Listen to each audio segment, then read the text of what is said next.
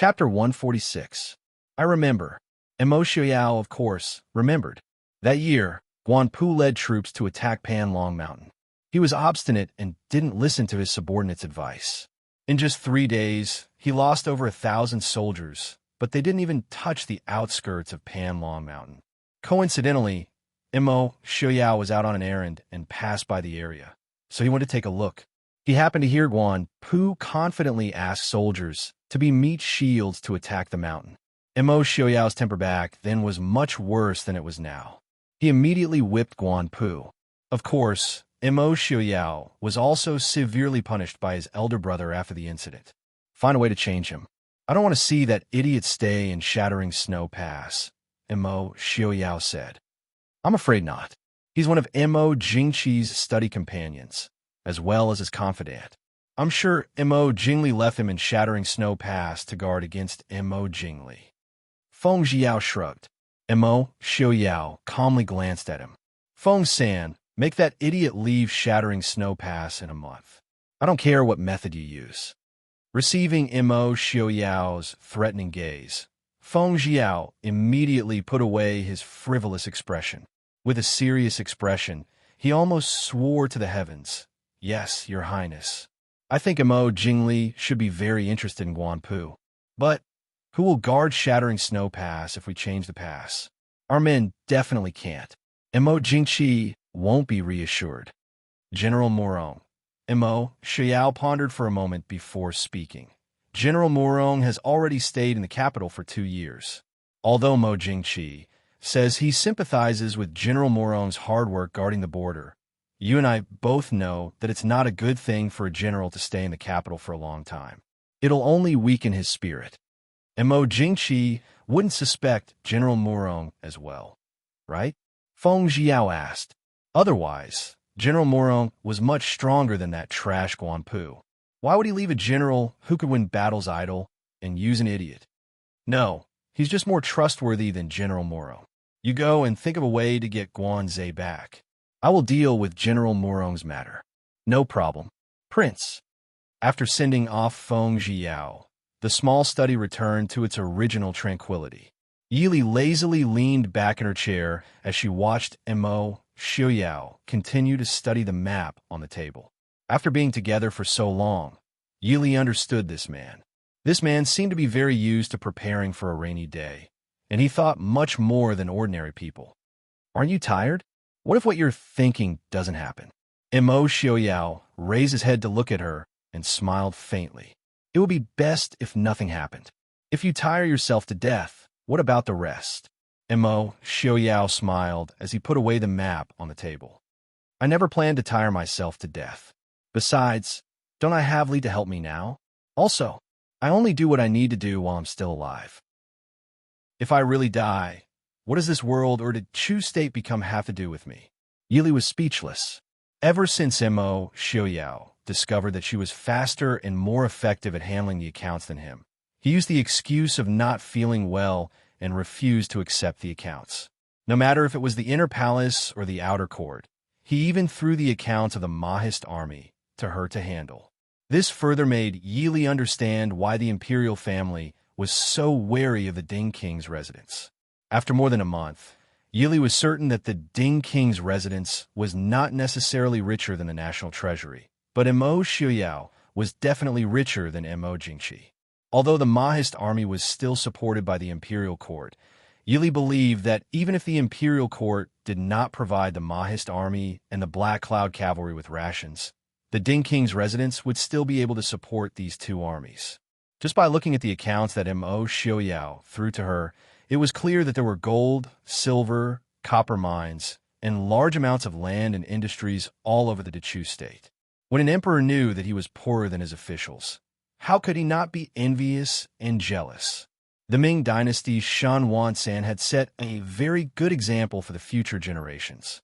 Just as the emperor and the empress dowager were fighting both openly and covertly in the court, the Yunhui general Guanrong, who was guarding Shattered Snow Pass, accidentally fell off the back of his horse when he was hunting. Furthermore, his beloved horse broke one of his legs. This matter seemed insignificant, but it faintly made the situation between the emperor and Li Wang even more tense. As for who would be the new general of Shattered Snow Pass, it set off another wave in the imperial court. However, the Ding King's residence that stirred up these undercurrents was still independent of the people's sight, appearing quiet and comfortable. In the elegantly decorated and comfortable bedroom, a middle-aged man in his 50s sat by the bed, holding Imo Xiaoyao's hand and carefully taking his pulse. The middle-aged man had a scholarly appearance, but his eyes faintly revealed a sharp light. Between his brows, there was a trace of carefree pride. Although he was a doctor, he looked more like a wanderer wandering the world. Prince said that the prescription he wrote last year is no longer effective.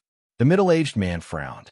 Dr. He, who usually treated Imo Xiaoyao, also stood to the side and said, "That's right. Last year's prescription completely lost its effectiveness when winter came this year. Mr. Shun, Prince's illness." The middle-aged man, who was Shun Yang, the imperial doctor of Dechu State, frowned and said, "Let me see the current prescription." Dr. He quickly handed over the prescription that Imo Xiaoyao had recently taken. Shenyang looked carefully and raised his eyebrows. "This prescription is good. However, I am very surprised that you didn't add any painkillers."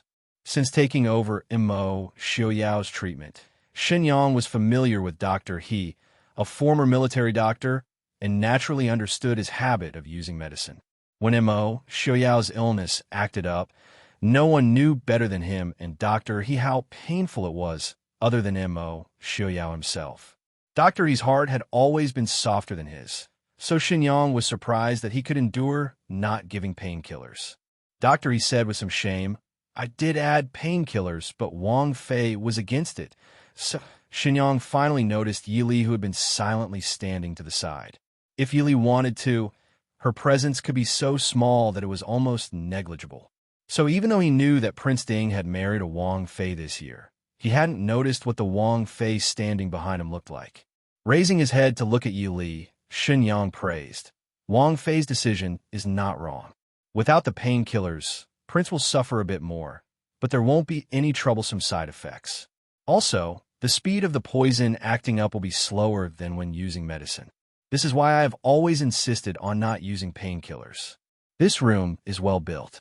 If nothing unexpected happens, Prince will have no problem surviving for another 2 or 3 years." When he said this, there was no joy on the faces of the people in the room, because this meant that Shun Yang's search for the phoenix grass in the Eastern Sea had failed, or that the phoenix grass had no effect on Imo Xiaoyao's body. Dr. He still had some hope as he asked, "Mr. Shun, the phoenix grass." Shenyang shook his head with some regret. "The phoenix grass is effective against the cold poison, but it is very disadvantageous to Prince's body. Therefore, it's better to wait until the raging fire lotus seed matures before making any plans. Of course, I will see if there are any other methods in the next 2 years." Imo Xiaoyao leaned against the bed and calmly asked, "Does the phoenix grass have any side effects on the body?" Shenyang nodded and said, "The phoenix grass can make Prince's body better, but it can't really get rid of the cold poison. Instead, it uses the fire poison to fight against the cold poison. Once it loses control, not only will the cold poison in Prince's body become stronger, it will also add fire poison. At that time, even if we have the raging fire lotus seed, we won't be able to use it." Chapter 147. Dr. He asked doubtfully, "Isn't the fire poison and the cold poison just the opposite of each other?" Shenyang said unhappily, "It's true that the cold and fire poison are opposite of each other, but not all of them can cancel each other out. In reality, most of the poisons will coexist with each other, and they can form a more unpredictable poison." Imo Xiaoyao nodded and said, "Then it's been hard on Mr. Shin this time. Since so many years have passed, there's no harm in waiting for another 2 years. Mr. Shin has just come back, and you've already worked so hard. You should go rest first." Shenyang looked with praise at the calm Imo Xiaoyao. He nodded and said, "This is the first time this one has seen Prince's mental strength. Prince Wang Fei, don't worry. Even though Shun Yang's skills are not good enough to cure the Prince's poison, before the raging fire lotus matures, Shun Yang can guarantee the Prince's safety. Tomorrow, this one will adjust the prescription for the prince. This year, the prince's body has not deteriorated too much. When the weather warms up, there shouldn't be any problems. Yili nodded and said, "Thank you for your trouble, Mr. Shun. Chief Steward Mo, take Mr. Shun to the guest room to rest." Chief Steward Mo acknowledged and went forward to invite Xinyang and Dr. He out. The room was silent. Mo Xiaoyao raised his head and saw Yili staring at him in a daze. He smiled faintly and said, "Yili, don't worry. If the cold poison was so easy to cure, we wouldn't have waited so many years. I originally didn't have much hope." Yili sat down by the bed and looked at him. She sighed softly and said, "There's always some disappointment, isn't there?" Mo Xiaoyao was slightly startled. He looked at Yi Li for a while before saying with a bitter smile, "Is it that obvious?" Yi Li did not speak. Mo Xiaoyao reached out and pulled Yi Li into his embrace. Yi Li was not used to it and wanted to reject it, but she gave up on the idea in an instant. She quietly leaned against Mo Xiaoyao and allowed him to imprison her in his embrace. Mo Xiaoyao hugged her tightly, burying his face in her fragrant hair.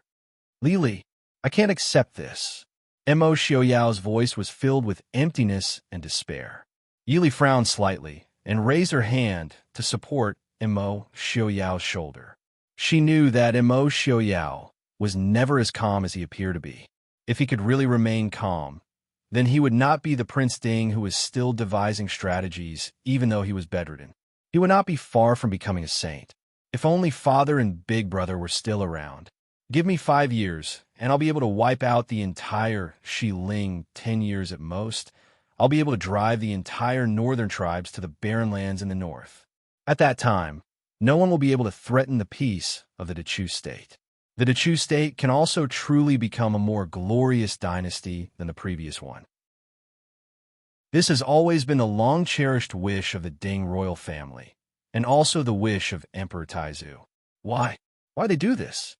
Ali, do you know, when I first woke up 7 years ago, I couldn't wait to kill every single one of them. How dare they treat Big Brother like that? Mo Xiaoyao hugged Yili tightly, his voice low and tired. Father said that he wanted to protect the people of the Dechu state. Big Brother also said that the peace of the Dechu state was more important than anything else. But how do they treat us? At that time, I told myself, even if I could never stand up again, I would still kill them. But you didn't kill them, right? Yili leaned against him and said softly, "With the strength of the Ding royal family, it might not be possible to resist the entire military strength of the Dechu state, but if it was a life-and-death struggle, killing a few people was definitely not a problem." But even when Mo Xiaoyao was at the peak of his anger, he didn't do this. Mo Xiaoyao was silent for a while, then said softly, "I can't. The soldiers of the Mahist army and the Black Cloud cavalry have been in the army for generations, guarding the borders of the Dechu state. I can't let them bear the charge of treason. If that's the case, what about the sacrifice and perseverance of the Ding royal family and the Mahist army for over 100 years? Yili was silent. Perhaps this was the source of Mo Xiaoyao's pain. His intelligence and the strength of the Ding royal family made him skip the process of thinking about who his enemy was. He hated the ruler of this country, and even more, he hated this country. However, he couldn't simply destroy them. In fact, he had to protect them, protecting the people he hated the most. No matter who it was, this was definitely torture. "Li, there will be a day. I will kill them. Are you scared of me?" Leaning against Yi Li's shoulder, Mo Xiaoyao asked in a low voice. Yi Li lowered her eyes and looked at the bed behind Mo Xiaoyao, softly saying, "Didn't you already know that I'm not a cowardly person? But I know that Li is a soft-hearted person." Mo Xiaoyao laughed in a low voice. "If there is a day that Li finds out that I'm not a good person, then I might as well tell you first." Yi Li was a little surprised and moved back a little. She saw Mo Xiaoyao looking at her attentively and gently. "Does it matter whether I think you're a good person or not?" Mo Xiaoyao raised his head and softly brushed the hair by her ear. "Of course, Lili is my princess. Even if one day Lili finds out that I'm not a good person, I won't let you go." Mo Xiaoyao smiled. That smile seemed to be bright and warm like never before. Yili couldn't help but feel a little dazed. She only felt a faint, slightly warm lips gently landing on her own lips. It was just a very light touch, and it seemed to linger for a moment. Then she heard Mo Xiaoyao's laughter in her ear. Li, I will never let you go. There seemed to be a slight numbness on her lips. Yili felt that her ability to respond, which she had always been proud of, seemed to have completely stagnated. Ah, hey, did I agree? Princess, Miss Mu Rong requests an audience. Qing Wan at the door reported in a clear voice. Yili suddenly stood up.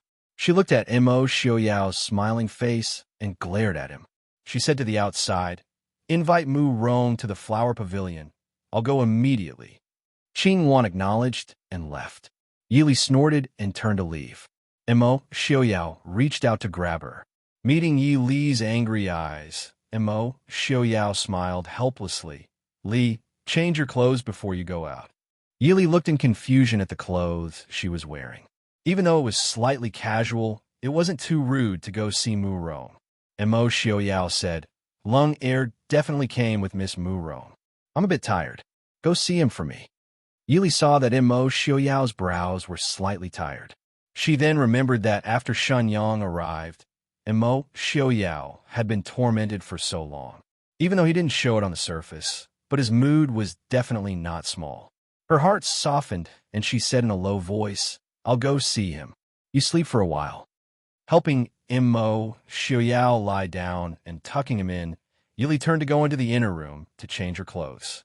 Mo Xiaoyao laid on the bed and watched Yi Li's departing figure, a faint smile on his lips. Li, you're so soft-hearted that I don't want to let go. So, even if you don't like me, I won't give you a chance to regret it. In the parlor, Mu Rongting looked at the elegant furnishings in the hall with great interest.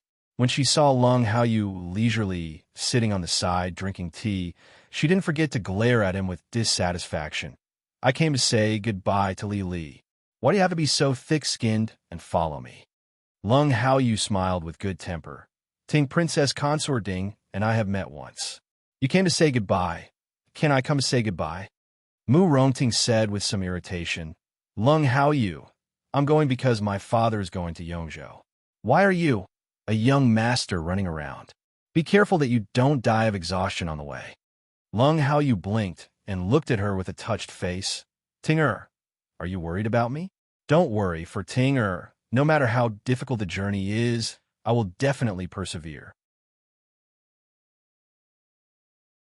Chapter 148. Lung Haoyu. Go to hell. Mu Rongting had been pestered by Lung Haoyu for so many years, but she found that she had always underestimated how thick-skinned this guy was. She was so angry that her pretty face turned red, and she couldn't help but stomp her feet. Lung Haoyu looked at his angry fiancée in a good mood and drank tea with a smile. There was a trace of helplessness in his half-closed eyes.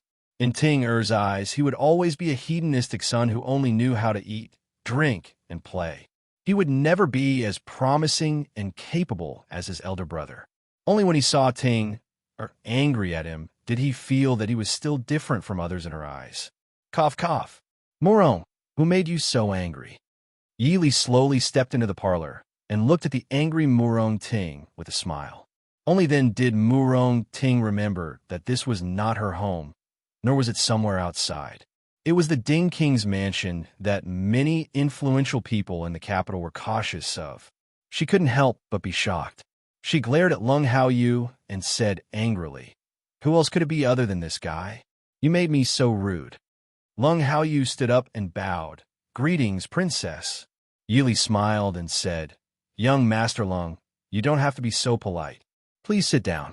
She pulled Mu Rongting to the side and sat down. She raised her hand and pinched Mu Rongting's angry little face and said with a smile, Murong, did you come to the Ding King's mansion at this time to say goodbye to me? Mu Rongting looked at her in surprise and said with a smile, I didn't expect you to be so well-informed even though you didn't leave the house. I only got the news yesterday afternoon, but time is too tight. Father has to leave early tomorrow morning, so I can only take advantage of the time today to say goodbye to you. Murong also wants to accompany General Murong to Yongzhou? Murong Ting said proudly, "Of course. My father is going to the border alone. How can I not follow him to take care of him?" Yili raised her eyebrows and said, "General Murong also agreed to let you go?" Murong Ting wasn't young anymore. She had to get married in 2 years at the latest. General Murong might not come back for 3 to 5 years if he was stationed at the border. Murong Ting glanced at Lung Haoyu, who was sitting at the side. She pulled the braid on her chest and whispered, "Father has already agreed." Originally, his father did not agree, but Lung Haoyu said something to his father that made him change his mind. Murong Ting thought with some jealousy. She really didn't know if she was her father's biological daughter or if Lung Haoyu, that bastard, was his biological son. His father actually changed his mind after listening to him. She had been begging for the entire night. Sensing Murong Ting's dissatisfaction, Lung Haoyu touched his nose helplessly and said, "Princess, actually, I'm also here to say goodbye. I will also be heading south soon." Yili raised her eyebrows in surprise. "Oh, young Master Lung is also going to Yongzhou?" "No, I'm going to Lingzhou." Lung Haoyu smiled and said, "I have some business matters to deal with in Lingzhou. Perhaps I'll make a trip to Nanzhou. I heard that eldest young Master Su is traveling in Nanzhou. If we are fortunate enough to meet, does Wang Fei have any words for young Master Su?" Murong Ting looked at him disdainfully and snorted, "You're doing business? All these years, other than using the Lung family's money to fool around, when have you ever done any business? Uncle Lung actually agreed to let you go out?" Lung Haoyu pulled out an unruly smile. "Ting is right. My father thinks that I'm too useless, so he decided to kick me out and rely on myself." Murong Ting didn't expect Lung Haoyu to be kicked out of the family. She used to think that Lung Haoyu would probably be raised by Uncle Lung and Brother Lung for the rest of his life. Although she hated Lung Haoyu's naughtiness, she couldn't bear to think of him going to Lingzhou alone in the future. That if you can't live anymore, you can come to Shattered Snow Pass. My father should also need a lot of people. I knew that Ting still cares about me.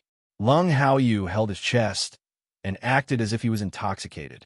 Murong Ting was so angry that she couldn't hold back and threw a dart straight at Lung Haoyu's face. Lung Haoyu tilted his head slightly and casually waved the folding fan in his hand to the side. The dart fell into the flower pot next to him. Yili covered her mouth and chuckled.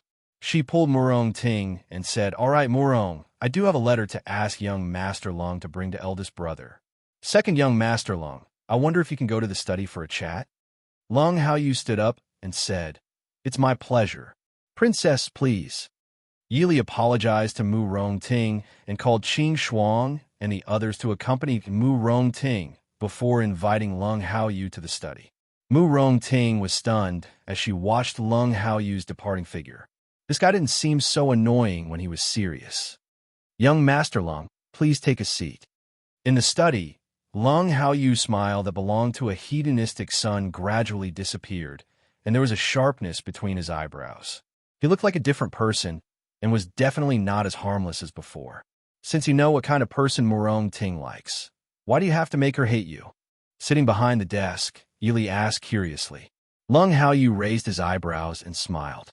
There was a hint of bitterness in his smile as he said, "If it wasn't for a coincidence, the original Lung Haoyu would be like what the world sees today. Every family had its own difficulties, and the Lung family was certainly not a clean and flawless place." Yili didn't ask more about Lung Haoyu's private affairs. She just said, "Murong Ting is lively and competitive. She is destined to like someone who is stronger than her. I wish you good luck." "Thank you, Princess." Lung Haoyu smiled. Looking at the young man in front of her, Yili sighed softly in her heart. The world only saw how the emperor valued the eldest young master of the Lung family, Lung Qingyu, who was proficient in both civil and military matters, but no one knew that this young man, who seemed to be reluctant to leave brothels and taverns every day and fooled around with his friends, actually held nearly half of the assets of the Ding imperial estate. The money flowing through his hands every day was enough to make any noble family's heart beat faster. Yili slowly ground the ink, picked up the brush, and wrote a few words. After drying it, she folded it and directly handed it to Lung Haoyu without even giving him an envelope. If you meet eldest brother, you can give this to him. It doesn't matter if you don't meet him. Just deal with it casually. Lung Haoyu took a look and was sure that he didn't understand what was written on it. He didn't care and raised his eyebrows as he put the note into the secret pocket. He asked, "Does the prince and princess have any other instructions?" Yili smiled and said, "The prince has always been at ease with young Master Lung's work, so I have nothing else to instruct. However, I'm afraid that we have underestimated Mo Jingli before. Young Master Lung should be careful this time. Of course, there's also the safety of General Morong. Presumably, the prince agreed to let young Master Lung go because of this consideration." Lung Haoyu said apologetically, "Did the prince agree?" Yili looked at him and raised her eyebrows. "Otherwise, why do you think I want to talk to you alone?" Lung Haoyu's eyebrows flashed with joy. He had insisted on going to the south. Although the prince didn't fly into a rage, he still went against the prince's wishes. This made him feel guilty and uneasy. Yili looked at him and said, "The prince isn't feeling well and has already rested. Since he didn't stop you, he naturally agreed to your plan. It's just that the situation in the south will be tense in the future. You're different from Feng Jiao and the others. It's really risky to go to the south at this time." Feng Jiao also looked like a dissolute young master, but like Mo Xiaoyao, he had fought his way out of the battlefield when he was a teenager. The situation was also carried out in secret. Lung Haoyu had a large amount of wealth in his hands. It was really easy to attract attention. Once Mo Jingli or the emperor noticed his abnormality, it would be a fatal disaster. Chapter 149. Hearing Yi Li's words, Lung Haoyu's heart calmed down. "Princess, please rest assured. Haoyu won't ruin Prince's plans. A few years ago, I had the idea of doing some small business in Nanjiang. This chaos in Nanjiang is a good opportunity. It's good that Master Lung understands. Tomorrow, General Murong will set off. Master Lung is..." Lung Haoyu shook his head. "I'll set off in 5 days. I'll go south by water." Yili saw that Lung Haoyu was thoughtful and didn't say anything else. She only said a few words and invited Lung Haoyu to go back to the flower pavilion to see Murong Ting. Standing in front of the majestic palace, Yili sighed in her heart. This was her 3rd time entering the palace. Due to the unpleasant experience of the previous 2 times, being summoned by the emperor to the palace this time made her more vigilant and careful. She, as the princess consort Ding, was a woman. Under normal circumstances, even if the emperor wanted to see her, he should summon her in the name of the empress or Yi Jiaoyi. "Princess Ding, the emperor is inside. Please go in," the eunuch leading the way said in a low and flattering voice. Yili glanced at him. She still had a slight impression of him. He was the eunuch who came to the Yi residence to deliver the marriage edict. Yili nodded. "Qing Wan and Qing Yi were left outside. The shadow guard naturally couldn't move freely in the palace. Yili could only walk alone into the magnificent palace that symbolized power and wealth. Princess Consort Yi of Ding greets the emperor. Long live the emperor. The spacious palace seemed cold and empty because of the lack of people. Mo Jingqi sat high up in the hall, looking down at the woman who was curtsying in the hall. After a while, he said, "Princess Consort Ding, you may rise." Yili stood up. "Thank you, Emperor."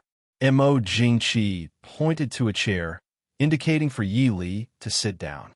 He asked with a smile, "Since the beginning of winter, Prince Ding's health has been poor. I wonder if he's better now." Yi Li lowered her eyes and said softly, "Thank you for your concern, Emperor. The weather is getting warmer. Prince's health is still poor, but it's much better than during the winter." Mo Jingqi's eyes narrowed, carefully examining the woman's expression. She was calm and peaceful as an ordinary young woman.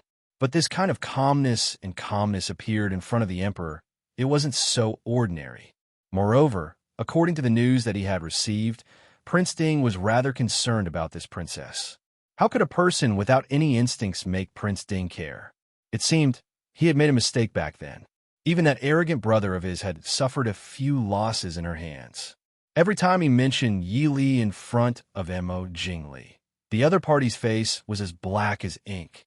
Mo Jingqi began to wonder if marrying such a woman to Mo Xiaoyao was an insult or a help. But it didn't matter. He would solve these problems very soon. You have to manage the king's manor and take care of Prince Ding. Princess consort, you've worked hard. Mo Jingqi smiled. Emperor is too kind. These are all things Yi Li should do. Yi Li calmly replied. The two exchanged pleasantries for a long time. Mo Jingqi looked at the calm woman below, and his heart grew increasingly irritated. It seemed that ever since Prince Ding's marriage was arranged, everything began to go wrong. Originally, Mo Jingli was only making small moves in the dark. But now, the Empress Dowager's actions were getting bigger and bigger. He was almost directly confronting Mo Jingli in the open. Because of the Empress Dowager and Prince Li, there were some people in the imperial court who were worried. Previously, his confidant Guanzhong, who was sent to guard Shattered Snow Pass, had his leg kicked by a horse for no reason. As a result, Shattered Snow Pass had to be replaced. He sent his confidant to Shattered Snow Pass partly to guard against Mo Jingli and partly to guard against Nanzhao. Although Murong Shun was a capable fighter, he was not as trustworthy as Guanze. Shattered Snow Pass was such an important place. It made Mo Jingqi very uneasy to hand it over to someone who was not his confidant. But after thinking about it, Mo Jingqi had to admit that there were not many capable people among his confidants. At least, he really could not find a trustworthy candidate to replace Murong Shun. Thinking of the news he just received, that Mo Jingli dared to secretly collude with the Saint of Nanjiang, Mo Jingqi's chest burned with anger. But he could only endure it.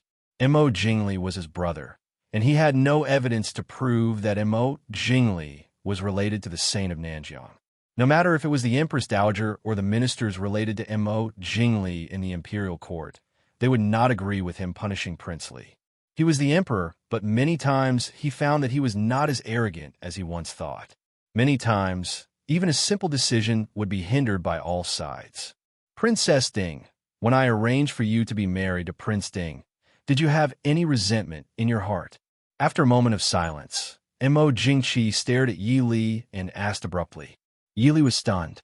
She quickly thought about what Mo Jingqi meant, but on the surface she said calmly, Your Majesty's arrangement of marriage is a grace to Yi Li. How could I have any resentment? Oh.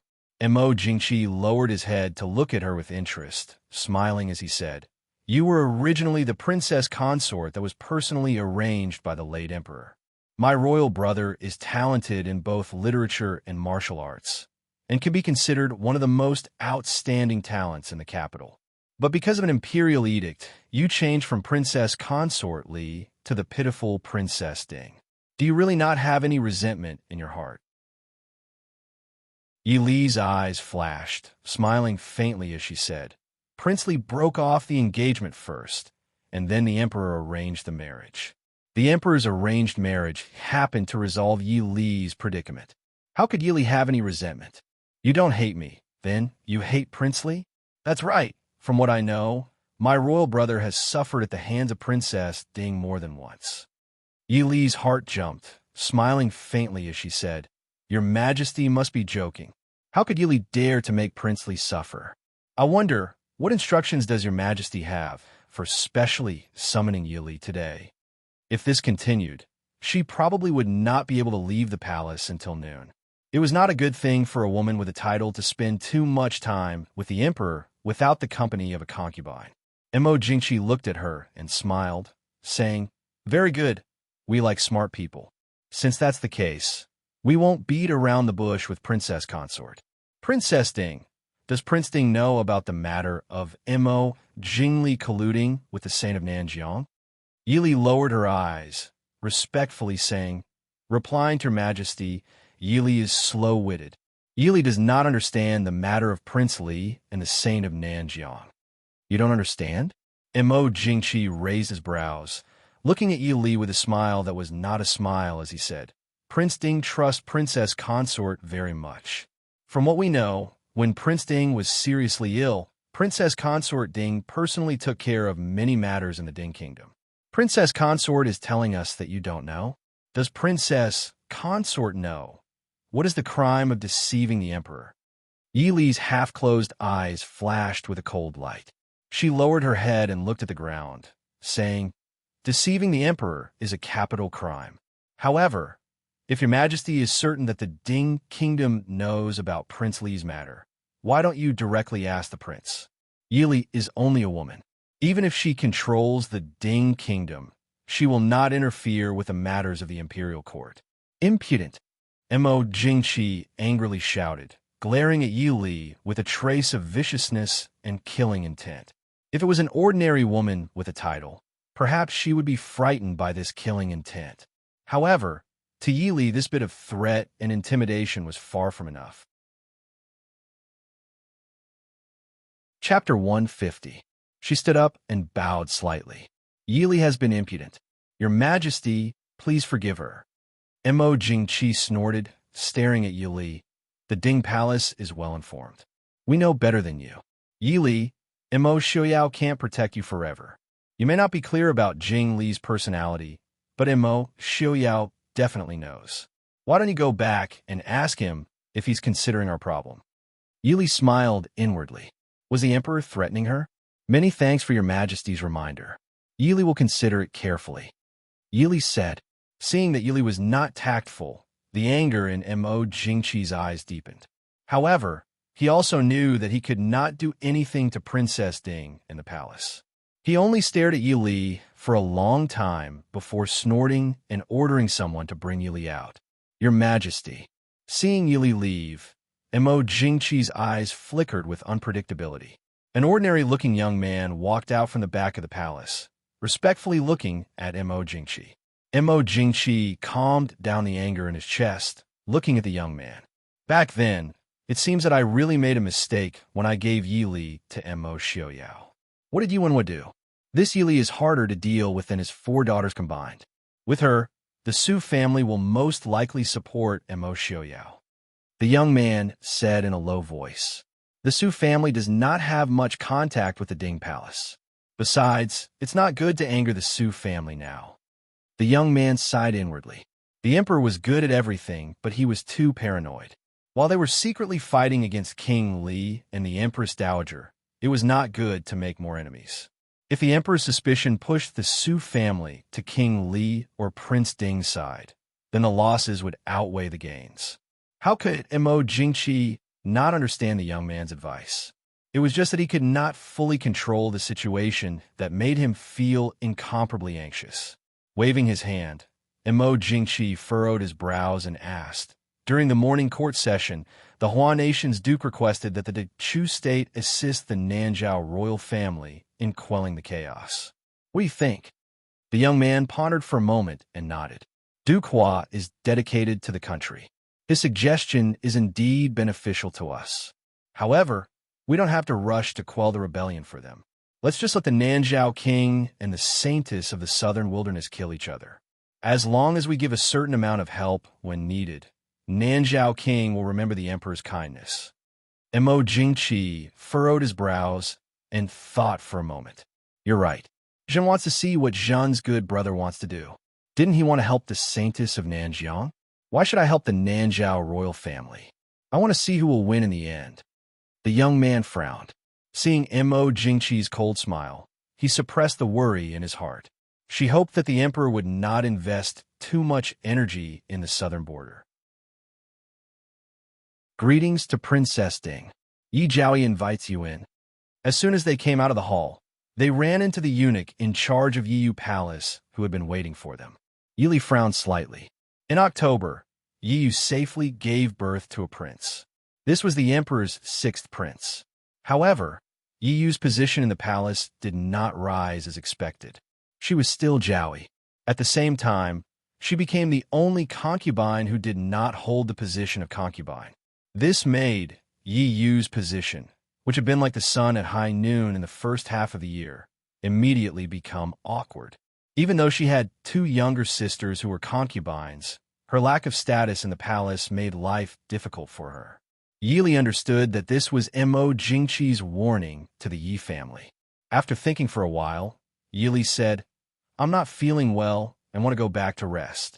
Please forgive me, Yi Jiaoyi. Your Highness. The eunuch in charge did not expect Yi Li to refuse so bluntly. He said in a panic, Your Highness, Yi Jiaoyi asked you to see her for the sake of your sisterhood. Yi Li frowned. Since Mo Jingqi had his eyes on her, the Empress Dowager would not be far away. Going to see Yi Yu now was not good for her or Yi Yu. Last year, she said that if Yi Yu wanted to live peacefully in the palace, it was best not to get involved in those things. Now it seemed that Yi Yu was still involved. Well, since the Yi family had gotten involved, even if Yi Yu was in the palace, she could not avoid it. Fine, lead the way. Thank you, Your Highness. Hearing her consent, the eunuch in charge thanked her happily and hurriedly led the way to Yi Yu's Yaohua Palace. Compared with the pregnant but radiant Yi Yu, when Yi Li came to Yaohua Palace for the first time, Yi Yu was obviously much dimmer now. Holding the little prince who was still in swaddling clothes, she sat on the soft couch. Her beautiful face was full of sadness and gloominess. Seeing Yi Li come in, she hurriedly wanted to get up, but Yi Li shook her head and said, Second sister, you don't have to be so polite. Yi Yu dismissed the people around her and looked at Yi Li.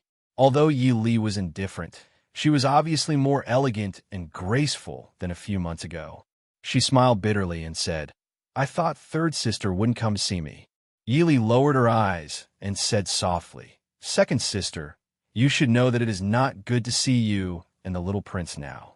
Yi Yu was startled.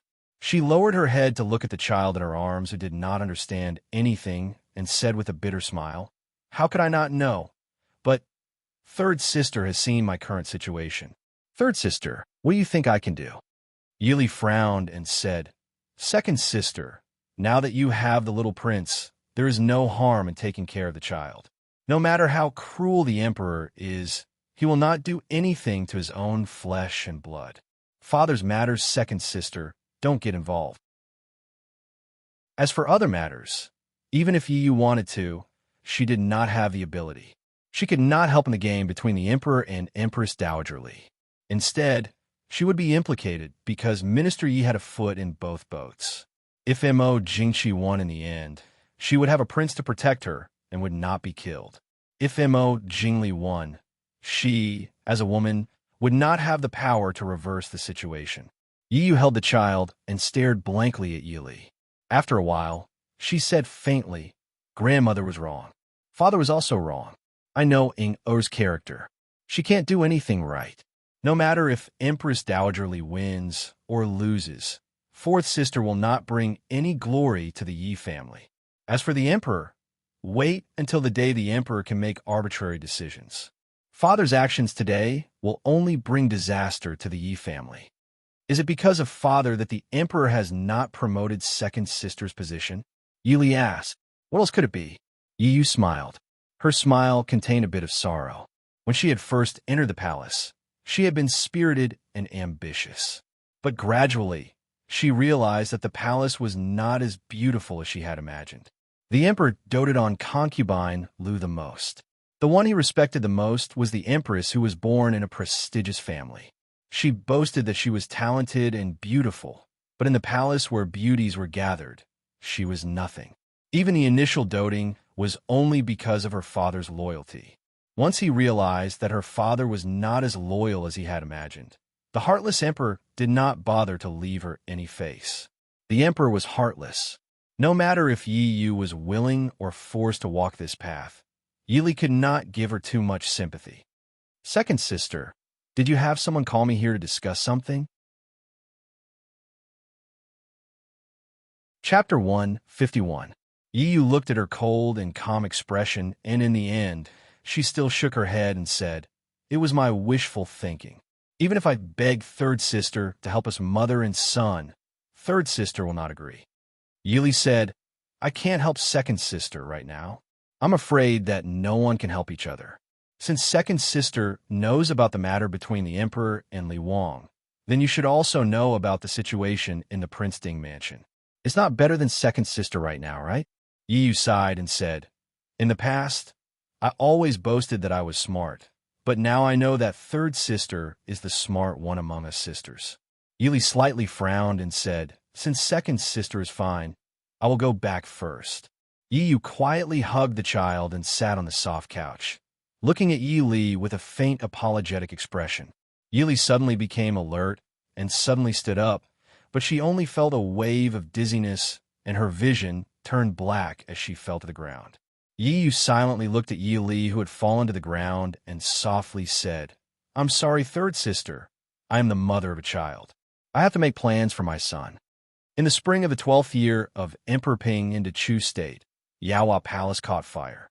Zhao Yishur and the 6th prince died in the Sea of Fire. Ding Country's princess consort, Yi Li, who was visiting Yi Zhaoi at Yaohua Palace at that time, disappeared. Prince, not good. In the Ding King mansion, the usually calm and steady chief steward Mo rushed to the study in the side hall of the main courtyard with messy footsteps. Feng Jiao sat in a chair in the corner of the study with an expression of watching a good show and lazily said with a smile, "Yao, to be able to scare Chief Steward Mo to this extent, it really is not good." Before he finished speaking, Chief Steward Mo had already reached the door of the study and said to Mo Xiaoyao with a pale face, Princess has gone missing in the palace." Feng Jiao was stunned and immediately jumped up and shouted, "How is this possible? Why would he suddenly disappear from the palace?" The two of them simultaneously turned to look at Mo Xiaoyao. Mo Xiaoyao seemed to be in a daze. When the two of them looked over, he slowly placed the book back on the table. He asked in a deep voice, "What's going on?"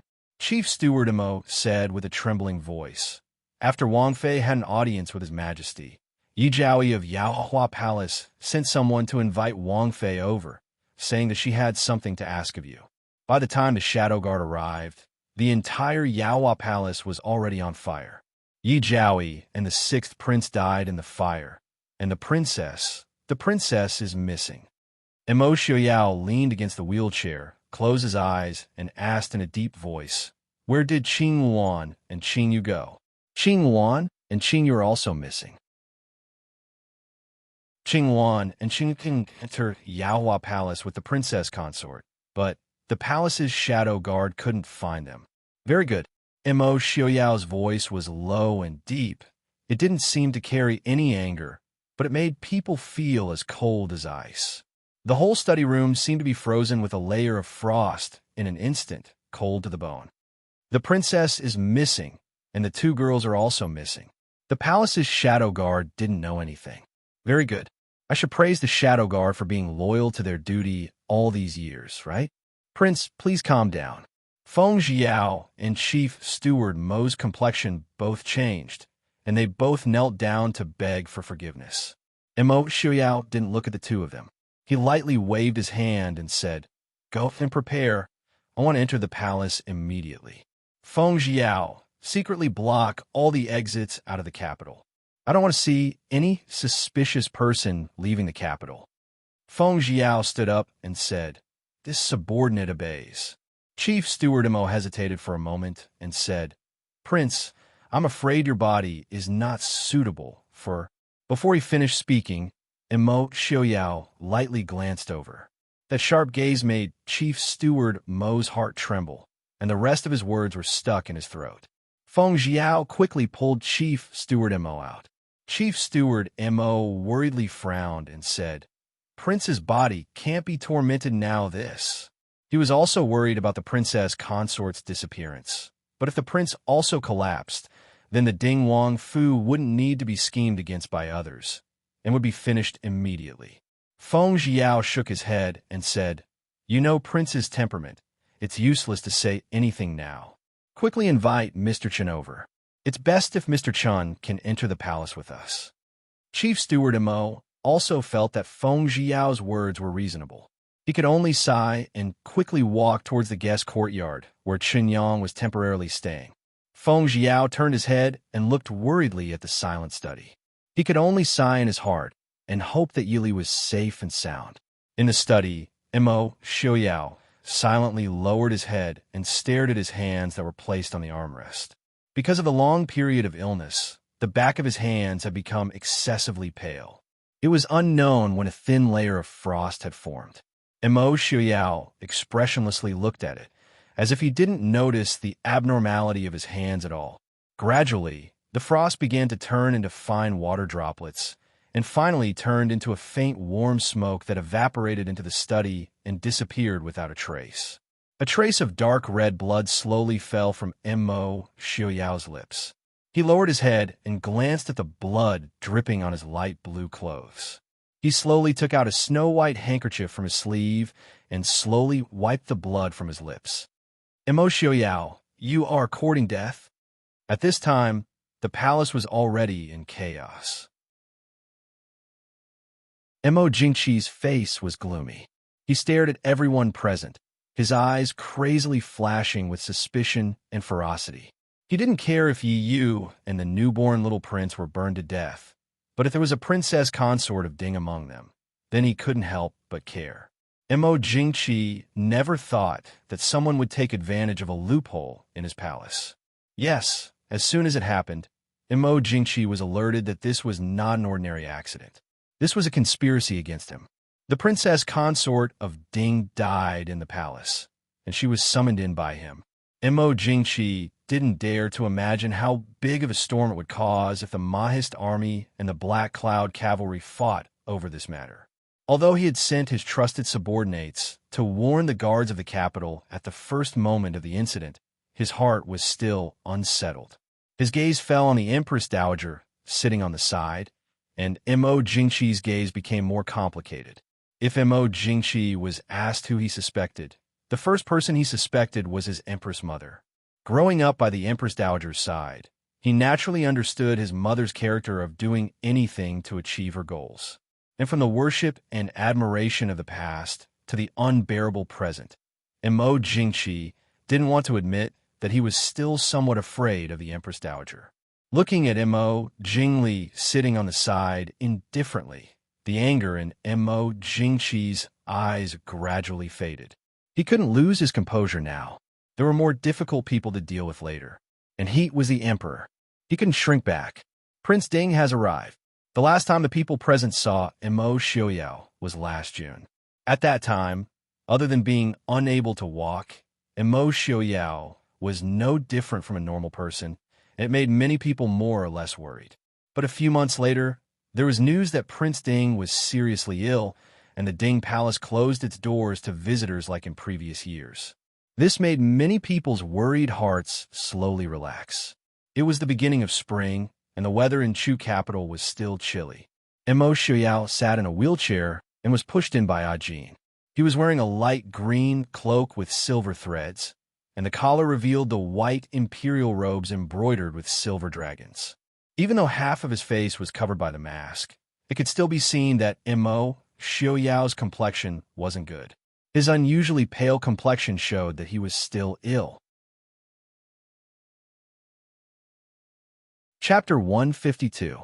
Prince Ding, Mo Xiaoyao, greets the Emperor and Empress.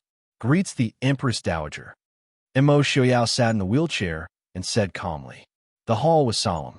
Mo Jingqi gathered his thoughts and said loudly, Prince Ding, you may rise. Mo Xiaoyao said, Thank you, Your Majesty. Forgive my rudeness, but may I ask where my wife is? Everyone in the hall looked at each other. Mo Jingqi glanced at the Empress Dowager and Mo Jingli, who were completely indifferent.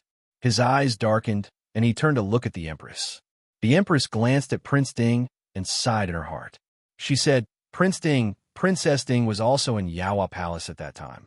I'm afraid she is already. Prince Ding, please restrain your grief. Restrain my grief?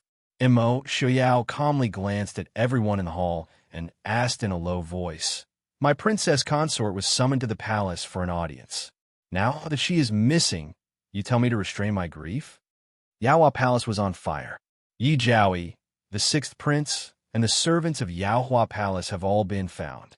Only Princess Consort Ding is missing. What Prince Ding said is right. Perhaps Prince Ding's imperial concubine has been spared. The Empress Dowager sat up and said seriously, but now, Princess Consort Ding is missing. The fire in Yaohua Palace is really strange.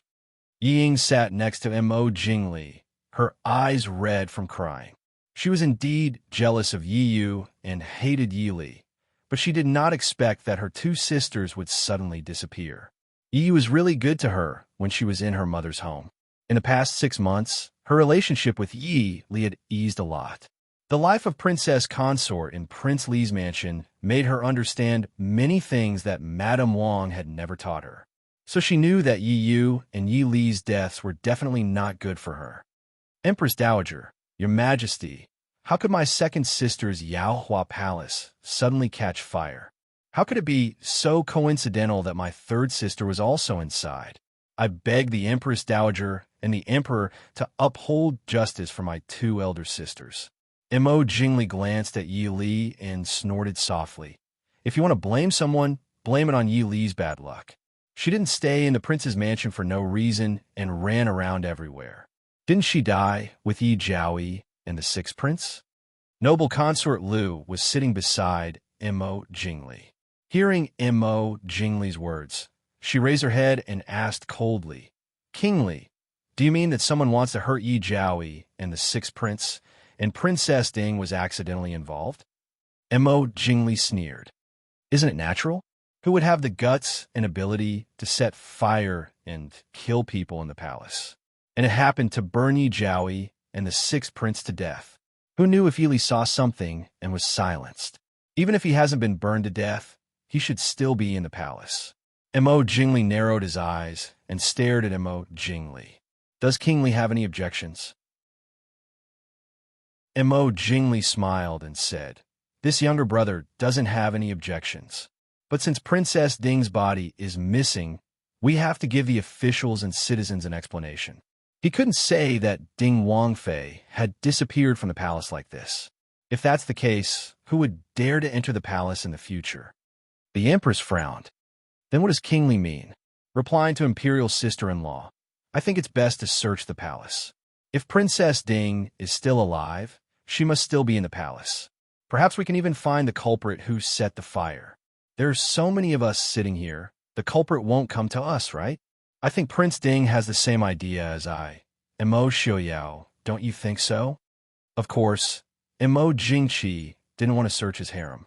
But facing King Li's righteous suggestion and Prince Ding's indifferent agreement, he had to agree.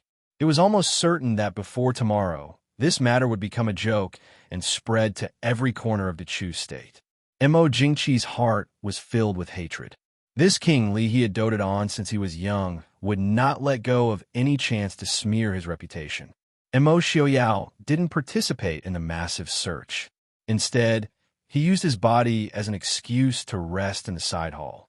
He knew in his heart that Mo Jingli's so-called search wouldn't yield any useful clues. It was very likely that they would find a bunch of messy things in Mo Jingqi's harem. If it was any other time, he wouldn't mind going to take a look. But right now, his mood was very bad. Forcing himself to calm down and speak with those people in the main hall was already his limit. Prince, your body, Shun Yang and Chief Steward Mo stood behind Mo Xiaoyao, one on the left and one on the right, asking worriedly. Mo Xiaoyao raised his hand to stop him. He shook his head and said, I'm fine. Tell Feng Jiao to give up the palace. Princess Li is not in the palace. Xinyang raised his eyebrows and asked, Prince, are you so sure that Princess Ding is still alive? Since Princess Li went to visit Yi Jiaoyi, she should be with Yi Jiaoyi at that time. Even the bones of the sixth prince have been found, but Princess Li is missing.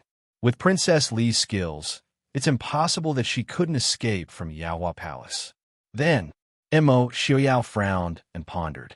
Yaohua Palace was completely burned down by the fire. Now it was impossible to find any clues.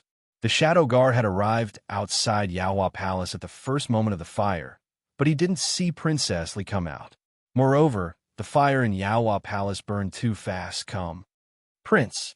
An ordinary-looking old eunuch appeared at an inconspicuous side door of the side hall, respectfully waiting for Mo Xiaoyao's order. Mo Xiaoyao said indifferently, Go and see if there are any secret passages or secret rooms in Yaohua Palace. Also, find out who Princess Yi Jiaoyi was in contact with when she was alive. Finally, Send someone who knows medicine to check the bodies of Princess Yi Jiaoyi and the sixth prince. The old eunuch didn't feel strange about Mo Xiaoyao's order. His wrinkled old face was still calm. He respectfully said, "This subordinate will follow your order. I will not disappoint the prince." Mo Xiaoyao snorted and lightly said, "I won't pursue this matter. If the rest of the things can't be done well, you don't have to come to see I again." "Thank you, Prince." This subordinate will take his leave. "Princess Li, I know you'll be fine." "You'll be fine." Yili woke up in the darkness, only feeling a throbbing pain in her head. Yili couldn't help but smile bitterly. In the end, she was still careless. Even though she knew Mo Jingqi was afraid of the Ding family, she was still certain that he wouldn't dare to touch the Ding family's consort in the palace. But she didn't expect Yi Yu to do this to her. Yili didn't immediately open her eyes. She quietly laid on the bed for a while. After confirming that there was no one around her, she slowly opened her eyes. The situation seemed to be much better than what Yili had expected. At least, she was not imprisoned in a dark cell, but in a room that seemed to be well decorated. The room was decorated according to the style that the noble ladies in the capital liked. The furnishings in the room were elegant and luxurious. Even the windows were covered with the favorite misty gauze that the noble ladies liked. Yili sat up, leaning against the bedpost and smiling bitterly. Her body was soft. It seemed that Yi Yu had really poisoned her. It was no wonder that the other party dared to put her in such a defenseless room. There wasn't even a guard. They were sure that with her weak body, it would be difficult for her to even walk to the door. Chapter 153. With a creak, the door outside the screen was pushed open and a green-clothed girl came in with something. Seeing Yili sitting by the bed, she smiled in surprise and said, "Miss, you're finally okay." Yili looked at her and frowned slightly. "Where's this place? How long have I been sleeping?" The green-clothed girl put the thing in her hand on the table and said with a smile, "Miss has been sleeping here for more than 2 days. Miss must be hungry since you haven't eaten for 2 days. Xiaoyan has prepared some porridge. Do you want to eat some first?" Yili calmly looked at the girl who cleverly served a bowl of porridge with a faint fragrance to Yili. Yili raised her hand and raised her eyebrows. "How am I supposed to eat like this?" She could sit up now because she was leaning against the pillar at the head of the bed. Even raising her hand was very difficult. How was she supposed to eat while holding her bowl? The green-clothed girl smiled apologetically at Yili and said, "It's Xiaoyan who forgot. Xiaoyan will feed Mississippi." Yili lowered her eyes and said softly, "Then I'll have to trouble Mississippi. Xiaoyan is just a servant." "Miss, you don't have to be so polite." The girl called Xiaoyan had a quiet smile. She sat by Yili's bed and carefully fed her the porridge. Yili was a little unhappy to be served as a seriously ill person, but she was not a person who would abuse herself. She had been hungry for 2 days and didn't eat because of her so-called pride. She was looking for trouble. As for this girl who claimed to be a servant, if she was just an ordinary servant, she was an idiot. After eating, Yili's strength still hadn't recovered. Xiaoyan called a servant to come in and clean up the dishes. She stayed in the room and walked around busily. Yili looked at her, who seemed to be busy but was actually not doing anything. She said lightly, "If you have nothing to do, you can find a place to sit down. I'm dizzy from all the shaking." Xiaoyan did not feel embarrassed at being exposed at all. She giggled and said, "Our young master is afraid that young lady will be bored alone and wants Xiaoyan to accompany young lady." Yili smiled faintly and said, "Your young master is considerate. Please thank him for me." Xiaoyan nodded and blinked her eyes playfully. "Young master will be very happy to hear you say that." Yili smiled and didn't say anything. She quietly leaned against the headboard and listened to Xiaoyan ramble on and on about other people's business.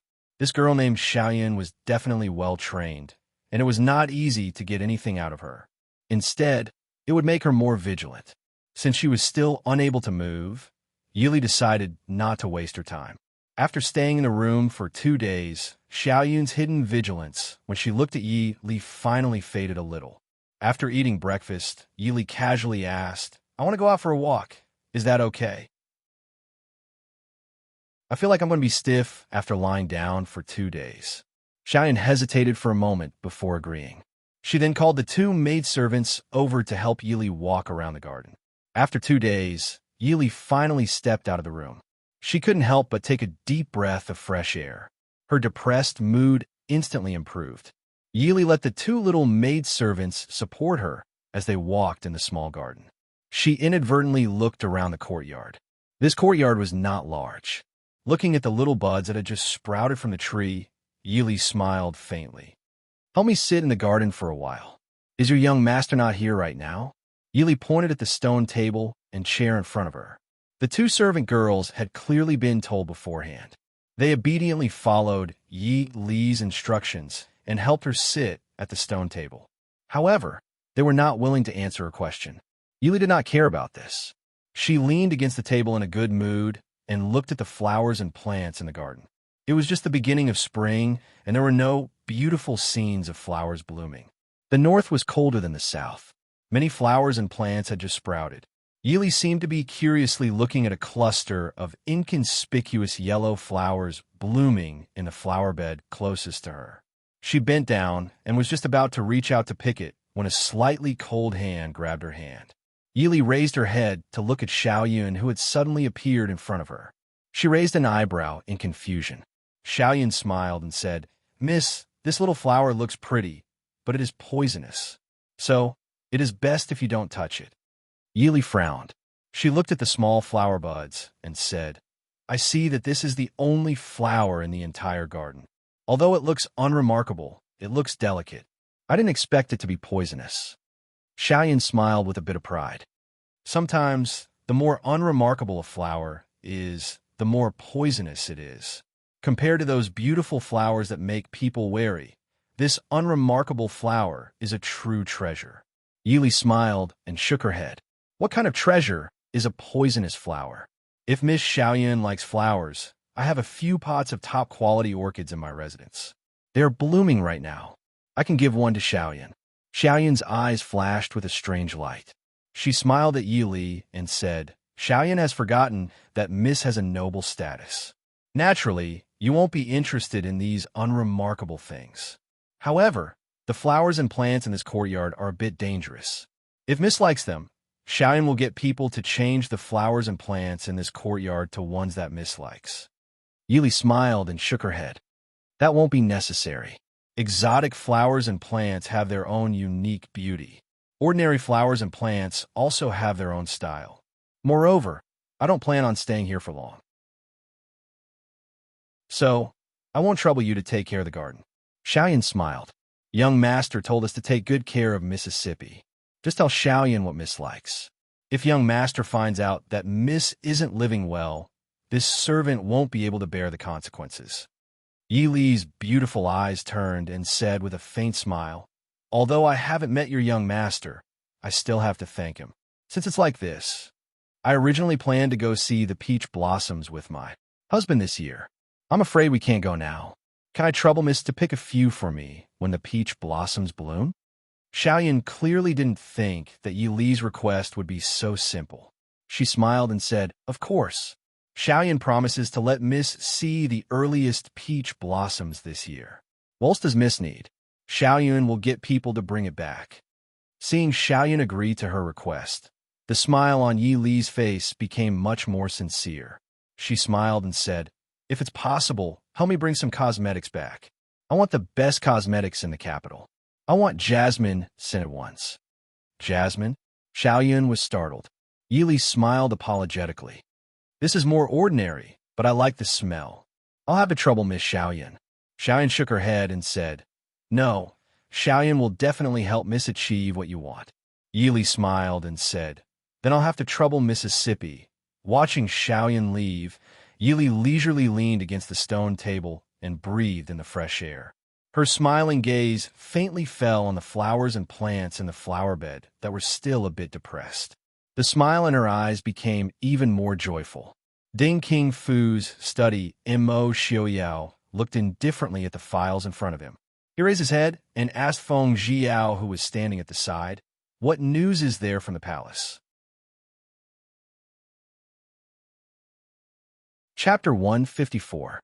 Feng Jiao said seriously. The people in the palace have already explored Yaohua Palace. Yaohua Palace was built by the late emperor, and there are no secret passages.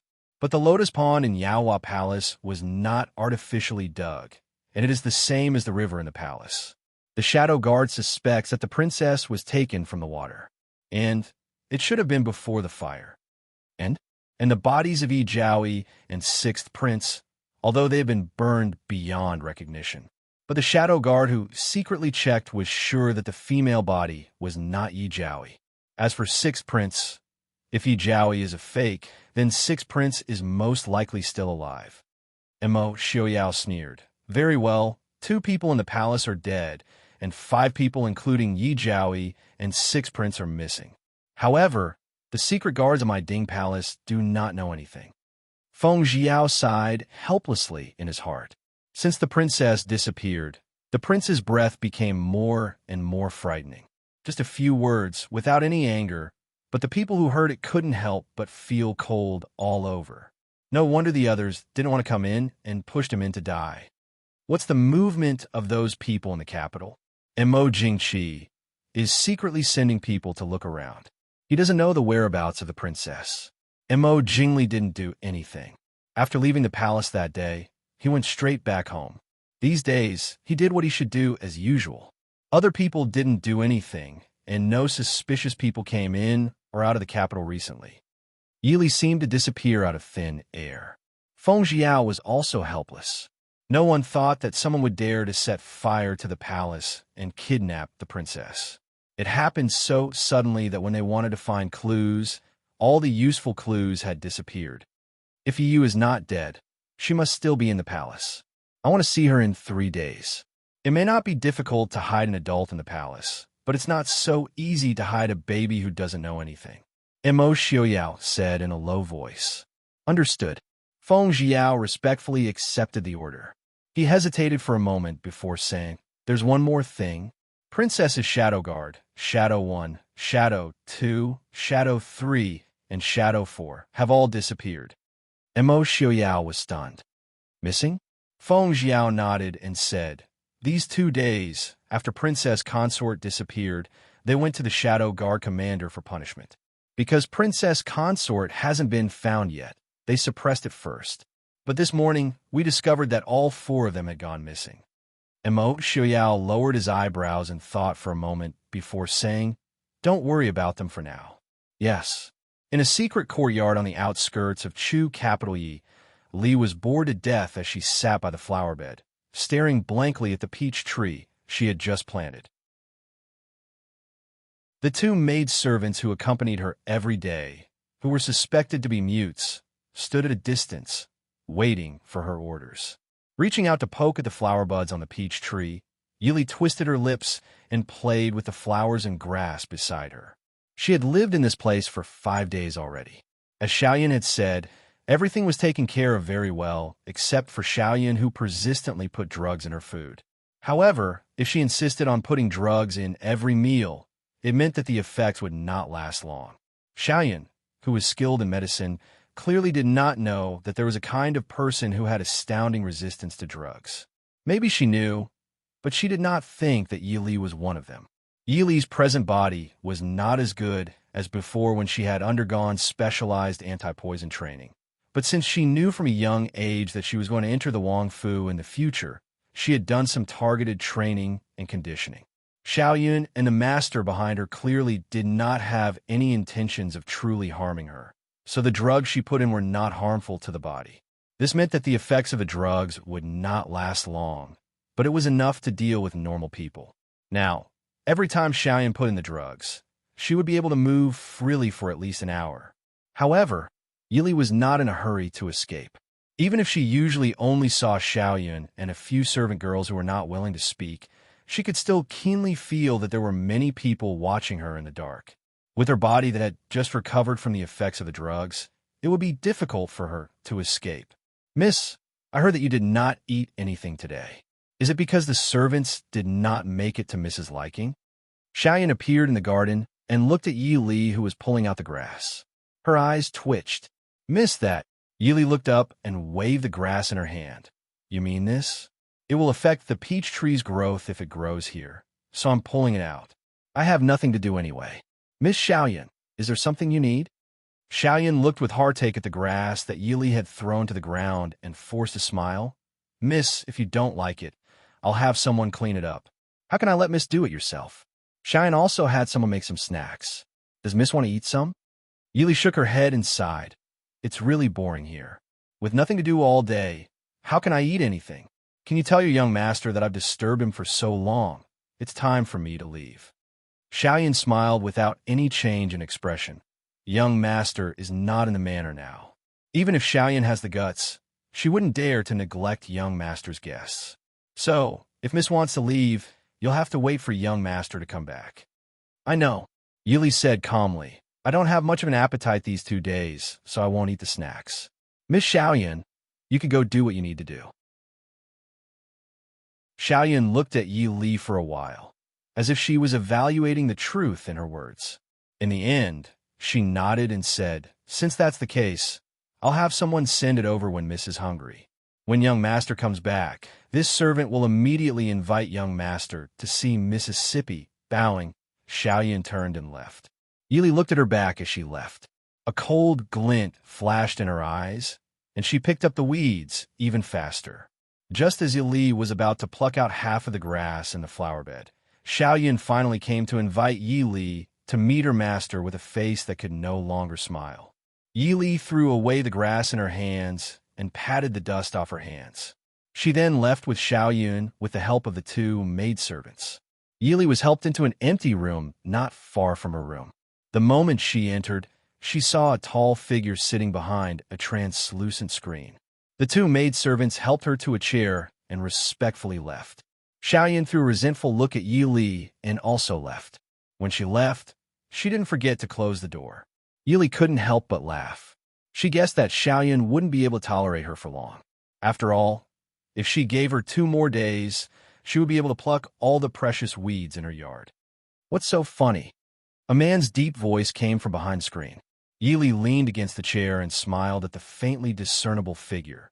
I want to laugh because I'm in a good mood. Good mood? Aren't you worried at all? Don't you want to know why you're here? Aren't you afraid that I'll kill you? Yili lazily said, if you wanted to kill me, you would have done it already. Why waste our time? As for why I'm here, speaking of which, to be able to bring me out of the palace without anyone knowing, it seems like your skills aren't small. The man seemed to be in a good mood as he gave a low laugh. What's the big deal about bringing you out of the palace? It's already been 7 days, and you're at the foot of the capital, but whether it's your trash husband or that high and mighty person in the palace, they couldn't even find a corner of your clothes. Yili shrugged and said, all right, then it seems like you do have some skills. Also, you were able to get Yu to help you plot against me. This time, I didn't fall for nothing. Chapter 155. The man snorted and said, the women of the Yi family, no matter if they look smart or stupid, they all like to think they are infallible. It doesn't take much effort to get her to help. Yili, have you guessed when the king's palace will announce your death? Unless they see my corpse, the king's palace will not announce my death. Yili said, a woman who thinks she is infallible. Do you think Mo Xiuyao values you that much? The man's voice was filled with anger. Yili was not angry, but her laughter had a bit of ridicule. Whether Mo Xiuyao values me or not, it doesn't seem to have anything to do with your distinguished self. Do you really not plan on coming out to meet me, or are you disfigured? Mo Jingli. The person behind the screen seemed to be stunned for a moment. The room was silent for a while, and then there was a burst of unbridled laughter. The person behind the screen sat up and laughed loudly. Yili, I really did underestimate you. The man who walked out from behind the screen was tall and straight. His handsome face gave people a cold feeling even when he was smiling. Who else could it be but Mo Jingli? Yili sat up and looked at Mo Jingli indifferently. Don't most people in the capital look down on Prince? Mo Jingli sneered and said, you're not surprised at all. It seems like you're not part of that majority. Yili helplessly frowned and looked at Mo Jingli. Clearly I'm part of that majority. Otherwise, I would not have provoked Prince. Most likely, I wouldn't be in this situation now. Mo Jingli snorted and moved in front of Yili. He looked down at her and asked, "Do you regret it? I already told you that going against I will not have a good ending. Mo Xiaoyao can't save you. Did Prince give me a choice?" Yili raised her eyebrows. In Prince's mind, it's perfectly justifiable for you to break off the engagement and ruin my reputation. But I'm slapping Prince in the face by finding a better partner for myself? Your Highness Kingly, who do you think you are? Mo Jingli flicked his sleeves and retreated. He stared at Yi Li with a sinister and domineering gaze. "Yi Li, you've always been good at making I angry." Yi Li sighed and raised her soft hand. "Prince has been acting mysterious for so long. Now you should tell me why you've brought me here, right? When did you find out about I's identity?" Mo Jingli asked instead of answering. Yi Li smiled. There aren't many people in the capital who have enmity with me. There are even fewer people who have enmity with me and have the guts to kidnap people in the imperial palace. And the only person who is willing to take this risk and still able to succeed, I think it's only His Highness. Mo Jingli was clearly not as irritable as he usually was. Hearing Yi Li's words, he walked to the side and sat down. He looked at Yi Li leisurely. "Why do you think I is willing to take this risk?" Yi Li indifferently said, "Something happened to Ding Wangfei in the imperial palace. No matter if it was done by the emperor or not, it's still the emperor's responsibility. Even if Ding Wangfu doesn't find trouble with the emperor, I'm afraid that the officials in the imperial court and the people's evaluation of the emperor will be very different. Isn't that right?" Mo Jingli was in a good mood. He raised his eyebrows. "That's right. Emperor Gige has lost all his face this time. You think I don't know that Mo Xiaoyao wants I to fight with Emperor Gige so that he can reap the benefits? I wanted to take action first. Ding Wangfei has gone missing in the imperial palace. I don't believe that he can still sit still. You see, these few days he has caused quite a bit of trouble for my Emperor Gige. Prince is very pleased with himself? Don't tell me I shouldn't be pleased." Mo Jingli smiled at Yi Li. "Mo Xiaoyao thinks I will be the fool who was fooled by him when we were young. So what if he knows that Emperor Gige didn't do it? Even if it's for Prince Ding's reputation and face, he still has to find trouble with Emperor Gige for I." Yi Li raised her eyebrows. "What if he knows that Prince Gige is the one who did it? Do you think I will give him this chance? I feel like he's already suspecting you," Yi Li silently said in her heart. "You don't seem to be curious at all about what I plan to do with you." Mo Jingli looked at Yi Li with a frown. Yi Li looked up at him. "Using me to threaten Mo Xiaoyao? I feel like I don't seem that important." Mo Jingli looked at her and nodded. "To be honest, I also have some doubts about your value in Mo Xiaoyao's heart. So, for the time being, I don't plan on using you to make a deal with Mo Xiaoyao. Also, I suddenly thought of a more interesting method. I'm all ears." Yi Li looked at him with indifference. Yi Li's indifference did not affect Mo Jingli's high spirits. His satisfied gaze circled around Yi Li's body. Mo Jingli narrowed his eyes and said, "Last time at Beauty's Lake, I still remember it clearly. Actually, I was just joking at the time, but now, I suddenly feel like this is a pretty good idea. If one day the entire world knows that Mo Xiaoyao's princess is Ai's woman, what do you think will happen?" As if he thought of a beautiful future, Mo Jingli smiled proudly. "At that time, you idiot will be killed by Mo Xiaoyao." Yi Li did not doubt that Mo Xiaoyao had the ability to use the blood of his enemies to wash away the humiliation he had suffered. If a person in Mo Xiaoyao's condition could persist and not be knocked down after experiencing such a hopeless situation, then he would definitely be able to do whatever he wanted to do.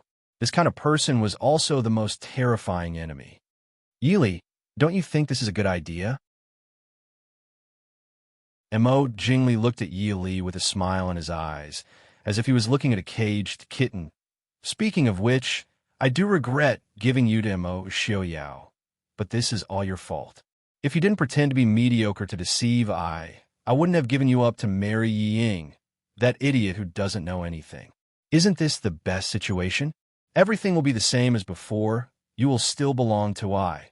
As he spoke in a low voice, Mo Jingli's body slowly leaned towards Yili. His tall body made Yili seem even more weak and powerless. "Prince, I don't recommend you do this," Yili said softly, her voice clear and pleasant. Mo Jingli laughed in a low voice. "I don't need your advice. You just have to be obedient." "Yili, although you've always made I unhappy, I am magnanimous and won't blame you." Yili's smile was slightly cold. She raised her hand and slowly placed it on Mo Jingli's shoulder. Her lips curled into a faint smile, and her breath smelled like orchids. "Is that so? Then, I think Prince won't blame me if I continue like this." The slightly cold hand landed on Mo Jingli's neck. It looked like Yili was sitting in a chair and reaching out to hug Mo Jingli's neck. However, this scene that was supposed to be tender and sweet was strangely murderous. Mo Jingli clearly felt that there was a sharp object dangerously pressed against his neck, and it could be cut with just a little bit of force. Yili smiled. "I advise Prince not to act rashly. I just spent a lot of time in the garden plucking flowers and plants. If I accidentally cut Prince's noble neck, I wonder if Miss Xiaoyan will come to cure the prince's poison." Chapter 156. Yili, Mo Jingli roared through gritted teeth. Yili raised an eyebrow at him and waved her free hand in front of him. Her nails that were beautifully maintained were long and hard, with a faint balsamine flower juice on them. But there was a faint ominous blue at the edges. "Yili, if you hurt you won't be able to escape." Mo Jingli suppressed the anger in his heart and calmly said. Yili gave a helpless sigh. "You say like Prince will let me go if I hurt you. Yili, let go of I now, and I won't argue with you," Mo Jingli warned in a deep voice. The slender fingers on her neck pressed down slightly, successfully shutting Mo Jingli up. Yili said with a frown, "Prince, I'm really tired of you being so full of yourself. I hope this is the last time we meet." "Don't even think about it," Mo Jingli said with a cold smile. "Don't be stupid. If it was someone else, they might be able to make a bet with me to see who's faster. But I don't think you'll make a bet with me because you never wanted to die. You still want to live to achieve your ambitions, right?" Yili said with a smile. Mo Jingli took a deep breath and suppressed the anger in his heart. "What do you want?" "Nothing." Yili gave a faint smile. Her empty hand snapped, and 1, and 2, and 3, and 4. "This subordinate greets the princess." The door was pushed open, and a figure quickly flashed in before closing the door. Another figure silently floated down from the roof. One on the left and one on the right. They surrounded Mo Jingli from behind, and 1, and 3 greets the princess. Yili nodded in satisfaction. "Where are the other 2? And 3 said, "A2 and A4 are outside." "When did you find me?" Yili asked. "Yesterday afternoon." And he lightly coughed and asked, "Wang Fei, shouldn't you let go of Li Wang first?" And San raised his head to look at the roof. He didn't see Wang Fei and Li Wang leaning against each other intimately. Yili raised an eyebrow. "Prince?" Mo Jingli snorted coldly and said, "Let go." Yili let go of her hands indifferently. With 2 swords pointed at her back, she believed that if Mo Jingli wasn't crazy, he would know what to do. As soon as Yili's fingers left his neck, Mo Jingli immediately got up and retreated to face Dark 1 and Dark 3. "How did you guys get in?" "I walked in." Third Secret righteously replied. Mo Jingli narrowed his eyes and began to reevaluate the strength of the 2 shadow guards in front of him. He more or less knew a little about the secret guards in the Ding King's residence, and they were indeed very powerful people. However, he had set up many layers of guards in this courtyard, and with just 4 people, they were able to sneak into the courtyard without making a sound. Wang Fei now is... And he glanced at his unreliable brother and went forward to ask for instructions. Yili stood up and stretched her body, informed Dark 2 and Dark 4 to leave. "That's right. I'll have to trouble Prince to send us off. Xiaoyan's medicine has no effect on you." Mo Jingli stared at her. Yili shook her head. "It's effective, but the time limit has passed." She wouldn't tell him that she had also used the weeds in the garden to make an antidote. Although it wasn't completely effective, the so-called muscle softening powder wasn't too bad. Just now, Yili smiled and looked at Mo Jingli in a happy mood. If you acted rashly, I plan to remove your hands. As for this, you don't have to worry, there's no poison in my hands. Don't tell me I'm not worried that I'll accidentally cut my skin? Mo Jingli was silent for a while before he finally gritted his teeth. This time I lost. Actually, Prince doesn't need to be too calculative. I didn't win either. Now, Prince, please? Umph. When an Ian and San led Mo Jingli out of the room, Miss Xiaoyun also rushed out of the room at the same time. A pair of pretty eyes stared at Yi Li, who was following behind her, almost bursting into flames. Let go of Gongzi. Behind her, an heir and an Si quietly jumped down from the wall. Greetings to Wang Fei. Yi Li waved her hand to indicate that there was no need for formalities. She smiled at Miss Xiaoyun. Miss Xiaoyun, I'm indebted to you for taking care of me these past few days. Xiaoyun stared at her and gritted her teeth. What do you want to do? Let go of the prince, and this miss will spare your lives. Yi Li hid behind Mo Jingli and pretended to be afraid. Miss Xiaoyun, don't scare me. Ai's consort is very timid. So, Miss Xiaoyun, it's best if you put away your dangerous little things. If Ai's consort isn't careful. Yi Li raised her hand, and her sharp fingernails drew a line of blood on Mo Jingli's neck. She blinked innocently at Xiaoyun. Here, like this. If I accidentally poke a hole in Prince's neck, can Miss Xiaoyun repair it? Xiaoyun saw Yi Li smiling as she rubbed the blood on her finger on Mo Jingli's clothes. Her face turned red with anger, but she quickly calmed down and gave a pure and pleasant smile to Yi Li. Miss, Prince invited you here out of kindness. You can leave if you want, but you're holding Prince hostage. Is this the etiquette of a guest? Yi Li smiled and said, I didn't think that not only is Miss Xiaoyun cute, you're also familiar with the etiquette of the Central Plains. But putting tendon softening powder in a guest's food every day isn't the way to treat a guest, right? The emphasis on the words Central Plains etiquette made Xiaoyun's expression change slightly.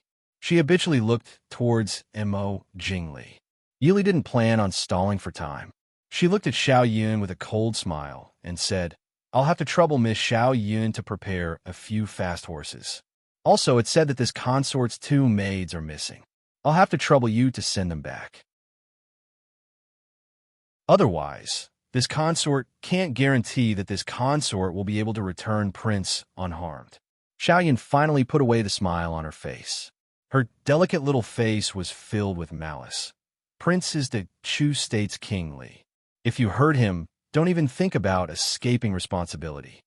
Yi Li raised her brows and said with a smile, You're saying it like you don't know that Ai's consort is the Chu State's consort. Kidnapping Ai's consort, even if it's your kingly, he won't be able to escape responsibility. If you're smart, then immediately do as I say. Otherwise, even if I can't leave, I can guarantee that your kingly will die a horrible death. And San, if anyone dares to act rashly, just greet kingly. There's no need to be polite. If anything happens, this consort will take responsibility. And San excitedly replied in a clear voice, This subordinate will follow your orders. Mo Jingli gave a cold snort and said, You don't need to threaten Ai. Xiaoyun, get someone to do as she says. I will personally send them out. Xiaoyun was a bit hesitant and wanted to object, but seeing in San's cold dagger on Mo Jingli's waist, she swallowed her words. Staring at Yi Li, she warned, If anything happens to Prince, even if you go to the ends of the earth, I won't let you go. Yi Li smiled and said, Don't worry, I'm not interested in your prince. But you, be careful, don't let me see you again. And Sam brought along Mo Jingli, whose acupuncture points were sealed. The other 3 guards walked out of the courtyard beside Yi Li. Before, the 4 of them had silently taken down many guards. Now that they were swaggering out, no one came forward to be an eyesore. Outside the gate, there were several horses parked outside. An Ian and heir went forward to check and nodded to Yi Li. Yi Li ordered, and San, take kingly. Let's go.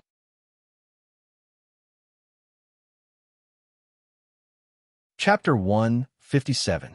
Xiaoyun, who had followed them out, quickly came forward. The horses have already been given to you. Why haven't you released Prince yet? And San sneered. Do you think we're stupid?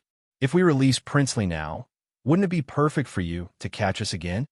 Casually throwing the immobile Mo Jingli onto the back of the horse, and San also jumped onto the horse.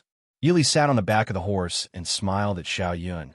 Don't worry, I promise I'll let your prince return safely. But if I find that there's someone who shouldn't be following us, I'll let someone stab Princely in the back. Xiao Yun gritted her teeth, but Mo Jingli was in Yi Li's hands, so she couldn't do anything. She could only hatefully say, Don't worry, I won't let anyone chase after you. I hope Consort Ding will keep her word. Same to you. The 5 horses galloped at full speed, only slowing down after running for over 20 miles.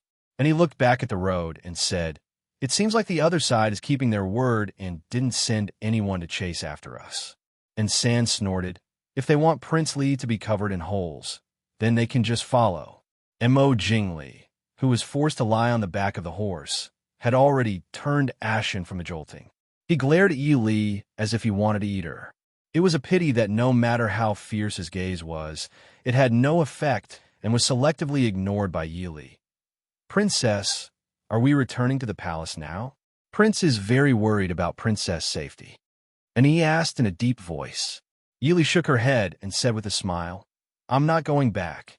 2, 3, 4, and 6 gazes all focused on Yi Li. Yi Li smiled as she looked at the pale Mo Jingli and said with a smile, It's rare that Princely worked so hard to kidnap this consort. We can't just let it go like this. And Mo Jingli stared vigilantly at Yi Li and said, What do you want to do? Yi Li's smile was gentle and harmless. I don't want to do anything. Even if I want to do something, I won't tell you, Prince. He bent down and raised his hand, stabbing Mo Jingli's neck. The dizzy Mo Jingli completely fainted. The 4 shadow guards did not know what Yi Li wanted to do. They could only look at Yi Li, hoping that Wang Fei would give them instructions. Yi Li smiled and said, Let's find a suitable place to throw Princely away. Let's change horses and play somewhere else. Wang Fei Prince. Although they only obeyed Wang Fei's orders, they still had to remind Wang Fei that the prince was still worried about her safety.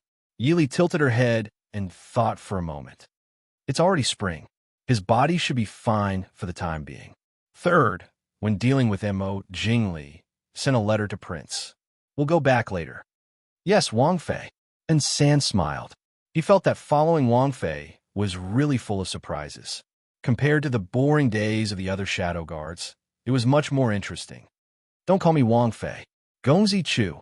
Yes, Gongzi. And San went to deal with Mo Jingli in the letter. And and San went to deal with the horses and clean up the traces they left on the road. And he silently followed Yi Li, who was walking leisurely.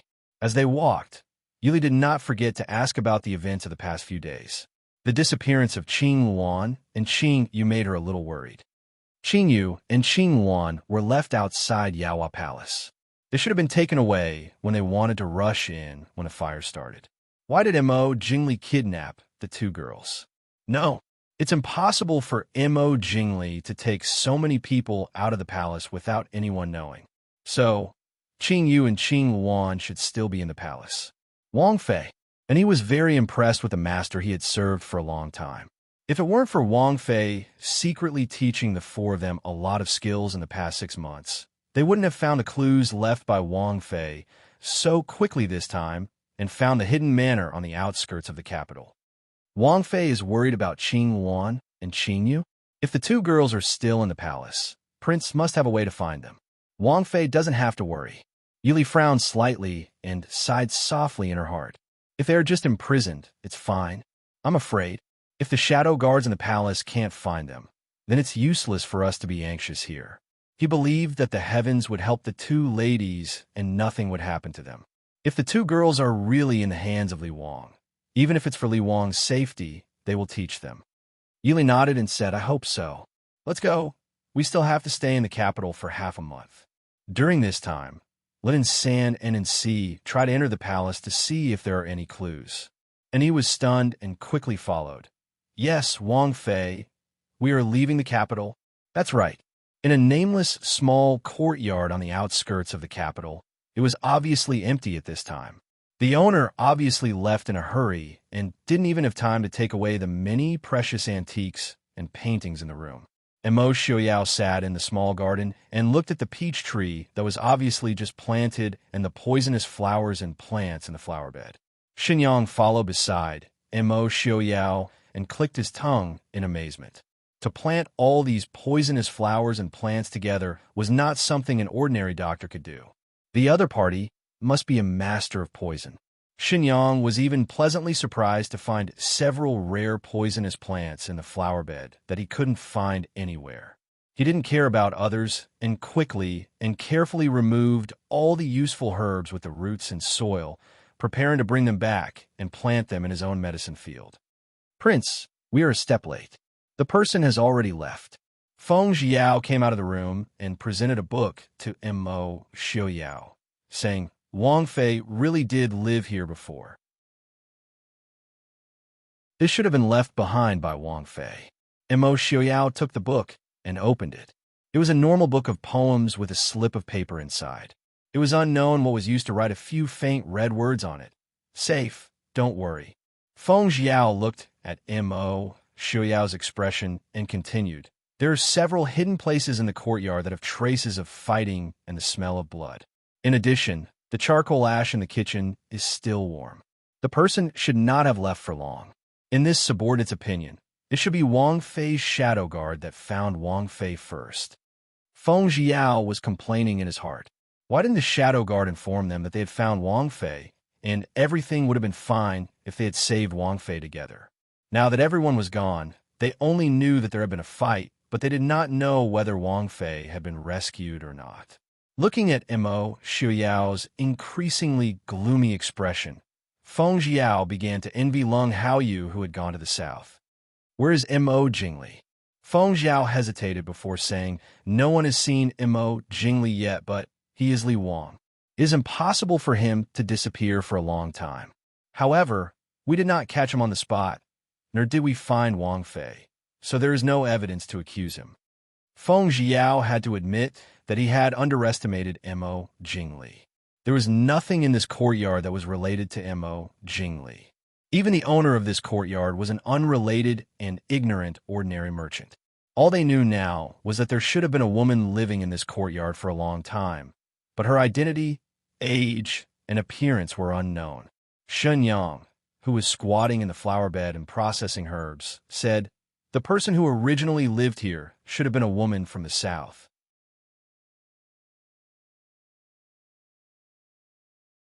Chapter 158. Feng Jiao raised an eyebrow. How does Mr. Qin know? Qin Yang pointed at the flower bed and said, In this garden, other than the peach trees, everything else is poisonous. There are a few kinds of poisonous plants that are unique to Nanjiang. Not to mention the people of the Chu state. Even the people of Nanjiang who are not proficient in poisons may not be able to recognize them. There's also this. Qin Yang took out a small shiny object from the soft soil under the peach trees and threw it to Feng Jiao. Feng Jiao weighed it in his hand. What is this thing? It looks like a girl's jewelry. Emo Xiaoyao glanced at it and lightly said, That's a piece of jewelry used by Nanjiang women.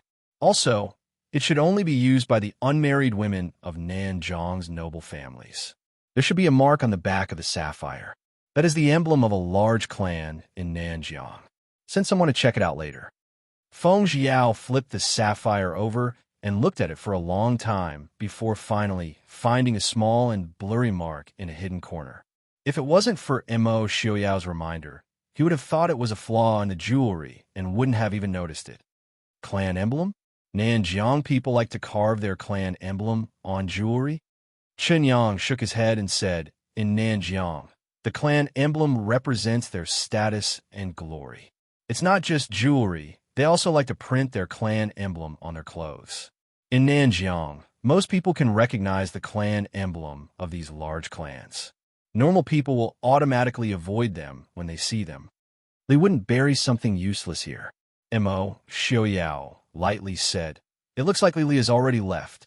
Feng Jiao nodded and put away the sapphire ornament. All right, I'll send someone to check. Your Highness, A guard came in with a letter in his hand. This was found outside the door just now. Immerse took the letter and opened it to read. His brows gradually furrowed. Prince? Immerse folded the letter and put it back in his sleeve. He raised his head and said to Feng Jiao, "Return to the capital." Then Princess Consort. It was sent by Miss Li's shadow guard. Miss Li is out of danger. As for Mo Jingli, send someone to the forest 5 Li west. Find Mo Jingli and bring him back to the capital. Remember, I want him to return to the Li Palace safely. Don't alarm anyone. Feng Jiao nodded. Has Wang Fei already returned? Mo Xiao glanced at him and said, "It must be that the Princess Consort is missing. Everyone in the Prince Ding mansion must stop working and focus on finding the Princess Consort." Feng Jiao was startled. He could tell that Mo Xiao was still in a bad mood, so he wisely swallowed his doubts. "Yes, I'll go now. Speaking of which, San and the others have improved a lot after following Wang Fei for half a year. They can come and go without a trace." While complaining, Feng Jiao quickly left to order people to work. The prince wasn't in a good mood, so it was better not to provoke him. But the low pressure of the past few days should be over, right? On the streets of the capital, a white-clothed youth was strolling with a fan in his hand. The youth's face was like jade, and his eyes were like shooting stars. Even though he looked slightly immature, it was believed that with time, he would become an elegant young master that wouldn't lose to any handsome man in the capital. Behind the youth were 2 tall guards. The people passing by couldn't help but take a few more looks. They secretly wondered which family's young master was bringing his guards out to play. And San stood uncomfortably on the street, looking at the little Gongzi who was leisurely browsing through the street stalls in front of him. Without a trace, he used his elbow to nudge and see beside him. "What do you think, Wang? Gongzi wants to do?" And Si glanced at him, calmly saying, "Didn't Gongzi say to wait for boss news? You don't need to stroll on the street while waiting for news, right? If the people in the Fu find out." Thinking about how his master wasn't willing to return to the Fu after escaping danger, and San could almost imagine what Prince's expression would be like. Wang Fei was fine, but as the shadow guard, they would definitely be out of luck. And Si's mouth twitched. He glanced at the white-clothed young master in front of him. That appearance, if you didn't know beforehand. If Wang Fei stood in front of you, would you be able to recognize her?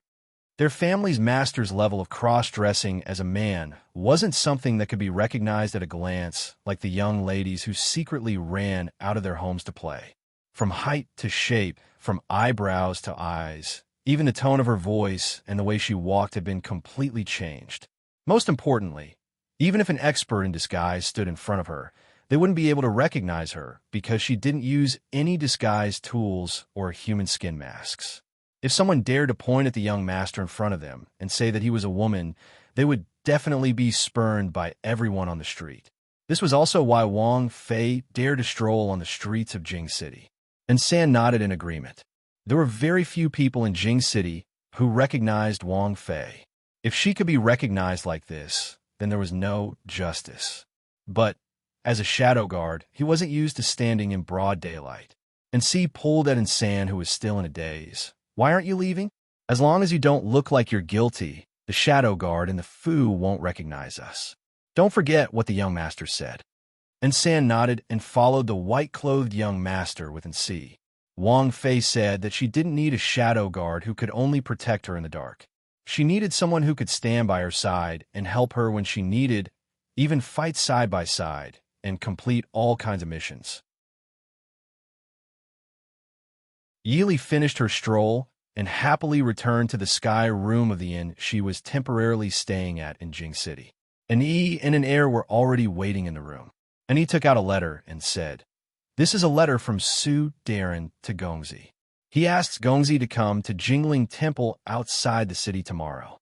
Tomorrow, Su Darren, Su Foreign, and the young masters of the Su family will go to Jingling Temple to pray for Wang Fei." Yili nodded.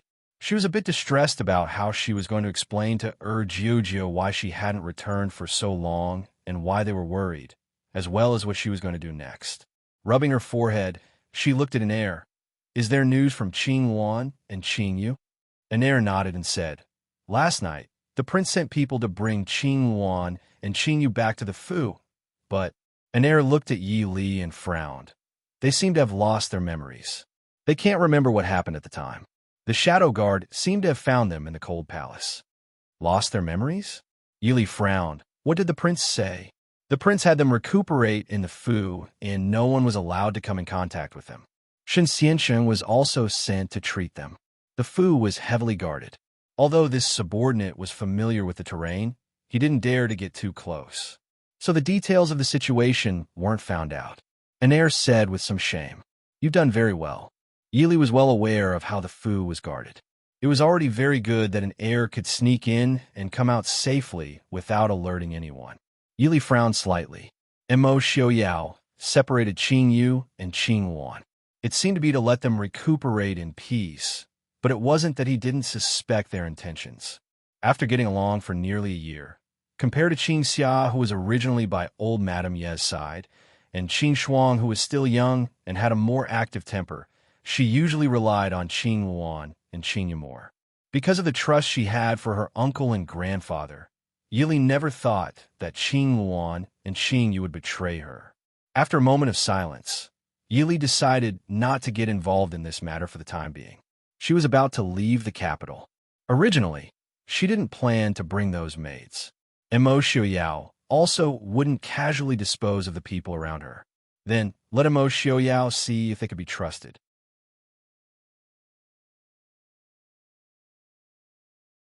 Chapter 159. After the morning court the next day, Imperial Censor Su took his wife and several nephews out of the city to Jingling Temple to burn incense. At this time, it did not attract too much attention. After all, the Su family's love for their nieces was obvious to all in the capital. In the past, Imperial Censor Su had not hesitated to go against the Shangshu Fu and Prince Li in order to stand up for his niece. After that, when Princess Ding married, the young masters of the Su family all came out to send off their cousin. Now that Princess Ding had mysteriously disappeared in the fire, it was normal for the Su family to go to the temple to burn incense and pray for Princess Ding. And people like the Emperor or Prince Li who might pay attention to this matter were dizzy from the waves caused by Princess Ding's disappearance. They naturally did not have the time to pay attention to whether their officials were resting at home or going to the temple to burn incense after court. As Yi Li's close friend and the future second madam of the Su family, Qin Zheng also went with Madame Su. She was truly worried about her missing friend. After entering Jingling Temple, she accompanied Madame Su to worship all the Buddhas and Bodhisattvas in the temple.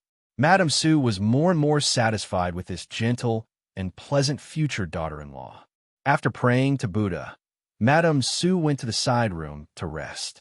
Qin Zheng dismissed the maidservants and chanted sutras and prayed alone in the silent hall. However, she was startled by a clear voice in her ear. "Miss Qin." Qin Zheng was shocked. Turning back, she saw a handsome youth dressed in moon-white cloth standing beside her. Qin Zheng frowned. She felt that the young man smiling at her was strangely familiar, but she was sure that she did not know this young man.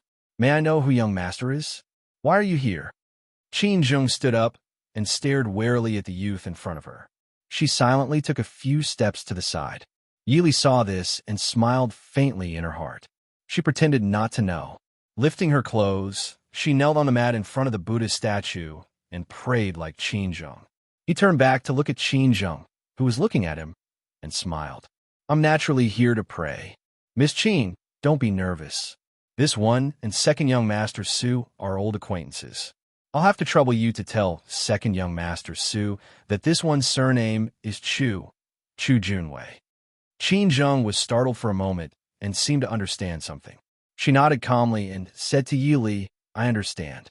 I will pass on your message." Then, "Thank you, Miss Qin," Yi Li said with a smile.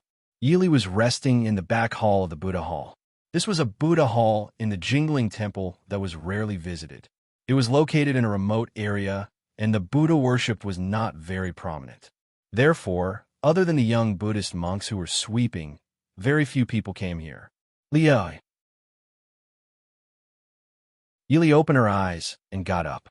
She saw Su Hongyin and Su Qingze standing at the door, looking at her with furrowed brows. Yili smiled brightly.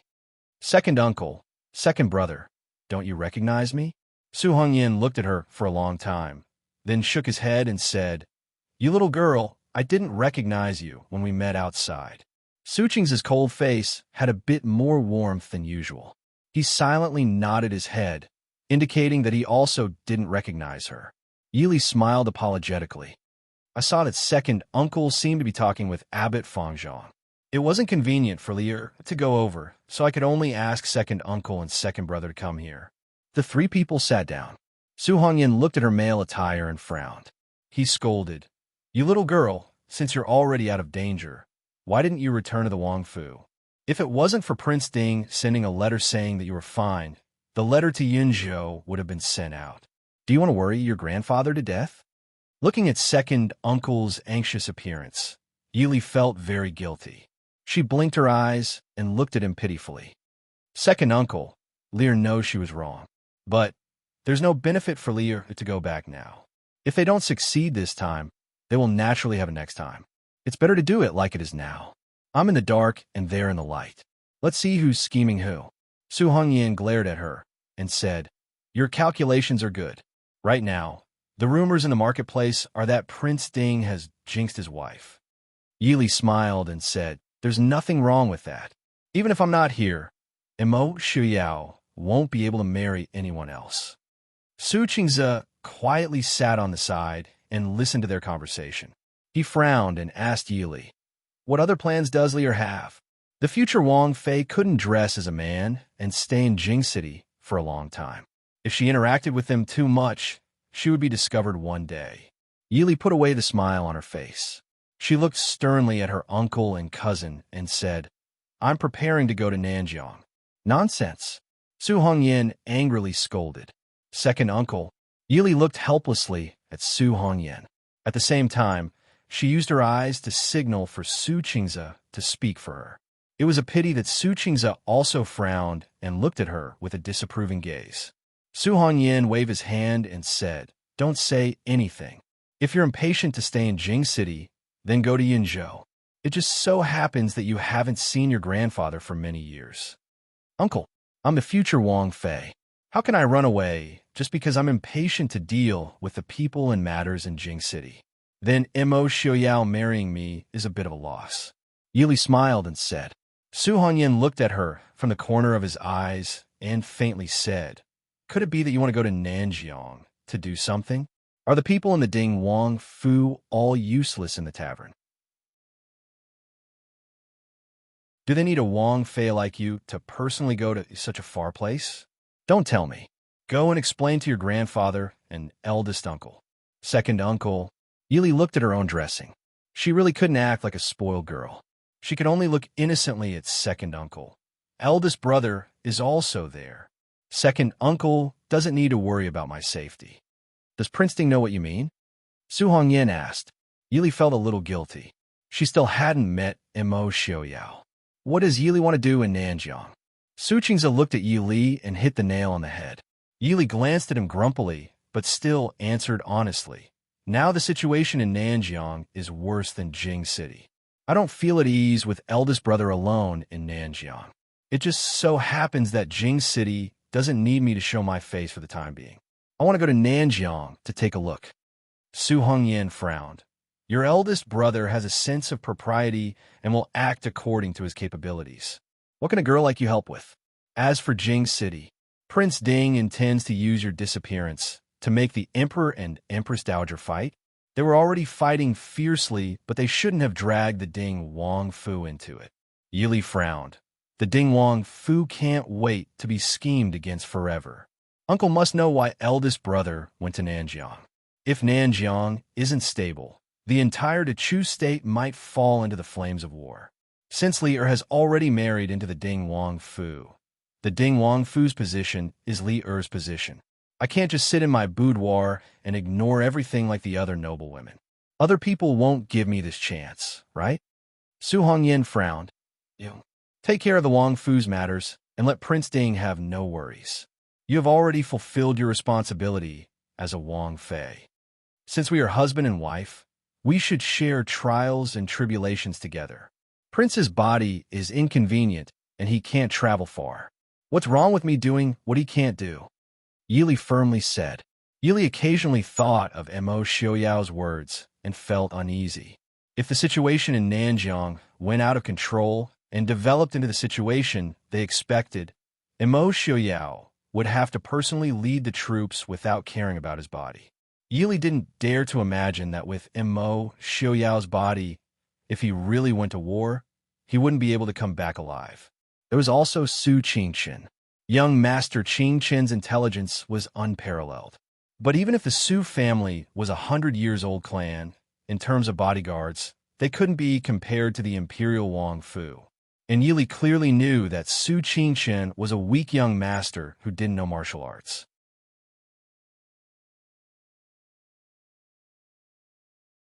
Chapter 160. Yili looked at Su Hongyan seriously and said, "Second uncle, Lear knows what to do. I will definitely not put myself in danger." Seeing his niece's determined expression, Su Hongyan sighed helplessly. "Li, you are a girl. You don't need to take all the responsibility. Whether it is your big brother or Prince Ding, their matters are not your responsibility." Yili smiled faintly and said, "I know. If Li doesn't know anything and doesn't know anything, then naturally you can stay in a safe place and let people protect you. But since I can help a little, why should I let big brother take the risk alone? Don't think that I don't know. Second brother, third brother, fourth brother, and fifth brother also want to go to Nanjiang to help big brother. It's just that they can't leave. Now I can use the excuse of going missing to help big brother, so grandfather and uncle don't have to worry." Su Hongyan glared at her unhappily. "Worry? How can you be at ease?" Yili blinked. "Second uncle, you should admit that I'm stronger than third brother. You're already at ease with third brother going to the military camp. Why can't you be at ease with Li? He is a man. It doesn't matter which one of them is injured. Can you compare?" Su Hongyan said. But Yili saw a trace of hesitation. She hurriedly tried to persuade him. "I'm not going alone. My secret guards will follow me." "Second uncle." Su Hongyan was helpless and could only say, "You are already married. Go ask Prince Ding. If Prince Ding doesn't agree, then it is useless to say anything to me." "Thank you, uncle." Yili was overjoyed. In her opinion, convincing her uncle was much more difficult than convincing Mo Xiaoyao. Su Hongyan looked at her face, full of joy, and sighed helplessly. It was no good for a girl to be too weak, just like his little sister Li Er's mother. It was even worse for a girl to be too strong and intelligent, just like this niece of his. He only hoped that Prince Ding could suppress her and let her stay in the capital or return to Yinzhou. Deep in the forest outside the jingling temple, Mo Xiaoyao was alone in his wheelchair, resting with his eyes closed. The faint slanting sunlight shone through the treetops and onto his body, making the still somewhat chilly early spring have a faint hint of warmth. "Xiaoyao." Yili approached and saw the thin and tired face of the man leaning on the wheelchair. Her heart trembled, and she couldn't help but feel a little guilty and worried. Mo Xiaoyao opened his eyes and looked up at her. He was startled at first, but then he smiled and said, "No wonder so many people couldn't find Mr. Li. If I didn't look carefully, I probably wouldn't be able to recognize Mr. Li." Yili walked up to him and looked at Mo Xiaoyao's smiling eyes. She said in a low voice, "I'm sorry for making you worry. Li, are you still not going to go back?" Mo Xiaoyao looked at Yili with a calm and gentle gaze as he asked softly. Yili shook her head and looked at him. "I want to go to Nanjiang." Mo Xiaoyao frowned. "If Mr. Li is worried about Brother Su, I'll let Feng Xin go to Nanjiang to help him." Yili shook her head. "Lung Haoyu is not in the capital. Only Feng Zhiyao and Chief Steward Mo are helping you. How can you send Feng Zhiyao out? Besides, it's not a good time for me to go back now, is it?" If she went back now, she definitely needed to find out who did it in the palace. Just as Mo Jingli said, even if it was for the sake of the Ding Manor's face, they couldn't let the person who kidnapped the Ding Manor's consort get away with it. And once the Ding Manor targeted Mo Jingli, then the one who would benefit from it would be Mo Jingqi. It was better now. The Ding Manor's consort went missing in the palace. No matter what, they would stand on the Ding Manor's side. Just let Mo Jingli and Mo Jingqi fight among themselves. Although Mo Jingli knew that she had escaped, he still had to swallow this loss. He couldn't admit that he kidnapped Princess Ding and then she escaped from his hands, right? If Mr. Li feels bored in the capital, you can go to Yinzhou. When the matter is over, I'll come and pick you up and bring you back to the capital, okay? Mo Xiaoyao pulled Yili in front of him and raised his head to ask. Yili bit her red lips and looked at Mo Xiaoyao with determination. She knew that this man wanted to protect her, but even if she felt warm and moved, she wasn't a weak woman who could stand behind a man and watch others go through life and death. Besides, it wasn't just for Mo Xiaoyao. Her family and brothers were also involved in this dispute. In the foreseeable future, there might be an uncle who doted on her and an old grandfather. I'll bring the shadow guard. I won't put myself in danger. Yili softly rejected Mo Xiaoyao's suggestion. A trace of disappointment could be clearly seen in Mo Xiaoyao's gentle eyes. Yili quickly averted her eyes.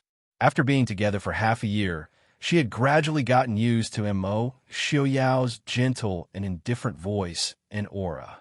Mo Xiaoyao rarely asked her for anything, but Yili suddenly realized that even if it was Mo Xiaoyao's request, she rarely fulfilled it. Thinking about it, no matter how one looked at it, she didn't seem to be a good wife. Li, I'm sorry. It's all because of me. No, Yili interrupted him. I know that if I want to, I can always stay in a safe place. You can arrange everything for me. But, Xiaoyao, I don't want that. I don't want to hide behind you. If I'm destined to be with someone for the rest of my life, I hope that I can stand by his side and not hide under his wings. Do you understand? Mo Xiaoyao's fingers almost imperceptibly trembled.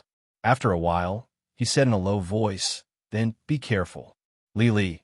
After saying this, he took out a piece of warm jade tied with a red silk ribbon and placed it in Yili's hand. He smiled faintly and said, keep it well. Don't lose it. Yili played with the warm jade in her hand. It was a dragon Yazi carved from the highest quality mutton fat, white jade. Even though it was carved from warm white jade, one could still feel the domineering aura of a dragon and the cold, killing intent of a Yazi. Yili held in her hand and looked at Mo Xiaoyao. This, Mo Xiaoyao smiled faintly. This is an ancestral jade pendant. I wanted to give it to Li a long time ago. Don't lose it. It's the same as the cloud-grasping sword. They're both family heirlooms. Yili was speechless. She silently put away the jade pendant. Seeing Yili's figure disappear into the forest, the warm smile on Mo Xiaoyao's face gradually disappeared. He looked down at his crippled legs. His indifferent eyes were filled with anger and unwillingness. Bang! With a wave of his hand, a large tree nearby snapped. Mo Xiaoyao coughed a few times. His face was tired as he leaned against his wheelchair. You really are trash. With Prince's current body, it's best not to get angry so easily. Xinyang walked out of the forest and frowned as he looked at the tree trunk on the ground. Mo Xiaoyao walked in front of him. As expected, he saw that the white handkerchief in his hand was stained red. Ajin followed behind Xinyang and looked worriedly at Mo Xiaoyao.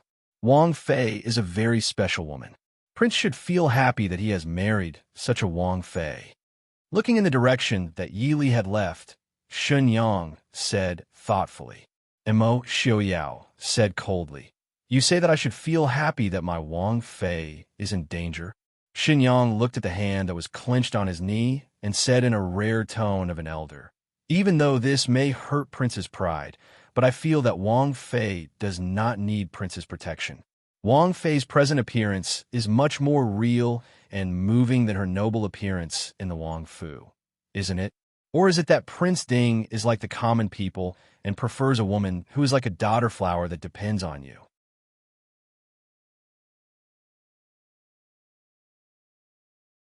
Chapter 161. That's enough. Mo Xiaoyao said in a low voice. I know what to do. Let's go back. Ajin pushed Mo Xiaoyao to the other side of the forest. Xinyang shook his head and followed.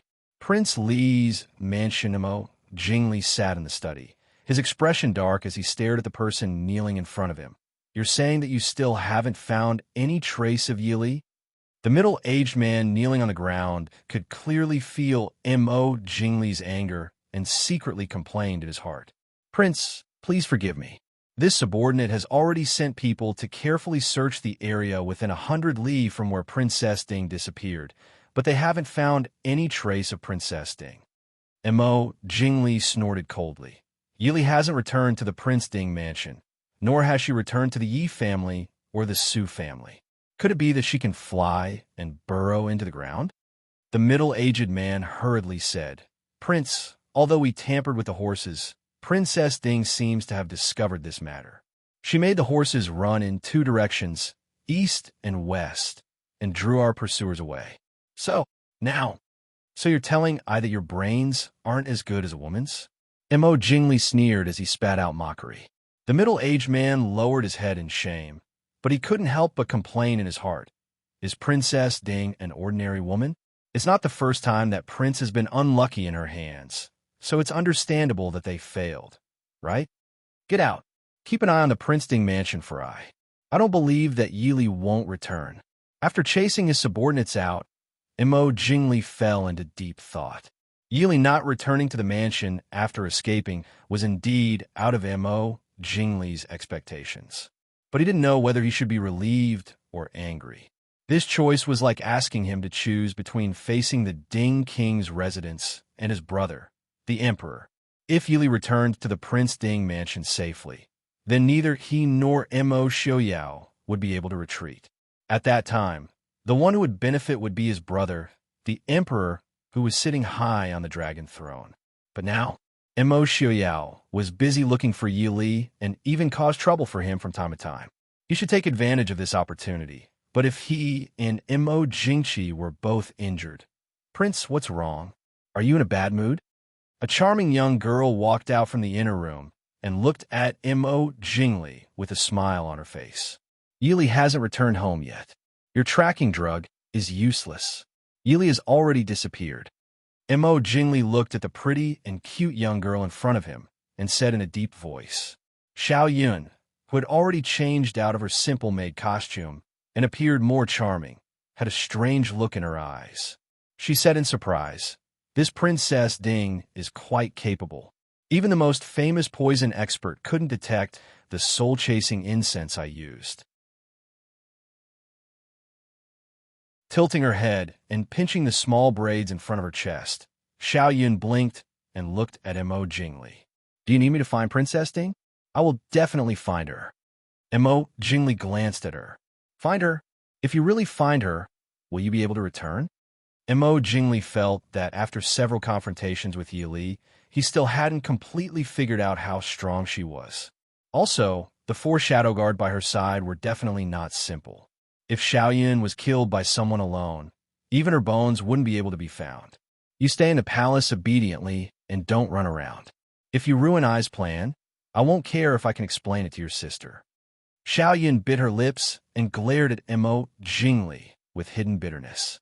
Unfortunately, Jingli wasn't someone who would go easy on girls. With a cold snort, he picked up the scroll on the table and lowered his head to read. He completely ignored Xiaoyun. Xiaoyun's eyes turned, and she walked to Jingli's side. She said in a low voice, Jingli Gij, can I help you poison Xiaoyao and the Emperor to death? If you want to die, then go ahead and try, Jingli said. Did she think that no one had tried to poison Xiaoyao in all these years? But Xiaoyao was still living well with his sickly and crippled body. Instead, those assassins were long gone, and no one knew where their corpses were. Jiangnan, Guangling City compared to the cold spring in the north. Jiangnan at the beginning of March was already a scene of flowers blooming and thriving. Guangling City was the largest city in the south, and it was also the former capital of the previous dynasty. Even though the previous dynasty had been destroyed, Guangling City's position as the political, economic, and cultural center of the south had not been shaken. And because Taizu had established the capital here in the early years, even though the capital had been moved to the north, Guangling City had been preserved as a subsidiary capital. Compared to the political and military position of the Chu capital, Guangling City was more inclined towards culture and economy. 3 of the 4 richest merchants of the Chu state lived in Guangling City. From this, it could be seen that Guangling City's wealth was far greater than the Chu capital in the north. In the night, Yili leisurely strolled through the noisy streets filled with the smell of cosmetics. The noise on both sides of the street was filled with the smell of alcohol and rouge. What entered his ears was the sound of music, and San awkwardly followed Yi Li as he pushed away the warm and gentle women that came to pull him and his Wang Fei. He was complaining inside. If he had known that Wang Fei would run to a place like this, he wouldn't have fought with Lao to trade. Woo! If the prince knew that he was going to a brothel with Wang Fei, he would definitely kill him. Yili walked as he looked back to admire in San's embarrassed state. Just as San couldn't take it anymore, he finally stopped and said with a smile, "We're here." And San let out a sigh of relief and raised his head to look at the roadside. Under the dim light of the night, by the side of the quiet lake, there stood a serene and elegant pavilion. On the plaque above the door, there were a few large words written like dragons and phoenixes, breeze and moonfloor.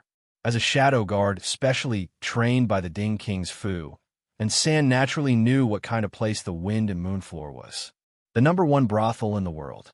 It was said that this place had the most fragrant wine, the best food, and the most beautiful and talented women in the world.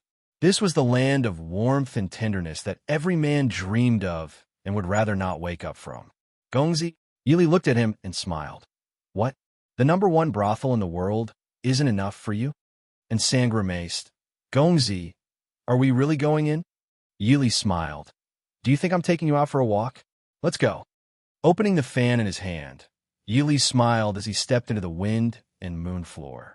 Since the Wind and Moonfloor could become the #1 brothel in the world, it naturally had its extraordinary aspects. Stepping into the lobby, what greeted them wasn't a vulgar brothel keeper with heavy makeup, but 2 young women with light eyebrows and delicate makeup. Seeing Yi Li wearing an ice blue brocade robe with silver embroidery and a top-quality jade pendant on his white belt, holding a fan in his hand and looking relaxed, it was clear that he had an extraordinary presence. They quickly came forward. Greetings to Gongzi. This Gongzi looks unfamiliar. Is it your first time coming to the Wind and Moonfloor? Yili smiled and nodded. That's right, this Gongzi just came to Jiangnan. I've admired the Wind and Moonfloor for a long time and wanted to see it. The woman smiled. Gongzi's presence really brings light to my humble brothel. Gongzi, please come to the private room to enjoy the song and dance, and see if there's anything you like. Yili smiled. This Gongzi heard that your brothel doesn't only specialize in song and dance. Why don't you introduce some interesting things? This woman was in charge of the Wind and Moonfloor's reception, so she was naturally an insightful person. Looking at Yili, although his clothing and bearing were extraordinary, he was definitely not older than 13 years old. 13-year-old immature youths were interested in fragrant and warm jade, but there were also some who hadn't been enlightened yet. Seeing the young Gongzi's noble and proud appearance, he must be some family's young Gongzi who came out to have fun. The woman covered her mouth and smiled. Little Gongzi, if you don't like our Moonfloor's girls, they will be sad. Our Moonfloor's girls are indeed not only good at song and dance, but what is little Gongzi like?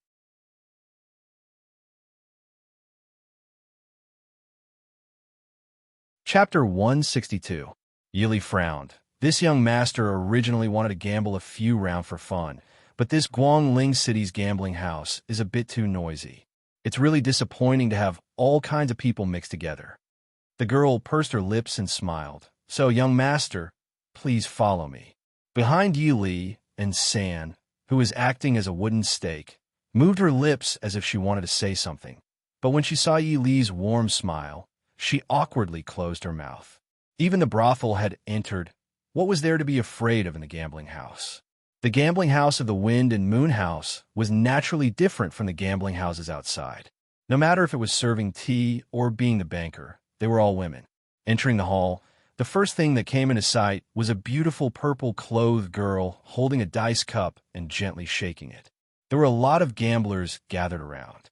Yili smiled. Betting big or small was the most monotonous, but also the most classic game in the gambling house. Adding on the fact that the banker was a stunning beauty, it naturally attracted countless people to throw in their money. The woman leading the way naturally saw the look in Yili's eyes and immediately smiled. This young lady is one of the 12 most popular girls in the Wind and Moon Pavilion, Miss Rumé. She's best at shaking dice.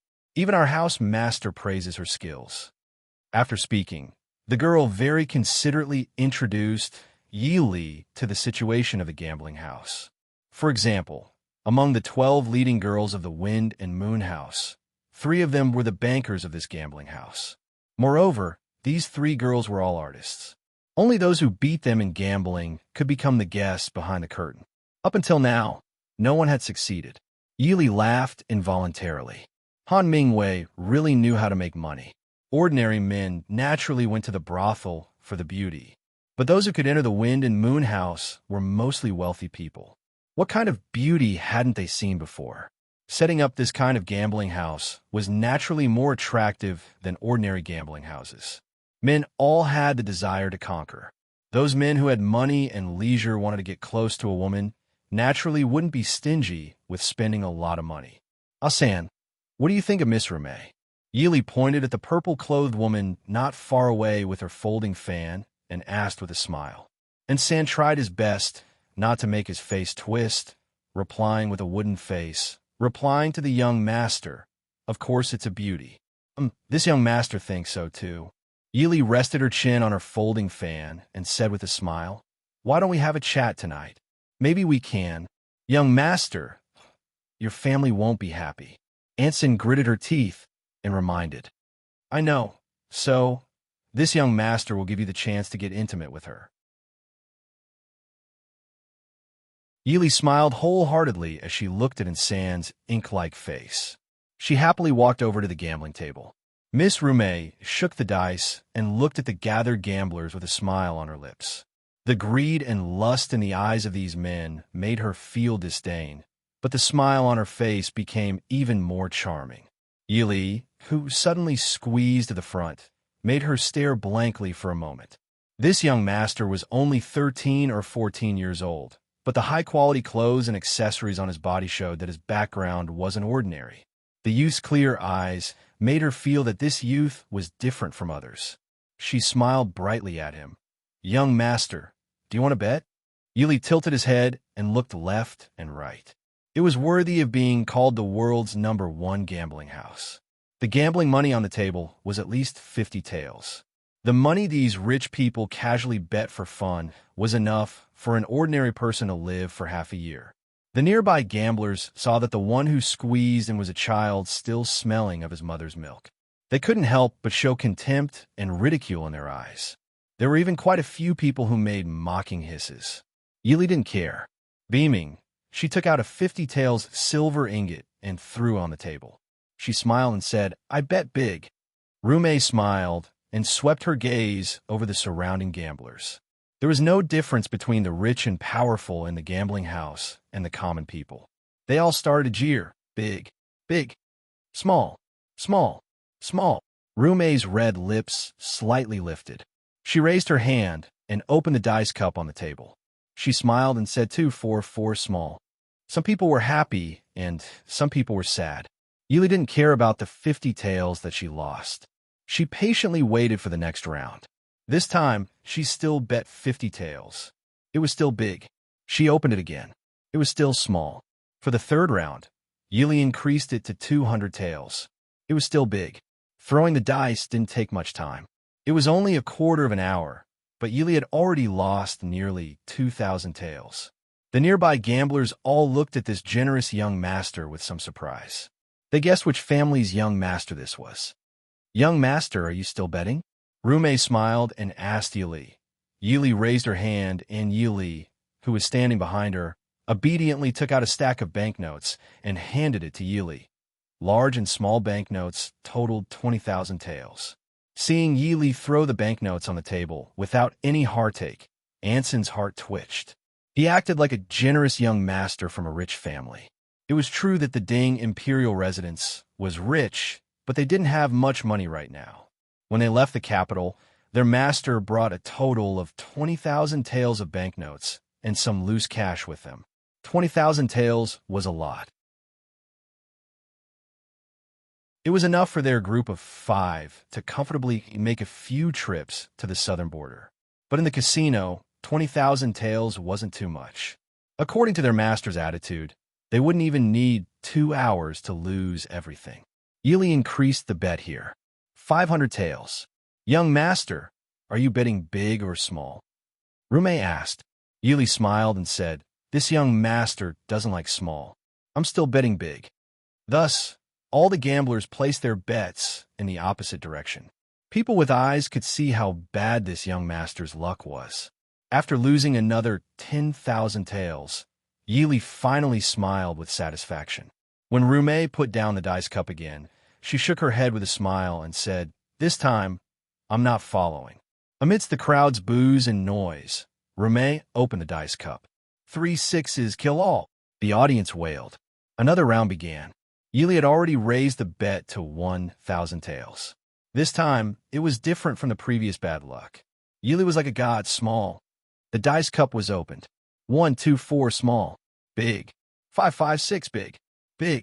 In less than an hour, the table in front of Yili was filled with a thick pile of banknotes and silver ingots. Anson brought a chair over from somewhere for Yili to sit on.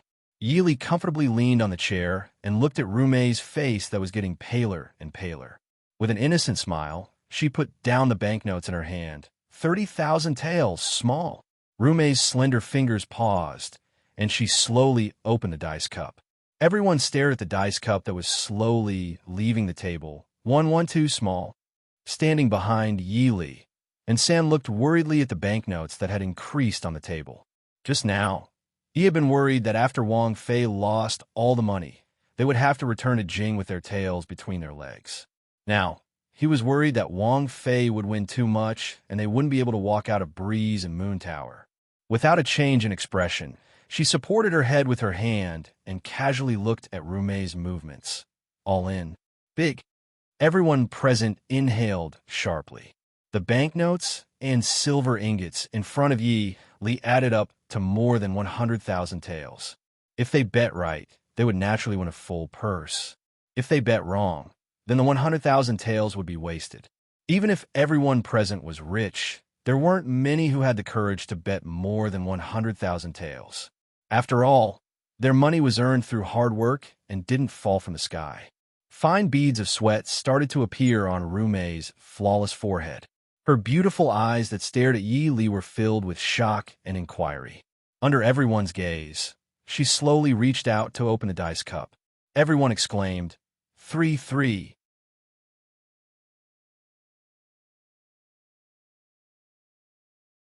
Chapter 163. Rume's hand trembled, her face as white as paper. Gongzi is so strong, Rume said with a bleak expression. Yili smiled, but didn't say anything. In the past, for an undercover mission, she had specially learned gambling from a gambling king for several months. The other party had praised her for her talent, and with her eyesight and hearing, it was impossible for Rume to cheat in front of her. Of course, Yili thought that in a place like the Wind and Moon Pavilion, the banker wouldn't cheat for a few hundred taels of silver. If that was the case, it would damage the reputation of Hanming Yue's Wind and Moon Pavilion too much. But if she continued to win, it wouldn't be certain. After all, Hanming Yue's reputation of loving money like his life was as famous as his Wind and Moon Pavilion. This Gongzi, our pavilion master, invites Gongzi inside for a chat. When Yili was hesitating whether to continue or not, a young man who looked like a manager walked out, cupping his hands and smiling at Yili. Yili's eyes turned and she said with a smile, Gongzi Mingyue has invited me. This Gongzi is also very fortunate. But the Wind and Moon Pavilion won't murder for money, right? The young man's mouth twitched, his smile a bit forced. Gongzi is joking. Yili stood up and casually stuffed the banknotes into Insan's hands. When she stood up again, she brushed her clothes and said with a smile, please lead the way." The young man led Yi Li and San into the small courtyard behind the gambling house. Light muslin curled around the pavilion by the lake, the pleasant sound of a guqin flowing through. Pavilion master. Withdraw. Why doesn't this Gongzi come in for a chat? The sound of the guqin paused, and a low and pleasant male voice came from the pavilion. Yili slightly raised her eyebrows when she heard it. Seeing the young man respectfully withdraw, Yili said with a smile, "The pavilion master of the Wind and Moon Pavilion has invited me. This one is very fortunate." Finishing, she gave Insan a look to stay outside and went forward to lift the layers of muslin curtains to walk in. In the pavilion, a handsome man dressed in dark red brocade robes was lazily leaning against the zither table. His handsome face was filled with an evil charm. Seeing Yili come in, he raised his eyebrows and smiled. "I didn't expect that the one who could defeat Rumei would be such a young master. What a rare young hero. May I dare to ask Gongzi's honorable surname and great given name?" Yili laughed and said, "How could I dare? A mere surname of Chu Junwei. Chu Junwei? Good name. It's just that this humble one has never heard of any young master surnamed Chu in the Chu state who has such a bearing. If you are from the Wiling Chu clan, you don't look like someone from the Wiling," Han Mingyue said as she stared at Yili. Yili did not mind. She casually found a place to sit down and said with a smile, "We are just a small family. We do not dare to trouble young Master Mingyue to listen to us." Han Mingyue snorted and said, "A small family? This young master doesn't look like one." Yili waved her fan and smiled calmly. "What's so strange about that? This humble one also doesn't look like the legendary young Master Mingyue." "Oh." Han Mingyue raised her eyebrows with interest, but a sharp light flashed in her eyes. "I wonder what the young Master Mingyue you have heard of is like." Yili smiled and said, "I have heard that young Master Mingyue is elegant and extraordinarily handsome. He is a rare, fine young master in the world." Han Mingyue frowned in apparent dissatisfaction. Could it be that this young master has disappointed young Master Chu? Yili lowered her eyebrows and smiled. From what this humble one knows, young Master Mingyue would definitely not sit like this in front of strangers. Looking at the handsome man kneeling beside the zither table with a lazy and devilish air, Yili could not help but sigh in her heart. In terms of appearance, the brothers Han Mingyue and Han Mingxi were at least 80% alike. If they could really fool others, it would not be impossible to fool them. However, the person in front of her clearly had no intention of concealing himself. Or perhaps he did not think that a 13 or 14-year-old stranger had seen Han Mingyue in person. Unfortunately, not only had she seen Han Mingyue, but she had also seen Han Mingxi. It seems that young Master Chu is certain that this young master is not Han Mingyue. Han Mingxi stood up and stared at Yili with a cold gaze. Yili smiled and said, "Young master, why are you so angry? You tricked this humble one into coming here in the name of young Master Mingyue. Shouldn't I be the one who should be angry?" Han Mingxi sneered. "Young Master Chu, why are you putting on an act? Didn't you spend so much money in the Bright Moon Inn to attract the attention of the Inn Master? Why don't you tell this young master now? Perhaps this young master will agree to your request if I am in a good mood." Yili raised her eyebrows. "Young master, can you make the Inn Master of the Wind and Moon Inn? Or can you make the Tianyi Pavilion's decision?" As soon as the words Tianyi Pavilion came out, Han Mingxi's gaze immediately shot toward Yili like a sword. His devilish handsome face suddenly became a bit colder. "Who are you?" There were many people in the world who knew about the Tianyi Pavilion, and even more people who knew about the Wind and Moon Inn. However, not many people knew that the Inn Master of the Wind and Moon Inn and the Tianyi Pavilion were the same person. Yili lowered her head and said, "Young master, before you ask me, you should at least tell me if I can make the decision or not. What if you can't make the decision after I've spent so much effort talking to you? Wouldn't that be a waste of each other's time?" Han Mingxi glared at Yi Li and snorted. Han Mingyue is not in Jiangnan right now. Whether it is the Wind and Moon Inn or the Tianyi Pavilion, I can make the decision. Do you understand? Yili clapped her hands and said with a smile, That's good. Young master, may I know your name? Han Mingshi. Han Mingshi gritted his teeth. Of course, he wouldn't tell her what his nickname was. After all, the title of young master Feng Yu was not a good one for both men and women. Yili raised a hand to rub between her brows and said in a low voice, "So you are young Master Mingyu's brother? No wonder you look so similar to young Master Mingyu. You've seen my big brother?" Han Mingshi stared at her and asked with a frown. Yili didn't change her expression and said with a smile, "Well, I saw young Master Mingyu once when he was young. I have a good memory and have always admired young Master Mingyu's elegance." Han Mingshi curled his lips. His big brother was indeed quite famous when he was young. However, that was in the Chu capital, so the people of Jiangnan didn't know much about him. However, was this young man in front of him 5 years old? Yili didn't care what Han Mingshi was thinking. "I've come from afar, and you won't even give me a cup of tea. This is not how you treat a guest." Han Mingshi stared at her for a moment, and then slowly pulled out a sinister smile. "If you want to drink tea, you can. If you have something to ask of me, you can. But you'll have to defeat me first." Yili looked at young Master Feng Yu, who was staring at her with a provocative expression and secretly found it funny. Of course, she knew that Han Mingyue wasn't in Jiangnan right now. She even knew where Han Mingyue had gone. Although Han Mingyue and Han Mingshi were brothers, Han Mingshi was clearly much easier to deal with than Han Mingyue. For various reasons, Yili didn't want to meet Han Mingyue. "What does young Master Han want to bet?" Han Mingshi raised his eyebrows and smiled. "I won't take advantage of you. Weren't you very powerful just now? Let's bet on the dice and see who's bigger." Yili raised her eyebrows and didn't object. "Okay."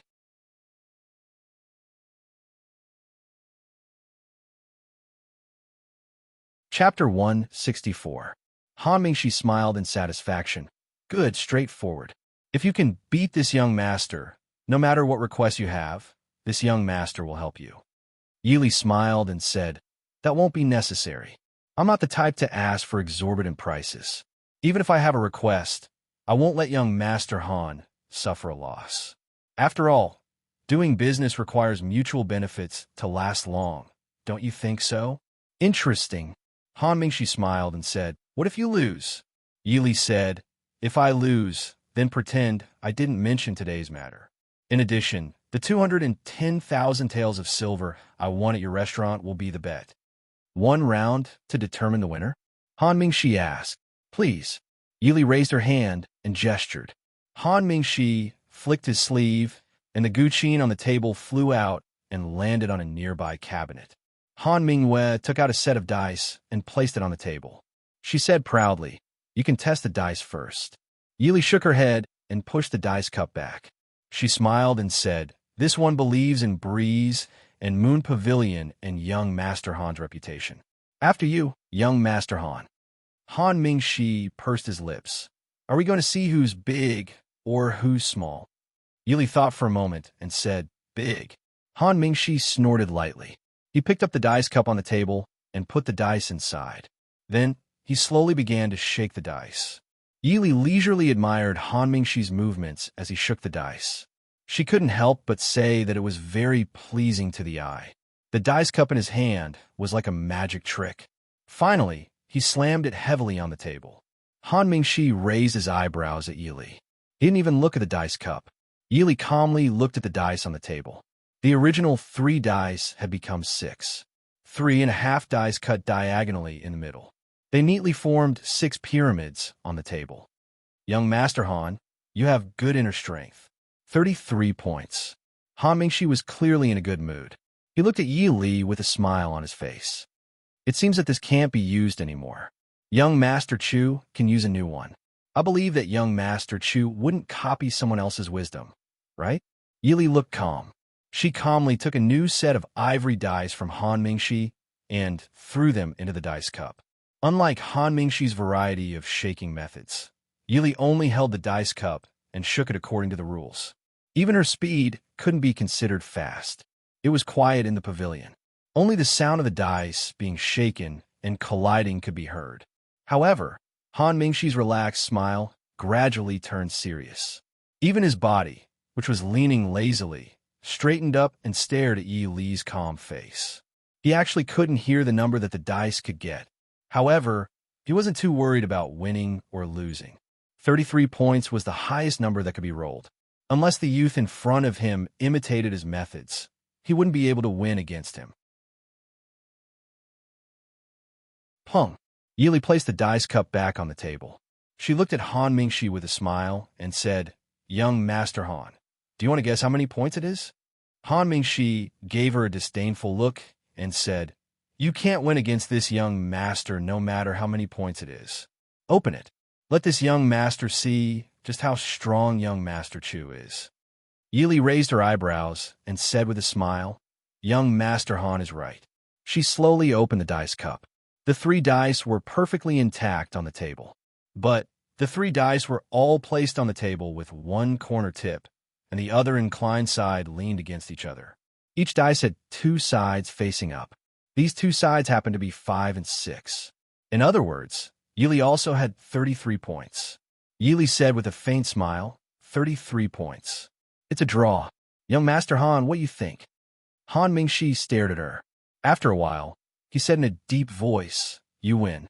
Tell me what you want." With a wave of his hand, the dice cup and the 3 dice were sent to the treasure cabinet on the side. Han Mingshi raised his voice and said, "Serve the tea." In the pavilion, Yili was tasting the best quality tea that had just been served with satisfaction. The Wind and Moon Pavilion was indeed the best place in the world to enjoy life. Even the tea here was comparable to the tribute from the palace. Han Mingshi stared at Yili with a deep gaze. "Young Master Chu, can you tell me why you're looking for the Tianyi Pavilion's master now?" Yili put down the teacup and said with a faint smile, "It's actually not a big deal. I'm with Nanjiang in the near future, so I need some information. Since the Tianyi Pavilion claims to be the best intelligence organization in the Chu state, I have no choice but to shamelessly ask for your help." Han Mingshi's expression softened after being flattered by someone who was on par with him. He snorted softly and said, "Young Master Chu, you're quite well informed since you know the relationship between the Wind and Moon Pavilion and the Tianyi Pavilion. Why would you need the Tianyi Pavilion's help?" Yili smiled helplessly and said, "Knowing this was just an accident. I hope young Master Han doesn't blame me for being presumptuous. Of course, since the Tianyi Pavilion sells intelligence for a living, I'll certainly pay the Tianyi Pavilion satisfaction." Han Mingwen narrowed his almond-shaped eyes. He leaned back and looked at Yili leisurely. "Oh, satisfy the Tianyi Pavilion. It seems young Master Chu is very confident in yourself." Yili smiled and said, "I believe that since the Tianyi Pavilion is open for business, you won't ask for a sky-high price, right?" "Humph. Young Master Chu, you're not planning to use the money you won from the Wind and Moon Pavilion to pay the Tianyi Pavilion, are you?" "I wouldn't dare. I happen to own 2 shops in Guangling City. Although they are newly opened, I'm sure young Master Han will be interested in them." Yili calmly drank her tea and looked at Han Mingshi with a smile. Han Mingshi frowned slightly. His slightly devilishly handsome face inadvertently gave off a seductive aura. Although Yili wasn't affected by him, it didn't stop her from praising him in her heart. She clearly looked very similar to Han Mingwei, but their temperaments were too different. "Young Master Chu, are you talking about the fragrant shop called Aromatic Elegance Pavilion that opened on Xuanwu Street half a year ago?" Han Mingshi asked with an obvious probing tone. Yili nodded and said, "That's right. I'm sure young Master Han knows how much money the Fragrant Elegance Pavilion can make. As long as young Master Han can provide me with information that satisfies me, I'll give you the money. If you can provide me with the information you need, I can give young Master Han 20% of the Aromatic Elegance Pavilion's profits every year." "Every year?" Han Mingshi raised his eyebrows and said, "Then can I understand that young Master Chu is talking about long-term cooperation? The Aromatic Elegance Pavilion does make a lot of money, but it doesn't seem to be enough to become a long-term partner of the Tianyi Pavilion." Of course, he knew about the Aromatic Elegance Pavilion. In fact, the fragrance he was currently using came from the Aromatic Elegance Pavilion. Ever since he started using the Aromatic Elegance Pavilion's fragrance, other fragrances were no longer attractive to him. The Aromatic Elegance Pavilion had only opened in Guangling City for half a year, but its popularity had already surpassed all the old cosmetics and fragrance shops in Guangling City. However, because the price was more than 3 times more expensive than the ordinary shops, it wasn't very popular among ordinary people. However, Han Mingxi was sure that at least 70% of the noble ladies in Guangling City used the Aromatic Elegance Pavilion's fragrance. If the Aromatic Elegance Pavilion was willing to lower its price, it was only a matter of time before it dominated the fragrance industry. Yili smiled and shook her head. Young Master Han, do you know who's the easiest to earn money from in this world?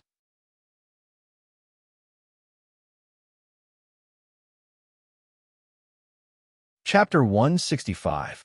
Han Mingxi furrowed his brows. Of course it's the rich merchants. The Breeze and Moon restaurant's astonishing annual income was provided by these rich merchants. Yili waved the hand holding the folding fan and smiled. No, it's women. Women? Han Mingxi snorted. Women had no source of income and were completely dependent on men. Thus, they were destined to be unable to spend money as recklessly as men. Moreover, there were very few women who could be as generous as men. Yili sighed softly and played with the folding fan in her hand absent-mindedly. She smiled and said, In this world, there are more women than men. However, not all men like to eat, drink, whore, and gamble, but all women are destined to be young and beautiful. Even for the female soldiers in her previous life, even if they did not lose to men on the battlefield, their first choice would always be clothing and cosmetic stores. Han Mingxi's heart skipped a beat. He did not have his brother's astonishing talent and acumen when it came to business, nor was he obsessed with money. However, this did not mean that he was an idiot. Naturally, he understood some of the meaning behind her words. Han Mingxi gave Yili a look that signaled her to continue. He reached out his hand and poured tea for himself and Yili. It was clear that he was interested in this topic. Yili did not mind. The fragrance formula of the Aromatic Elegance Pavilion is absolutely confidential. It is not something that can be made by just any cosmetic store. To be honest, I don't really like the quality of the cosmetics and fragrances in Dechu State. I believe that young Master Han is also not satisfied, right? Han Mingxi furrowed his brows. He did not feel anything. However, ever since the Aromatic Elegance Pavilion appeared, he felt that the fragrances he used in the past were not that good. Although he privately had people who made their own fragrances, the time and energy spent on them far exceeded the value of the fragrances themselves. Occasionally, he would give the fragrances from the Aromatic Elegance Pavilion to his female friends. Those beautiful ladies also clearly showed their preference for the fragrances from the Aromatic Elegance Pavilion. Han Mingxi didn't want to admit that he might have indirectly attracted a lot of customers for the Aromatic Elegance Pavilion. Yili looked at Han Mingxi with satisfaction as he lowered his head in thought. She continued, Although there is only one Aromatic Elegance Pavilion in Guangling City, from Sir Han's perspective, it is impossible for me to open one in every large and medium-sized city in Dechu State. Perhaps including Xiling, Northern Tribes, and Nanjiang, or even places further away. After all, where there were women, there was no need to worry about not being able to sell. What do you think? Han Mingxi felt that he was a little frightened by this young boy who was obviously not even 15 years old. He believed that if his brother, who loved money as much as his life, was here, he would have a lot to talk about with him. Opening an Aromatic Elegance Pavilion in each town seemed to be a great idea. Han Mingxi started to imagine if he could open a Breeze and Moon restaurant in each town, then, I advise young Master Han not to think that way. Otherwise, I'm afraid young Master Mingwei will be angry.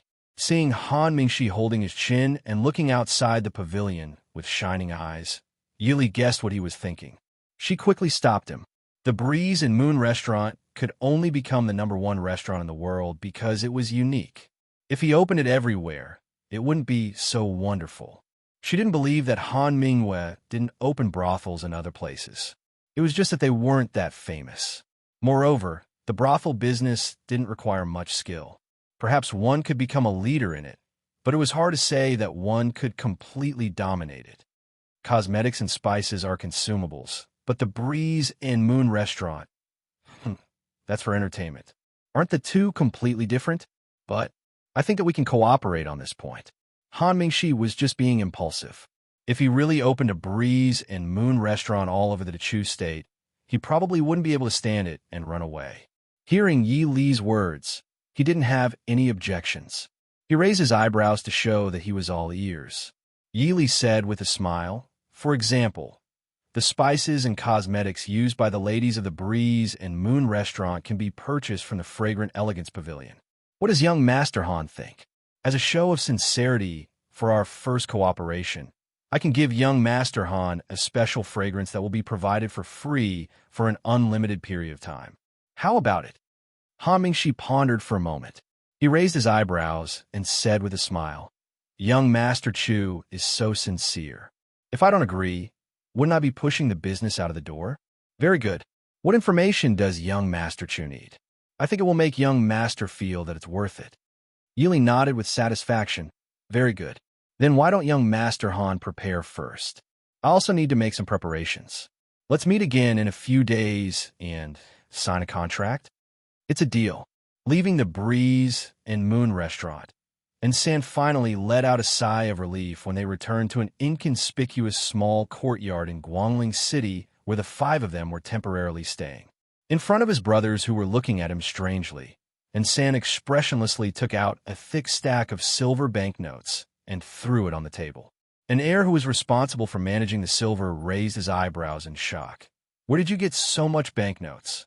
They had only brought 20,000 taels out of Jing. This Wang Fei took Xiao San out for a walk, and it was 10 times that. And San looked at Yi Li, who was sitting on the side and drinking tea with a fan. He said woodenly, "We won at the gambling house." Finishing, he looked with lingering fear at Yi Li and said, "Young Master, this subordinate didn't think that we would be able to walk out safely from there." Yi Li glanced at him and said with a smile, "Don't worry. If the Breeze and Moon restaurant makes trouble for us for a mere 200,000 taels, then it won't be very good." A mere 200,000 taels? Even if the Breeze and Moon restaurant earned 200,000 taels a day, it definitely wasn't a small amount. Breeze and Moon restaurant? An heir, and in San's lips twitched. They all decided to forget about this matter. They were Wang Fei's shadow guards, so they definitely would not tell the prince that Wang Fei had taken San to a brothel. Yi Li wasn't in a hurry to find Han Mingxi. If she wanted to completely cover her tracks, she needed intelligence from Nanjiang. In reality, Yi Li hadn't planned on finding Tianyi Pavilion. Even though Han Mingxi and Han Mingwei seemed to be easy to get along with, even though she had only met them once, Yi Li knew that Han Mingwei, that gentle Gongzi, was more than 10 times harder to deal with than his flower thief younger brother. If she didn't know that Han Mingwei wasn't into Chu State recently, Yi Li definitely wouldn't have come into contact with Han Mingxi. However, even though Han Mingxi didn't seem very reliable, Tianyi Pavilion's intelligence network was still very fast. When Yi Li had just finished walking around Guangling City, Han Mingxi had already come to her door. Seeing Han Mingxi, who was wearing a dark red robe and constantly exuding a seductive aura, leisurely sitting in the parlor and teasing the servant girl who brought tea over, Yi Li waved her hand to dismiss the red-faced servant girl. She said with a smile, "Not seeing you for a few days, young Master Han is still as elegant as ever." Han Mingxi said with a smile, "Not at all. But, young Master Chu, do you find the spring scenery of Guangling pleasing to your eyes?" Yi Li didn't expect Han Mingxi to not send people to monitor her. She wasn't angry and smiled calmly. "The ancient capital of 3 dynasties, the scenery is picturesque. How can it not be pleasing to my eyes?" Han Mingxi said with a smile, "Speaking of which, young Master Chu forgot something a few days ago. I happen to be here today, so I brought it over.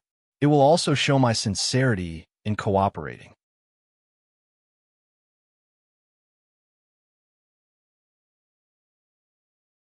Chapter 166. Yi Li raised her eyebrows in confusion and looked at Han Mingxi, who was smiling maliciously. Han Mingxi raised his hand and clapped lightly. Not long after, a beautiful woman dressed in purple appeared at the door. "This lowly concubine roommate greets young Master and young Master Chu." This woman was Miss Rumei, who was the banker at the gambling house a few days ago. Yili suddenly had a bad feeling. Young Master Han, this is... Han Mingshi opened his folding fan with a swoosh. Half of his handsome face was hidden behind the folding fan. He smiled and said, "The rules of the Wind and Moon House are that whoever wins gets to be the banker." Young Master Chu's gambling skills are superb, and even Rumei is convinced. From today onwards, Rumei was no longer a member of the Wind and Moon Inn, nor was she a member of the Wind and Moon Inn. She belongs to young Master Chu. If young Master Chu likes her, you can take her as a concubine. If you don't like her, she could be a serving girl who serves tea, does the laundry, and cooks. Seeing Han Mingshi smiling ambiguously and winking at her, Yili felt a headache coming on. Young Master Han is too polite. I was just lucky. Besides, I didn't bet with Miss Rumei alone. I didn't win against her. Therefore, you should take Miss Rumei back. Han Mingshi closed her fan and casually tapped her palm. Does young Master Chu mean that you don't like Rumei? Hearing Han Mingshi's words, Miss Rumei's charming face turned pale. She looked at Yi Li with hidden bitterness and stood to the side with her head lowered, silently crying. Yi Li glared at Han Mingshi unhappily. Young Master Han, since everyone is sincere, why do you have to tease me like this? I have a strict upbringing. I can only thank young Master Han for his good intentions. Han Mingshi sighed and looked at Yi Li with a face full of resentment. Your heart is like iron. Forget it. Rumei, it seems that young Master Chu really doesn't think highly of you. You may leave. Rumei snorted softly. She stomped her foot and glared hatefully at Yi Li before turning around and leaving. Yi Li smiled bitterly in her heart. If she really did send a brothel girl back, not to mention how her grandfather and uncle would react, even Imo Xiaoyao would fly into a rage. Imo Xiaoyao. Yi Li sighed softly in her heart as she recalled the sadness in his eyes when he left, even though he tried his best to hide it. Is young Master Chu thinking of someone? Han Mingshi propped up his chin and stared curiously at Yi Li. If he wasn't mistaken, he saw some sort of longing or worry in this shrewd and mysterious youth's eyes. Is young Master Han here to discuss such private matters with this one? Yi Li glanced at him and asked indifferently. Han Mingshi shrugged and frowned indifferently. I have nothing to do now. There's no harm in talking about it. That's perfect. Why don't young Master Han also talk about his romantic past? I've been interested in dialogue books recently. Why don't I write one and call it The Biography of Young Master Feng Yu? Yi Li smiled from the corner of her eyes. You're indeed very boring, Han Mingshi muttered. Since Chu Junwei knew about the relationship between the Wind and Moon Pavilion and the Tianyi Pavilion, then it wasn't so strange that he knew that young Master Ming Yu's younger brother, Han Mingshi, was the infamous young Master Feng Yu. However, he didn't look down on him like most people would when he knew about his reputation. Han Mingshi felt that this person was rather interesting. We're considered acquaintances. Young Master coming and going, that's boring. Why don't we just address each other by name? I'll call you Junwei. You could just call me Mingshi. Yi Li blinked lightly. Junwei? Mingshi? Why did she feel that this name was a bit strange? Brother Han. Yi Li stared at him warningly, reminding him that it was time to get down to business. All right, Junwei, are you shy? Han Mingshi blinked his seductive eyes and smiled. Before Yi Li flared up, he put on a serious expression and said, I've roughly found the things you want. However, you also know that we're in the Dechu state. Most of the people you want to investigate are in Nanjiang. Thus, I only have a portion here. The rest will be delivered to you after you enter Nanjiang. However, I'm rather curious. Junwei, you're still young. Why would you want to go to Nanjiang for no reason? Even if you're going to travel, there doesn't seem to be a need to investigate the Nanjiao imperial family and the saintess of Nanjiang. Yi Li's expression didn't change as she said, To tell you the truth, I'm going to Nanjiang to search for a medicine. This medicine seems to have something to do with the Nanjiao imperial family in Nanjiang. Han Mingshi raised his eyebrows and said somewhat jokingly, Junwei, you're generous, and I'm not stingy. What medicine do you want? Just tell me, and I'll have someone get it for you. Why do you have to come all the way here? Don't tell me you want Nanjiang's treasure, the hidden Luo Ming flower? Yi Li nodded seriously. That's right. The smile on Han Mingxi's face froze. He sighed helplessly. You're also... The hidden Luo Ming flower is Nanjiang's treasure. It's personally guarded by the saintess of Nanjiang. Not to mention ordinary people, even the Nanzhao king may not be able to take it. Junwei, are you sure you want to go? Yili nodded firmly. If not, why would I pay such a high price to buy information from the Tianyi Pavilion? The trip to Nanjiang is imperative, so I'll have to trouble Brother Han to help me prepare the information. Otherwise, if I don't come back, you'll have one less business partner. As far as I know, although the hidden Luo Ming flower is said to have the effect of bringing the dead back to life, I don't know if anyone has used it to bring the dead back to life. However, I do know that the people who want to take it have all died. Is Junwei someone you want to take it from? Han Mingxi asked worriedly. What kind of disease or poison is it? Maybe I can help you find out if there's any other way.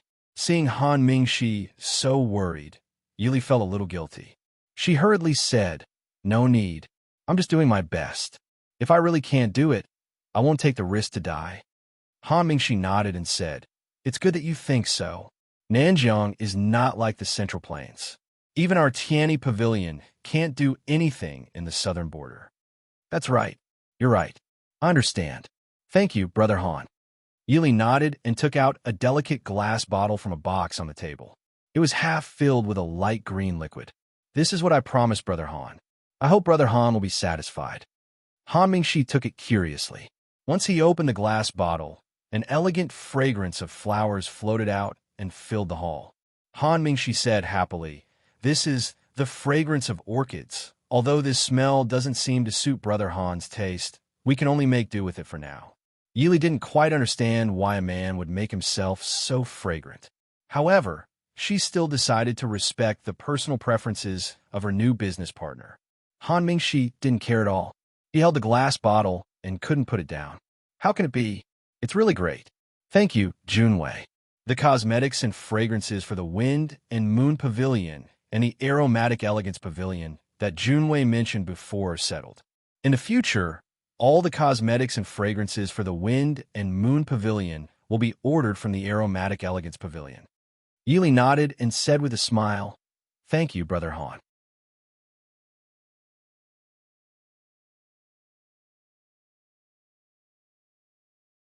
Chapter 167. No need to thank me. No need to thank me. We can be considered to be mutually beneficial. Junwei, can you give me something with a stronger scent next time? This seems to be much better than other fragrances. If we sell it in the Fragrant Elegance Pavilion, we'll definitely make more money.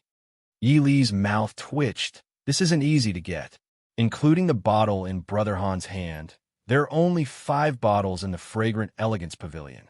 Also, Brother Han, I actually have a question I've always wanted to ask. Ask whatever you want.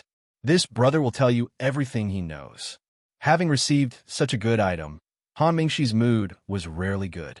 He waved his hand without a care. Yili looked at him. With your occupation, is it really convenient to make such a fragrant smell? If it was an ordinary household, it would be fine. If the flower was picked in a heavily guarded or martial arts household, as long as their nose wasn't broken, wouldn't they be able to smell it? Han Mingxi stared blankly. It took him a while to understand what Yili meant by occupation. He unhappily glared at her. You're still a little brat. You don't understand the elegance of a man. You don't know how much the beauties like this young master's fragrance. Yili was speechless. Did he think she had never seen a man before? The 5 brothers of the Su family, as well as Mo Xiuyao, Feng Jiao, and Mo Jingli. At most, they would only put some faint fragrances on their clothes, such as dragonfly, musk, or sandalwood. Probably because Mo Xiuyao stayed in the study for a long time, he only had a faint ink fragrance. She had never seen a man use such a showy fragrance. Why didn't he make himself into a big incense burner? After promising to see if she could concoct better fragrances for him when she returned from Nanjiang, she sent off the reluctant Han Mingxi. Yili then sat down to look at the things Han Mingxi had sent over. Young master, when are we leaving for Nanjiang? Dark 3 and Dark 4 fiddled with the things that Yili had just bought, while looking at Yili, who was sitting on the side looking at files. Yili didn't even raise her head as she stared at the file in her hand and said, "The matters in Guangling are more or less settled. We will leave the day after tomorrow. Take a look at these things as well." Casually tossing out a few pieces of paper, Dark One and Dark Two caught them and sat down on the side to read them attentively. "Also, I'll be leaving the day after tomorrow. Only one of you can come with me." The four people simultaneously stopped what they were doing and looked in shock at Yi Li's calm face. "Wang Fei, Gongzi this," and Yi said with a frown. Nanjiang couldn't compare to the Central Plains. They were unfamiliar with the place, and it was too dangerous for the princess consort to bring only one person. Yili looked up at them with a smile and said, "Don't you think the five of us are very eye-catching? The people of Southern Border are very xenophobic. I'm afraid that our group will be targeted as soon as we enter Southern Border. But it's too dangerous for young master to bring only one person. If something happens..." And San said, "Do you not believe in me, or do you not believe in yourselves?" Yili asked with a raised brow. The four people looked at each other and couldn't say anything to refute. Yili said with a smile, "All right, it's decided. And Sam will come with me. And see, you stay behind and secretly watch Wind and Moon Restaurant. If Han Mingyue comes back or makes any movements, immediately send a message to me. Be careful and don't let him find you.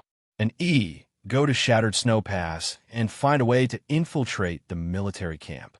If I don't send a message to you, you don't need to pay attention to anything else. No matter if you see any of us or the people in the Wang Fu, just pretend you don't know. Secretly pay attention to the situation in Ling Province. And set out tonight and take my token to Nanjiang to find H. After you find him, just follow him."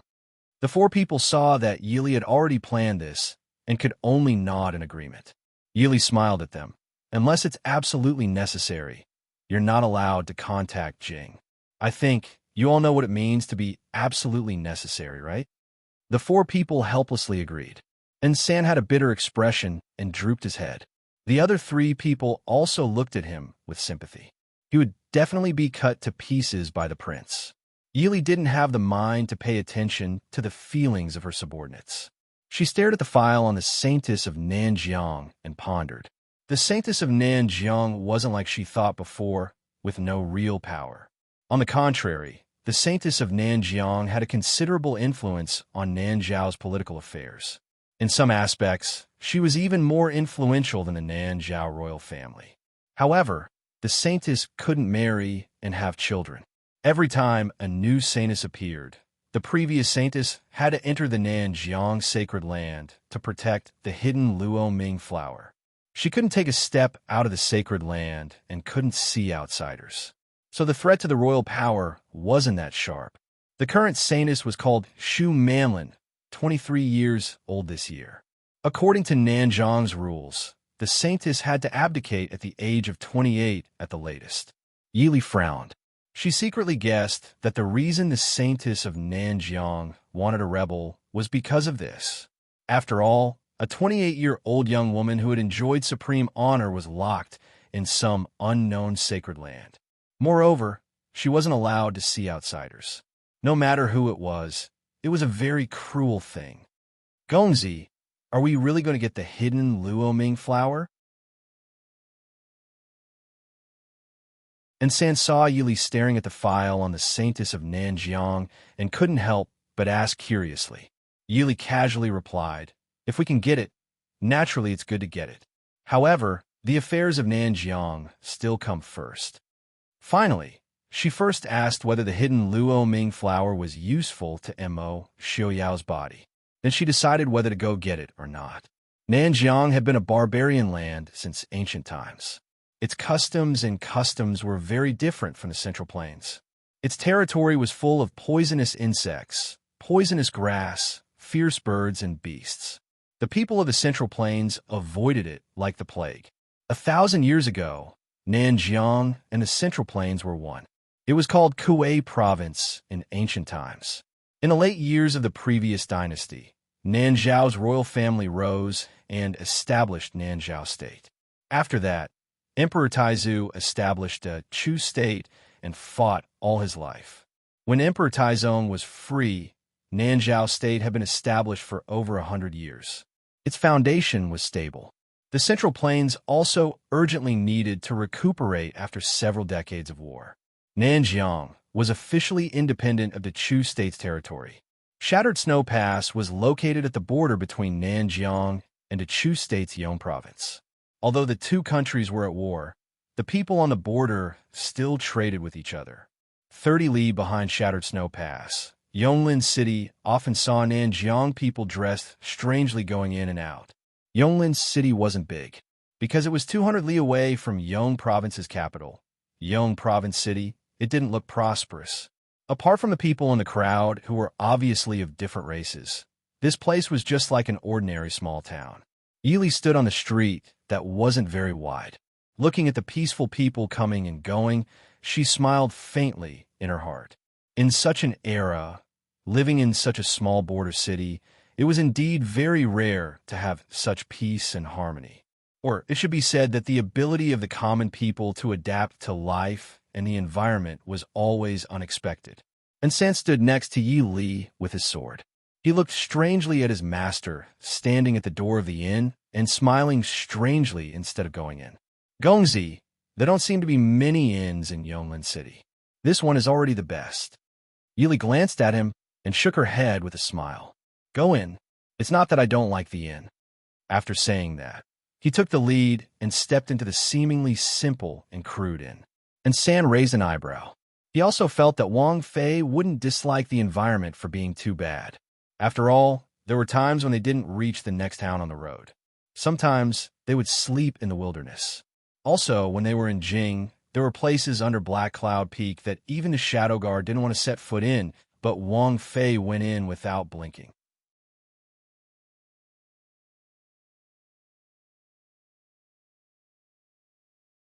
Chapter 168. Entering the inn. Compared to the magnificent inns in the Chu capital and Guangling City, this small inn couldn't even be considered a third-rate inn. However, this was indeed the best inn in Yonglin City. There were only 7 or 8 tables in the lobby. At this time, 3 of the tables were already occupied. An old shopkeeper had his head down as he calculated the accounts at the counter. Although Yi Li was wearing a simple cotton dress, her age, appearance, and temperament, as well as the imposing and San following behind her with a sword in his arms, attracted everyone's attention in the inn. At this time, whether it was sightseeing or doing business, it wasn't a good time, so the inn seemed a bit deserted. Yili walked to the counter and lightly knocked twice. The old shopkeeper trembled as he raised his head to look at Yi Li and San for a long time before asking, "Does young master want to stay?" Yi Li smiled. "Not staying. Are we here to drink tea?" The old shopkeeper smiled and said, "What is young master's name? How many rooms do you want?" "Chu, 2 upper rooms." The old shopkeeper called the waiter to bring the 2 to the room upstairs. After sending the waiter away, San skillfully checked the entire room. In this kind of small inn, even the upper rooms wouldn't be spacious or gorgeous. It was just a bed, a wardrobe, and a screen separating the tables and chairs outside. San stood by the door and watched Yili skillfully arrange her things. She frowned and asked, "Young master, when are we going to Nanjiang?" Yili put down her luggage and came out from behind the screen. She pointed to a chair on the side and indicated for San to sit. She smiled and said, "This kind of thing can't be rushed. I think we need a guide." For people who entered Nanjiang for the first time, it was simply playing with their lives if they didn't do enough homework. And Yili didn't like to take risks if it wasn't necessary. Guide? San didn't understand. Yili smiled and said, "Nanjiang is too mysterious for us in the Middle Earth. We're not familiar with the place, and it's not easy to go. Finding a Nanjiang native or someone from the Chu state who is familiar with Nanjiang to lead the way is a good choice." Third Secret frowned, but bringing an outsider might drag us down. Yili tapped the table absent-mindedly with her fan and said, "That's why we still have to wait. I've already asked someone to find a guide. It's a pity that he seems to be 2 days later than us." Looking at Insan's puzzled expression, Yili smiled but didn't say anything, indicating that Insan could go back to his room to rest. Insan knew his master's temper. If she didn't want to say it, He wouldn't be able to get an answer, even if he racked his brains. She could only get up and return to her room with a gloomy face. Watching Insan leave with a smile, Yili took out the files sent by the Tiani Pavilion from her luggage and continued reading. After getting the benefits, Han Mingxi was very reliable. Along the way to the south, she would receive a large amount of information about the southern Xinjiang from the Tiani Pavilion almost every few days. Yili was already used to reading all the things she received, memorizing them in her mind, and then destroying the evidence. The one in her hand now should be the last one before entering the southern Xinjiang. Along the way, the general situation of the southern Xinjiang also gradually formed an impression in her mind, but how much of it was real would have to be verified after entering the southern Xinjiang. After skimming through the thick file in her hand, Yili calmly burned the file that was filled with handwriting to the ground. Early in the morning, Yili got up early as usual and went downstairs. There were already 2 tables in the lobby downstairs, one of which was Insan sitting against the wall. Seeing Yili come down, Insan hurriedly got up. "Gongzi." Yili nodded and smiled. "So early?" Insan was silent. Usually, with the others together, there was no need to be so early, but right now he was the only one following. Although he knew that the Gongzi wasn't without the ability to protect himself, he still couldn't help but worry. How could Yili not understand his thoughts? Smiling helplessly. "Don't be so nervous. If you keep on like this, I'm afraid you'll collapse before we even enter the southern Xinjiang. Does it give you a lot of pressure to follow me?" And San shook his head. "No, this subordinate thanks the Gongzi for your trust. It was just that he and the others grew up together.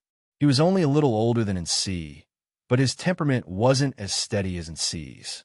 So he was used to listening to an E and an heir's opinions. Now that he was the only one, it was inevitable that he wasn't used to it." Yili nodded with a smile, sitting down and calling the waiter to order breakfast. "2 Gongzi, are you also planning to go to the southern Xinjiang?" Yili was calling Insan to eat breakfast when a man at the opposite table stood up and asked. Hearing this, Yili put down the chopsticks in his hand and looked up to size up the person. His figure was tall and sturdy, and his appearance was average. Although he tried his best to show kindness to the 2, it was hard to hide the evil aura between his brows. Insan reached out and grabbed the sword on the table. Yili raised his hand to press down on the sword, inadvertently patting it. Insan frowned and looked at the person before taking back his hand and lowering his head to continue eating. The 2 people's actions were naturally seen clearly by the person who came. He didn't mind and smiled. "This brother doesn't need to be nervous. We are also going to the southern Xinjiang, so we wanted to ask if Gongzi wanted to go together." The man pointed to the 3 people at the opposite table and smiled. Yili glanced over there. An old man in his 50s or 60s who looked like a wealthy merchant. His body was covered in gorgeous and expensive clothing, as well as the jade thumb ring on his finger. He also held a gold abacus in his hand. He just didn't write, "I'm very rich, come rob me." Next to him was a middle-aged man who looked like a housekeeper and a sickly young scholar. This kind of combination could definitely be called eye-catching. At first, Yili was a bit worried that she and Insan would attract too much attention. Only after seeing these people did she realize that she was too much of a disgrace. Speaking of which, those who had the guts to go to the hinterland of the southern Xinjiang weren't trash. Yili looked at Insan and smiled. "I'm just afraid that we will cause trouble for you." The man smiled. "How could that be? I see that this brother's skills aren't bad. I've also been to the southern Xinjiang a few times. It's very evil. If we have a few more people, we can take care of each other, right?" The man looked at Insan and then turned his gaze back to Yili. It was clear that Yili was the one who could make the decision, but he couldn't see the depth of the youth in front of him. He could only secretly guess whether or not some family's young master who didn't know the immensity of heaven and earth came out to play with his guards. "We plan to go to the capital of Nanzhao. There shouldn't be any danger along the way. I wonder who you are?" Yili narrowed her eyes and smiled. Her smile was innocent and kind. The man laughed loudly. "We are also going to the capital of Nanzhao." Ai's road to the capital of Nanzhao was quite peaceful. However, Since last year, it's been a bit mysterious. Our master is going to Nanjiao to do some medicine business. If Gongzi doesn't mind, why don't we go together? The rich merchant sitting across from them glanced at Yi Li arrogantly. However, the young man with a sickly face smiled and nodded at the two. Yi Li lowered her eyebrows and smiled. She tactfully declined. I only heard that Nanjiao's scenery is unique. That's why I plan to travel and broaden my horizons. Therefore, I found a guide in advance. It's just that he'll be 2 days late. Seeing Yi Li refuse, the man didn't force it. He only smiled and said, since it's like this, then I'll have to bother Gongzi. We might as well meet again in the capital of Nanjiao. Yi Li nodded slightly and watched the man return to the seat across from them. Across from them, the rich merchant scolded the man for being meddlesome and spoke disdainfully to Yi Li. Yi Li didn't care and smiled faintly and lowered her head to eat breakfast.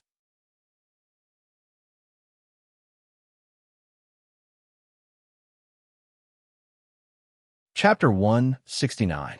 Once the table of guests left, and San raised his head and said, Young master, be careful of those people. Yi Li raised her eyebrows and asked, You know them? And San nodded and then shook his head, saying, I know that sickly scholar. Yi Li looked at San, somewhat curious as to how he could know this sickly scholar who had almost never left the capital. It seems like that sickly scholar's identity isn't simple. And San nodded and said, His nickname is Sickly Scholar. No one knows what his real name is, including Tianyi Pavilion.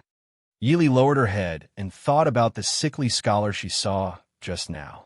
He didn't look like a top expert and didn't have anything special about him. How did San see through his identity? And San said, He is Shilin Country's Yinwang Chamber's 3rd pavilion master. A few years ago, almost all of the assassin organizations received the mission to assassinate the prince, including Yin Prince. Quite a few of our shadow guard died in his hands. However, he was also hit by Prince's palm and damaged his heart meridian. His original fake illness became a real illness. Did young master notice his right hand just now?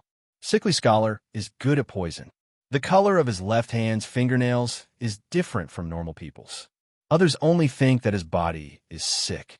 In fact, he was already like this long before he was injured by Prince. That hand is caused by his years of practicing poison. It's incomparably strange poison. Yi Li lowered her head and recalled. Sure enough, she remembered that the scholar's left hand that was hidden in his sleeve was slightly exposed when he stood up. It really did seem to be dark red. Refining his own hand into poison? Isn't he afraid of poisoning himself to death? Yi Li didn't understand and felt that this method was meaningless. A body that was impervious to poison doesn't exist in a sense. It can only be said that some bodies have resistance to most poisons for some reason. If a person with poison all over could live peacefully, then Xinyang wouldn't have to spend so much effort to treat Mo Xiaoyao. After breakfast, Yi Li went out and strolled around Yonglin City. She also learned about the situation of Nanjiang and Shattered Snow Mountain Pass. When she returned in the evening, she saw that the group of 4 were still sitting in the same place eating dinner. Obviously, it didn't leave today. Sickly Scholar nodded at Yi Li and Yi Li in a friendly manner.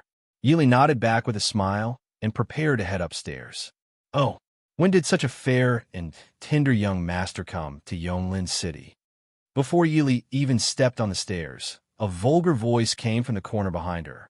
Yi Li slightly turned her body and saw a skinny young man dressed in Nanjiang clothes staring at her. His gaze was unbridled and full of lust. Even his small eyes that were like a mouse were full of turbid, evil energy. She couldn't help but frown.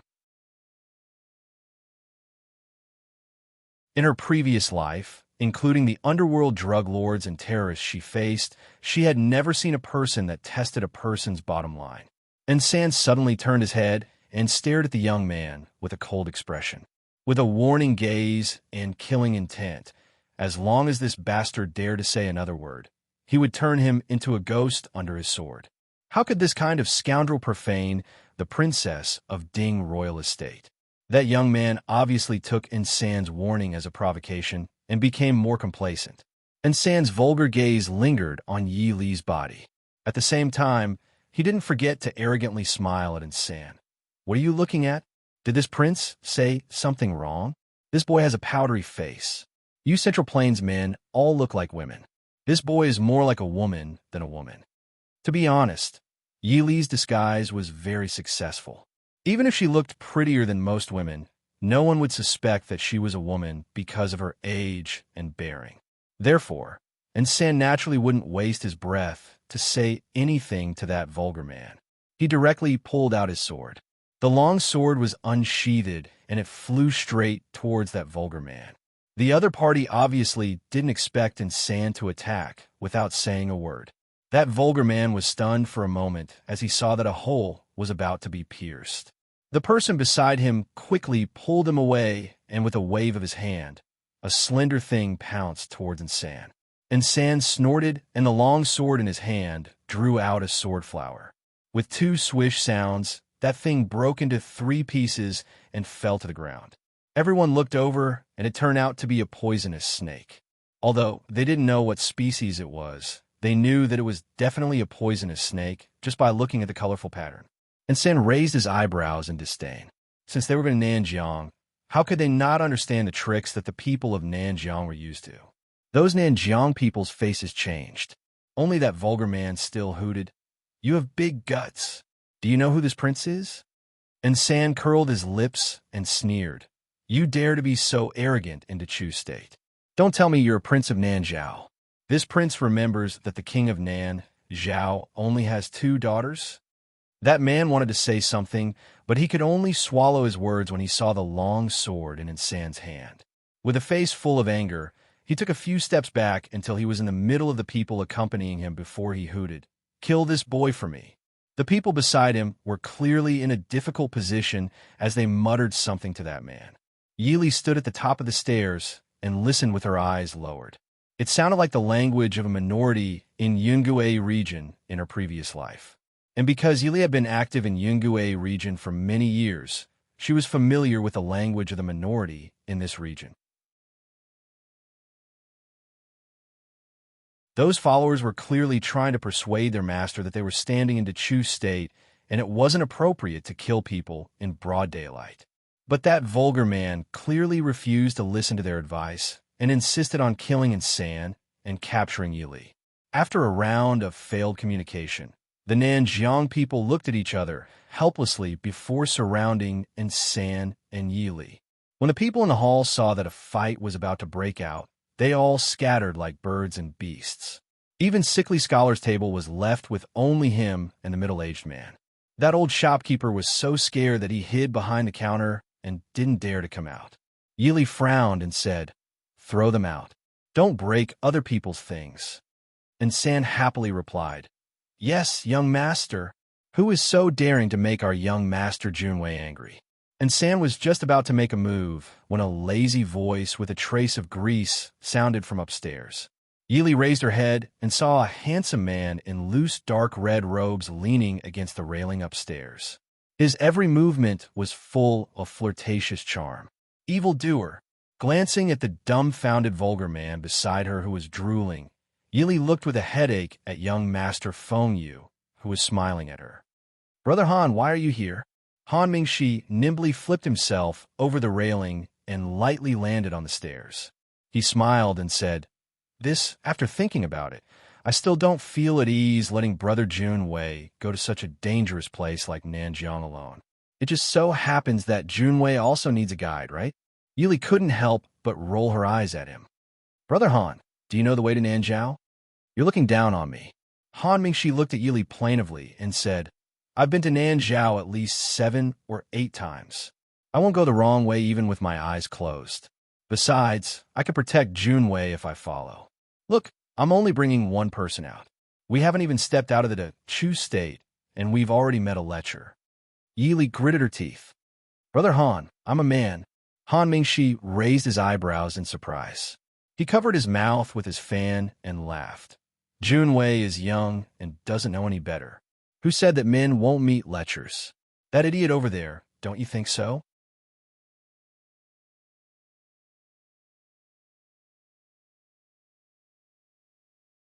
Chapter 170. That silly and wretched youth over there was already drooling as he nodded his head.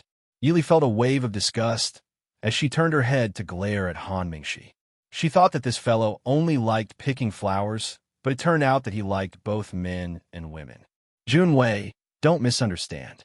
Even if this elder brother likes both men and women, I still wouldn't fancy this kind of trash. No matter what, it should be a handsome young master like Junwei. Han Mingxi winked at Yi Li, wanting to reach out and pinch Yi Li's little face. How could Yi Li let him have his way? She closed the fan in her hand and slapped his wrist. Han Mingxi's face immediately fell.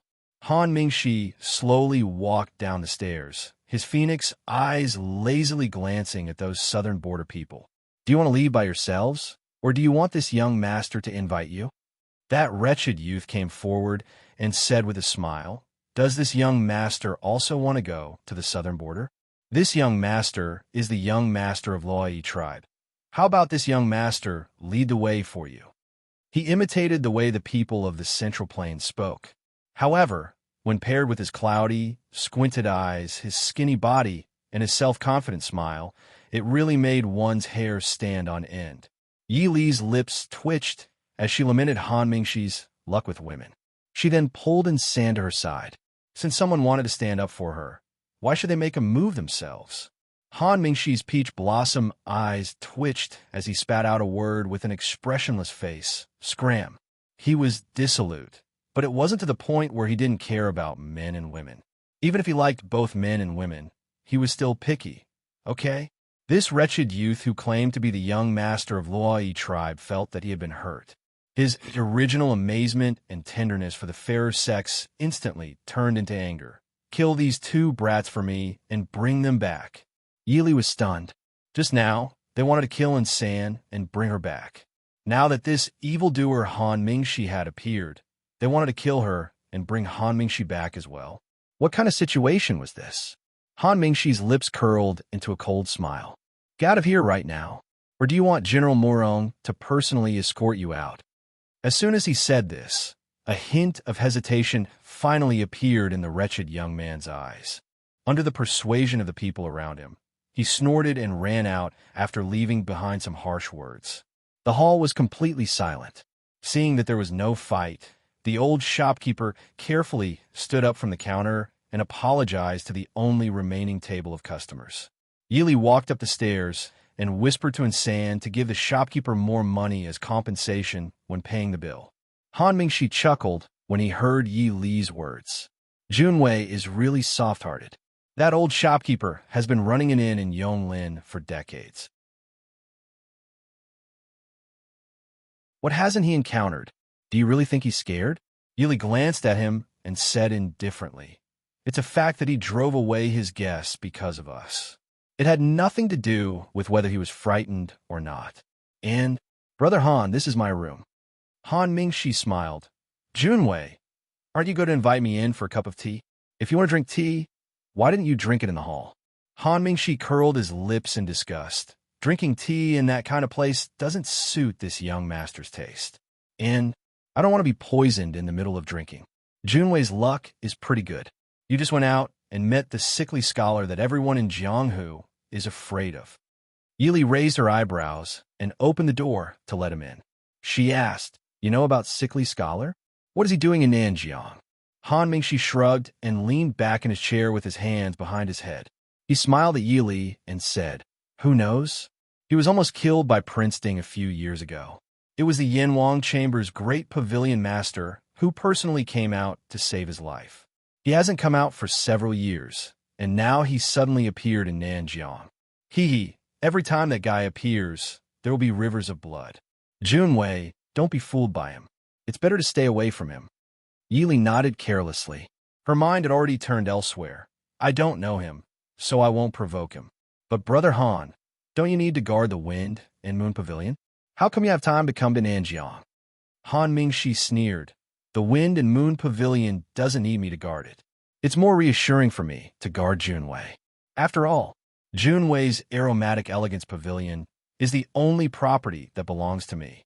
If something happens to Junwei, this young master will lose a lot. While speaking seriously, his seductive phoenix eyes revealed a playful look.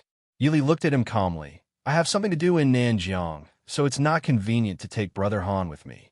It's okay. You don't have to take me. I'll just follow Junwei. If Junwei wants to climb a mountain of swords, I won't go down a sea of fire. How about it? Han Mingxi smiled brightly. I'm very useful. Don't you want to use the information of the Tianyi Pavilion? As long as I'm by your side, I can get any information of the Tianyi Pavilion at any time. It's much more convenient than waiting for the information to come to your door.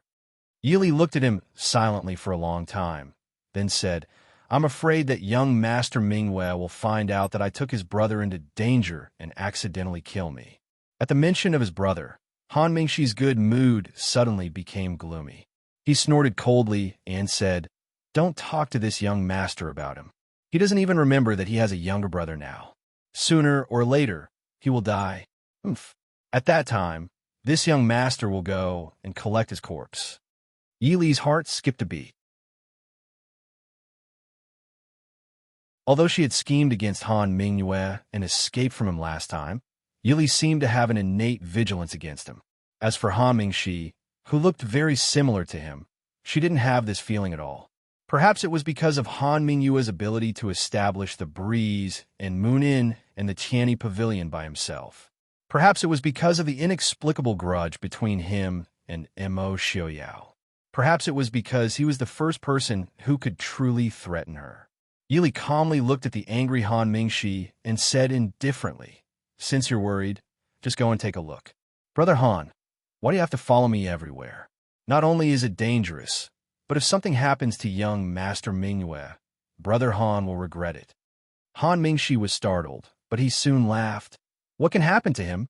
There are only a few people in this world who can touch him. Moreover, he doesn't need my help. In his eyes, I'll only cause trouble. Yili rested her chin on her hand and looked at him with a smile. I thought Brother Han and young Master Mingyue were brothers. Han Mingxi snorted and said, In any case, this young master wants to follow you to Nanjiang. Even if you don't want me to, this young master will follow you. As for my big brother, you don't have to worry about him. He won't be back anytime soon, and the breeze and moon won't collapse. Yili shrugged indifferently. If she said too much, it would only arouse his suspicions. Since they were going to be together for such a long time, she had to have a way to find out where Han Mingyue went. She hadn't forgotten that Han Mingyue had almost ruined her reputation for a woman related to Mo Xiaoyao, who said she couldn't hold a grudge after apologizing. It was just that she didn't have to rush for revenge. As for using Han Mingxi, Yili glanced at the man who was smiling coquettishly. Who told him to be Han Mingyue's younger brother? Why do you have to bump into her?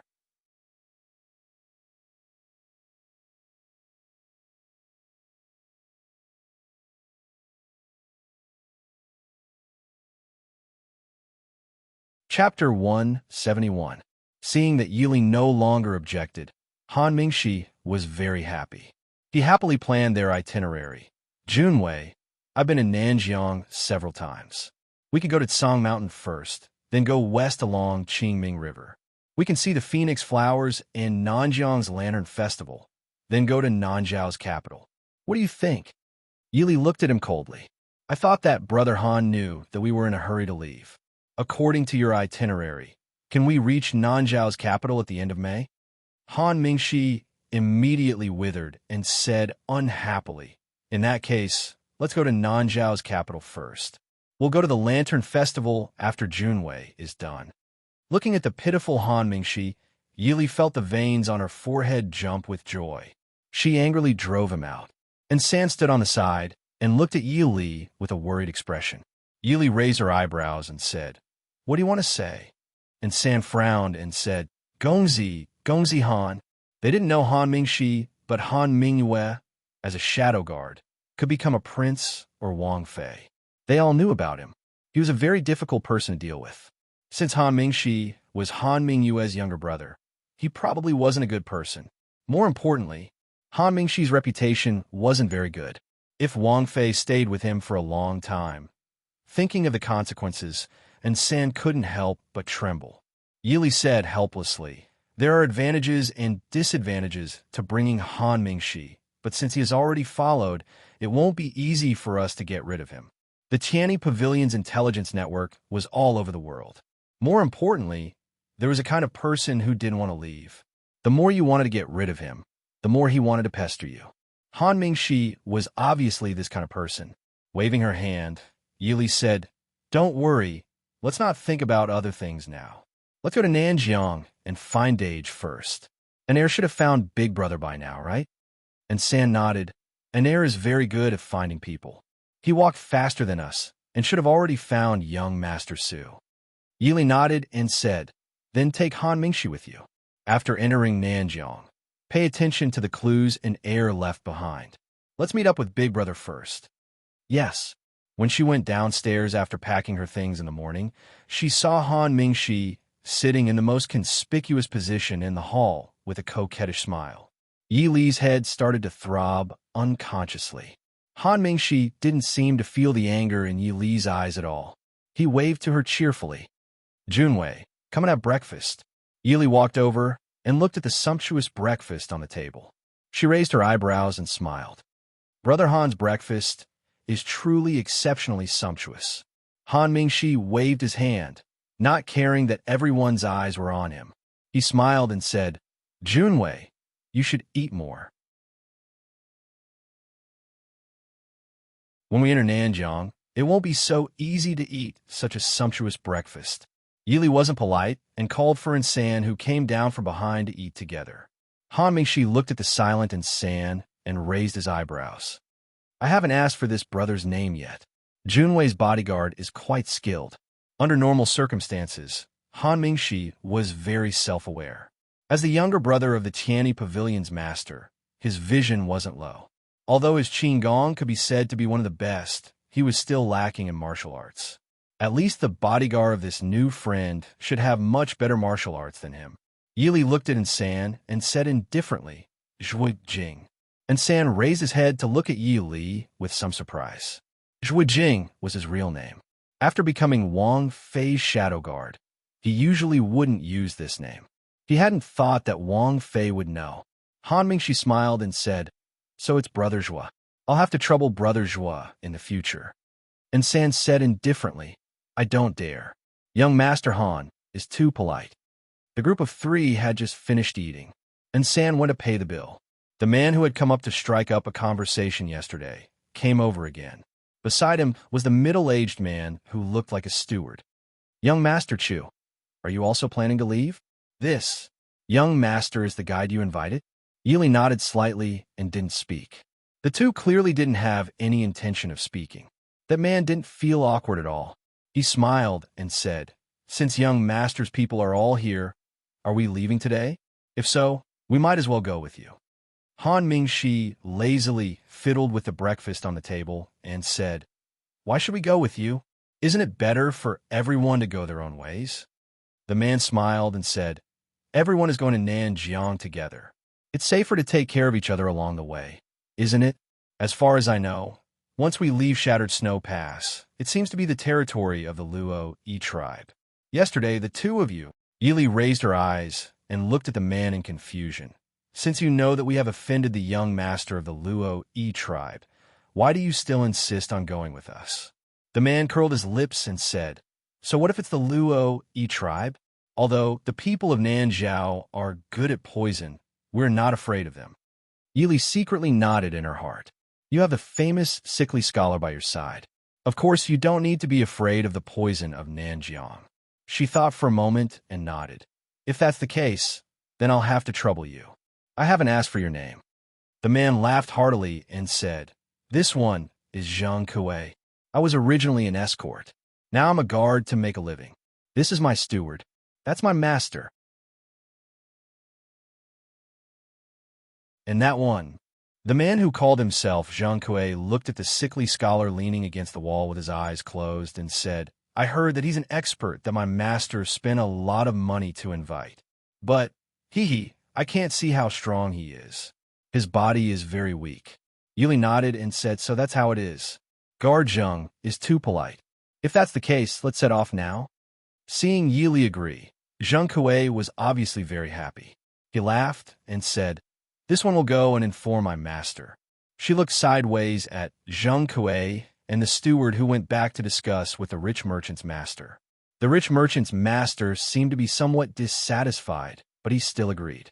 Then the four of them went back to their rooms to pack their things. Watching the four figures go upstairs, Yi faintly glanced at Han Mingxi. Han Mingxi lay on the table and looked at Yi Li with grievance. Junwei, what did I do wrong? Yi Li snorted softly and looked at him from the corner of her eyes. Young Master Han, can you be any more low-key? Low-key. Han Mingxi didn't understand. He asked, I'm not some famous person. Why should I be low-key? There were very few people who knew that he was young Master Fengyu. Otherwise, they would have been surrounded by those self-proclaimed righteous people. Yi Li looked at him with a half-smile and said, It's true that you are low-key, but you have a very high-profile face. Do you think Sickly Scholar has seen young Master Mingyu? Do you think he knows that young Master Mingyu is the head of the Qianni Pavilion? Han Mingxi blinked and looked at Yi Li apologetically. He said in a small voice that, My eldest brother is friends with the head of the Yanwang Chamber of Commerce. So, Sickly Scholar has probably seen me before. It seems that he knows that we have recognized him. That's obviously the case, Yi Li said expressionlessly.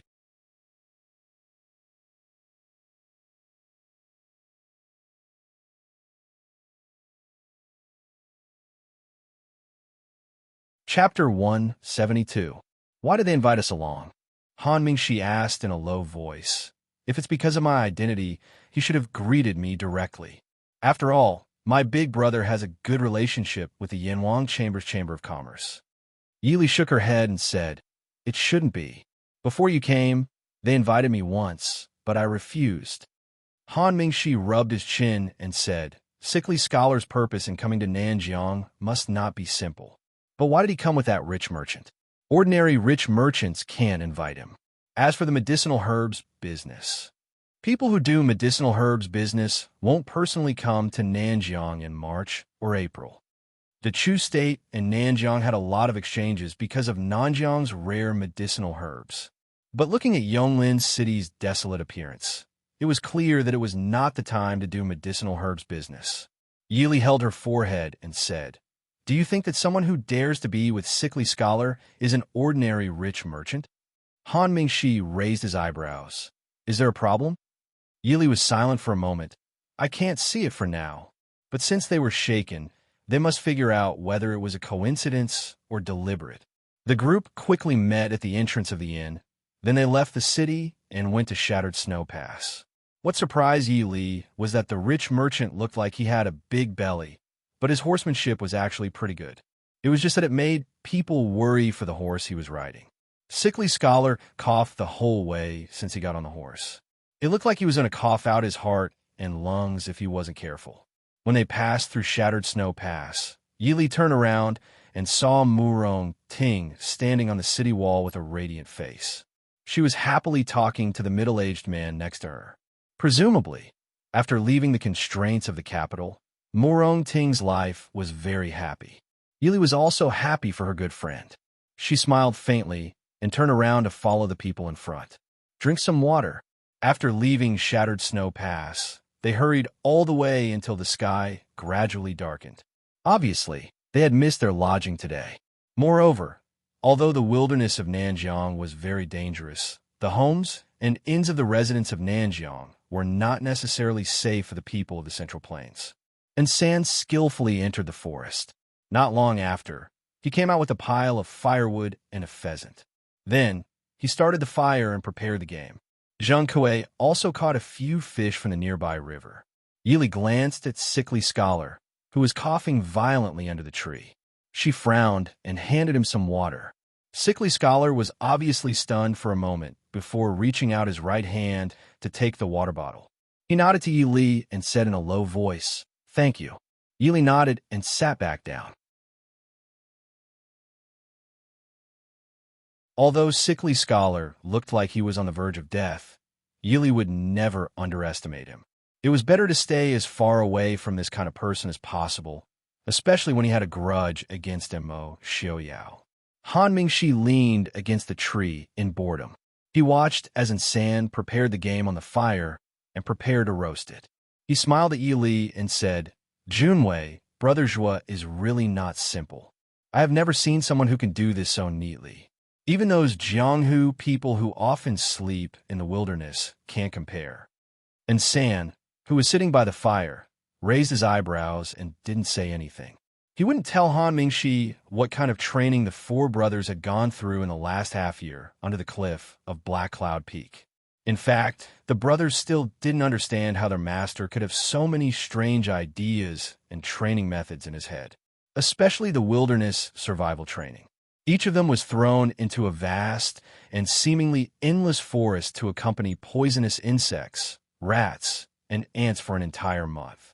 The only weapons he carried with him were a dagger and a crossbow with only 5 arrows. In the beginning, they couldn't understand how this kind of training was useful for them who had martial arts and Qigong.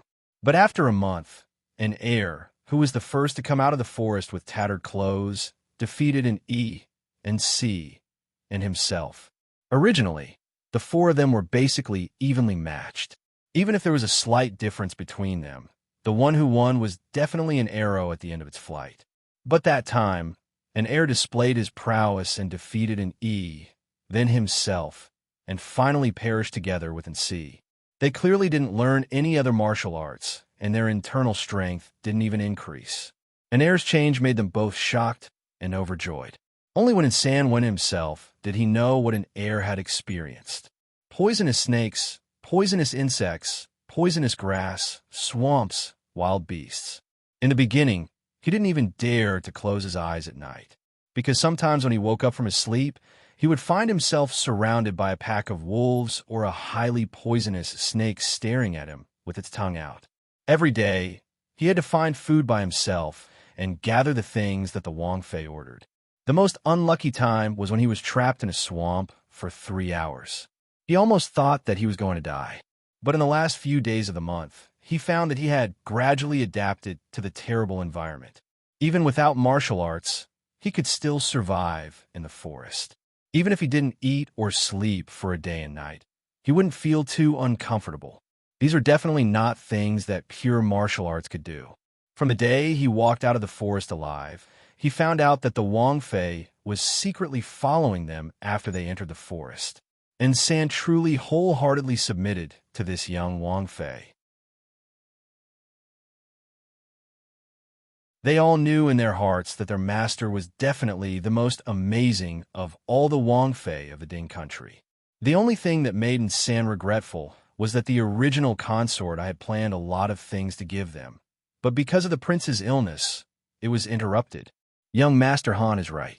Brother Zhua's skill is so skilled that even the old escorts who have been in the escort business for decades can't compare. Zhang Kuei looked at the half-cooked fish in his hand, then looked at the delicious game in San's hand that was comparable to the roasted chicken in a restaurant. He was extremely jealous. He had only caught a few fish from the river, but this serious brother had already started a fire, caught a pheasant, and roasted it. He also took the time to go into the forest to pick up some mushrooms to make soup. His master was staring at the fish in his hand with dissatisfaction. His oily face was full of disdain. Yi Li looked at Han Mingxi with a smile and said, Zhua Jing has been taking care of me all this time. He's smart, so he naturally learned. Han Mingxi's face was full of disbelief. He also often slept in the wild. Even now, the food he roasted was still black, and he didn't dare to eat it. And San calmly divided the game into 3 portions and handed them to Yi Li and Han Mingxi, as if he didn't hear his master's praise. He definitely wouldn't tell this playboy that his master could do better than him. Looking at the intoxicated young master Feng, Yu holding the wild game, and San suddenly felt a strange sense of superiority. Young Master Zhua is proficient in the art of poison. Sickly Scholar, who was sitting to the side, drank a few mouthfuls of water as if suppressing his coughing. He raised his head and asked San, and San turned to look at him and said indifferently, I don't understand. Sickly Scholar raised his eyebrows and said with an expression of disbelief, there are many poisonous creatures in Nanjiang. Even most of the fungi in the forest are highly poisonous. But I see that the ones we pick are all non-poisonous.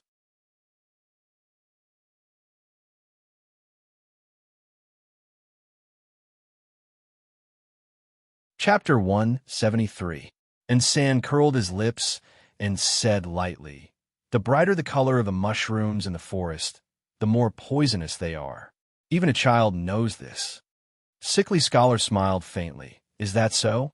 If that's the case, Zhuangzi shouldn't casually pick things to eat. Not all poisonous mushrooms in this world are brightly colored." Thank you for the reminder.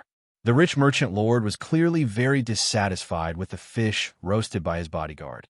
After eating a few bites, he threw it down and pointed at Zhang Kui.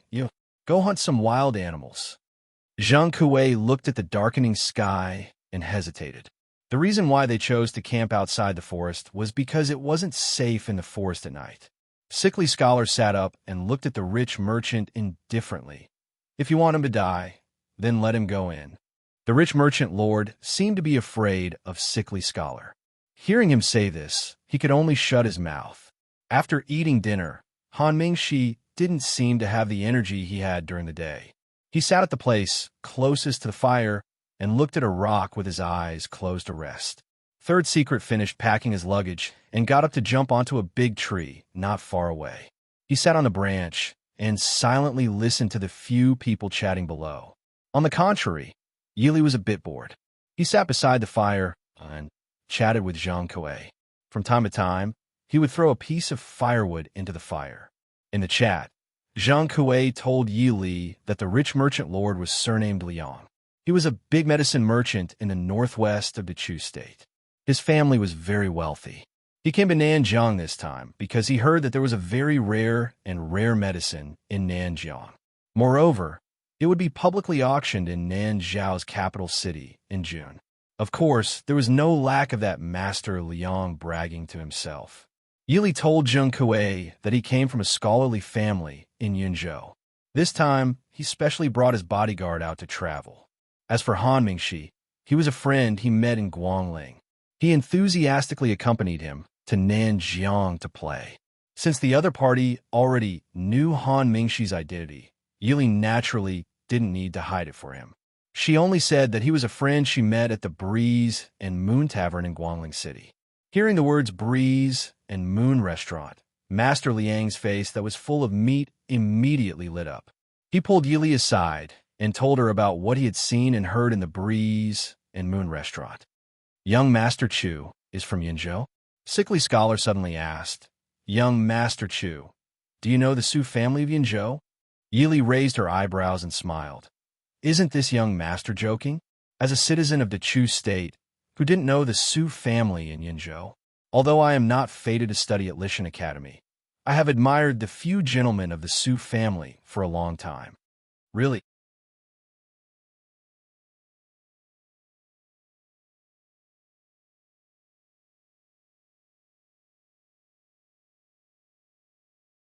Third and said in a low voice, "I guess it's a snake." "Snake! Snake!" Yili and Sickly Scholar said in unison. Sickly Scholar glanced at Yili. Yili stood up and said, "I smell snakes. Many snakes." Han Mingshi understood and said, "I forgot that Junwei is good at making spices. Naturally, he is more sensitive to smells." Zhang Kui said anxiously, "Let's not talk about this now. What should we do?" Han Mingshi didn't care and said, "What's there to do? Let's go." Young Master Feng Yu's Qinggong was unparalleled. No matter where they were, they wouldn't have to worry about not being able to leave. Third frowned and said, "I'm afraid we can't leave. Listen, there's sound coming from all directions." Other than Master Liang and the housekeeper, everyone else here was skilled in martial arts.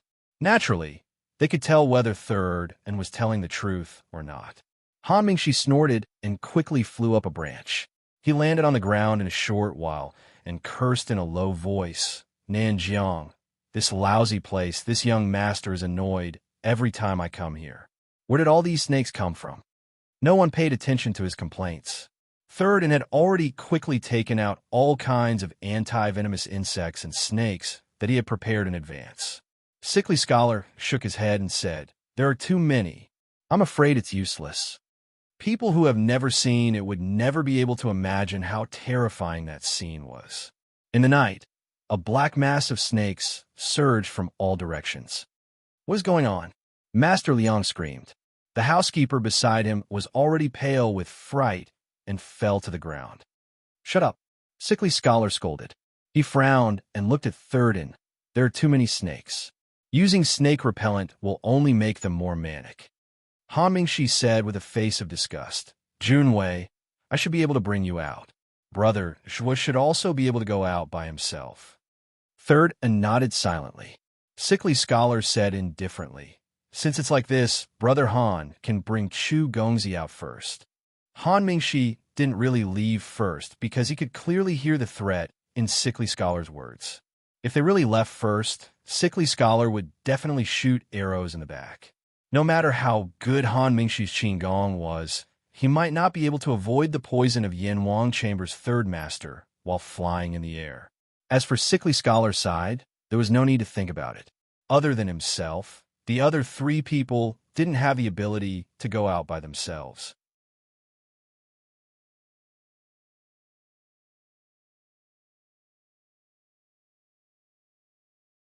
Chapter 174. Seeing that the snakes had already surrounded them, Yili frowned and said, You still have the mood to quarrel at this time? Or do you plan to stay here and feed the snakes? After the snakes surrounded them, they didn't immediately pounce on them. Soon, they saw a few men dressed in black walking over from several directions. They were playing a piccolo and standing far behind the snakes. These snakes obviously didn't gather here for no reason. They were controlled by someone. Zhang Kuei cursed in a low voice and scolded. These are the southern border's snake tamers. Yi Li and Third Secret glanced at each other. If the snakes really pounced on them, they would probably be able to escape at the first moment. However, that fat and rich master probably wouldn't be able to escape. A group of snake tamers turned around and opened up a path. Then, a somewhat familiar figure swaggered over and smiled maliciously at Yi Li and the others. Hee hee. This young master said that one day you will fall into this young master's hands. It's only been a day. How about it? Han Mingshi raised his eyebrows and smiled. Isn't this the fool who called himself the Luoyi tribe's young master? That wretched youth who left in anger at the inn yesterday was wearing a set of gorgeous clothes with silver ornaments that sparkled under the moonlight. Seeing Han Mingshi's elegant and languid appearance under the moonlight, he couldn't help but stare blankly and said, Beauty, come over here. This young master will spare you. There's no need to accompany these ugly people to their deaths. Han Mingshi's face stiffened and the corners of his eyes twitched. You have the nerve to call others ugly? Indeed, everyone present, including those snake tamers standing far away, looked much better than that youth. Even that fat and rich master didn't look so wretched. Hearing this, that youth was immediately furious. He stared at Han Mingshi with a twisted and fierce gaze. Yili coughed lightly and said with a smile, Brother Han, although that young master is neither fragrant nor jade, you still showed mercy with your words. How can you endure his admiration like this? Han Mingshi curled his lips and said, Is that admiration? He's jealous, right? He clearly wants to cut this young master's face. Humph. This young master's peerless appearance is actually something that this kind of vulgar person can dream of? Did they think that he was a playboy for nothing? Would he not be able to differentiate between admiration, jealousy, and resentment? Not bad. The young man chuckled and said, When I catch you, I'll skin you alive. Hee hee. This young master wants your face, so you better come over obediently and don't let this young master's babies ruin your face. Everyone fell silent. After a long while, Han Mingshi touched his face lovingly and asked, Don't tell me you want to put my face on yours? The young man smiled proudly and said, That's right. This young master thought for a long time before coming up with this idea. It's a pity that I haven't been able to find a suitable face. Originally, I thought that pretty boy was not bad, but now this young master feels that your face is better. Under the moonlight, Han Mingshi's handsome face suddenly became somewhat ferocious. Coveting Sir Feng Yu's face was unforgivable. The size doesn't match, right? Yili frowned and looked at the young man's short and thin face, then looked at Han Mingshi's perfect face shape. Han Mingxi's face was at least a third bigger than that young man's. Junwei. Han Mingxi's brows twitched as he glared at Yi Li with resentment. The young man was obviously provoked by Yi Li's words as well. He roared in anger. This young master doesn't need you to care. This young master is going to make all of you into human skin masks. Capture all of them, and I want all of them alive. No, it's fine if that fatty is dead. The snake tamers' faces all showed signs of danger. It was easy to kill this group of people. All they had to do was release the snakes to bite them. The hundreds and thousands of snakes would definitely bite them. However, it wasn't that easy to capture them alive. These people weren't weak people.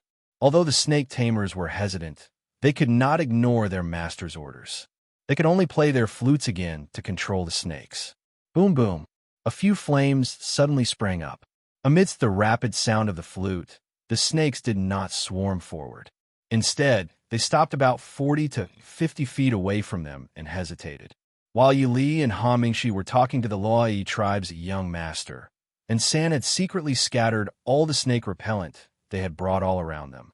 Seeing the snakes continuously being controlled, the snake tamers' flutes became even more rapid and sharp. The snakes also became more restless. Yi Li raised her brows and looked at Han Mingxi. Brother Han Mingxi, do you know how to play the flute? Han Mingxi smiled helplessly. I don't know how to control snakes. Yi Li was not here. You don't need to know how to play the flute. It's best if you use your internal energy. Go over there and play. She pointed at the forest behind her. It's best if you can move around. Although he did not understand Yi Li's meaning, Han Mingxi did not care. He shrugged and said, All right, I'll listen to Junwei. Taking out the flute that he carried with him, Han Mingxi jumped onto the treetop and played the flute. The flute that contained internal energy was not very comfortable to listen to. At least for Yi Li, who did not have deep internal energy, it was not very comfortable. Han Mingxi stood on the treetop and played the flute while changing his position. It was completely like he was walking on flat ground. Seeing this, Yi Li could not help but feel envious. Gradually, the snake tamers were alarmed to find that the snakes did not seem to listen to their commands. Especially the snakes at the front. Some even began to crawl back. They hurriedly played the flute, but these snake tamers were not proficient in martial arts. Their internal energy was also mediocre. In terms of sound, they could not compare to Han Mingxi. Han Mingxi's flute sound gradually suppressed the rapid and ear-piercing sound of the flute. On the side, Sickly Scholar seemed to understand something. He also flew over and jumped onto a branch. He casually plucked a leaf and placed it at the edge of the village to play the flute. The snakes seemed to finally be unable to bear it. The snakes around Yi Li and the others began to retreat. Some scattered, but no snakes approached Yi Li and the others. What's going on? The young man cried out in alarm. Several snake tamers' faces began to turn pale. They retreated one after another, but they did not dare to stop playing the flute in their hands. However, more and more snakes began to slowly scatter in all directions. Yi Li stood by the fire with a faint sneer. Snakes were afraid of realgar and hated snake repellents and irritating things. It was their nature to be afraid of fire. As for the so-called snake tamers, they had almost no sense of hearing. They completely relied on the fluctuations in the air to sense their surroundings. The so-called snake tamer flute sound was just to train the snakes to get used to the same kind of fluctuations. Once this kind of fluctuation was disrupted, the snakes would no longer be under control. Compared to the snake venom and fire that they hated, they clearly preferred to crawl in other places. Don't. A few snakes crawled back and quickly slithered to the young man's feet. It was clear that the young man also had quite a bit of snake repellent on him. The snakes did not go up to bite him, but he was still quite frightened. And San asked in confusion, would the people of the southern border be afraid of snakes? Yi Li shrugged and said with a smile, Isn't there always two exceptions? Master Liang wiped the sweat off his face as he said with a smile, It's all thanks to young Master Chu's idea. We actually made the snakes retreat like this.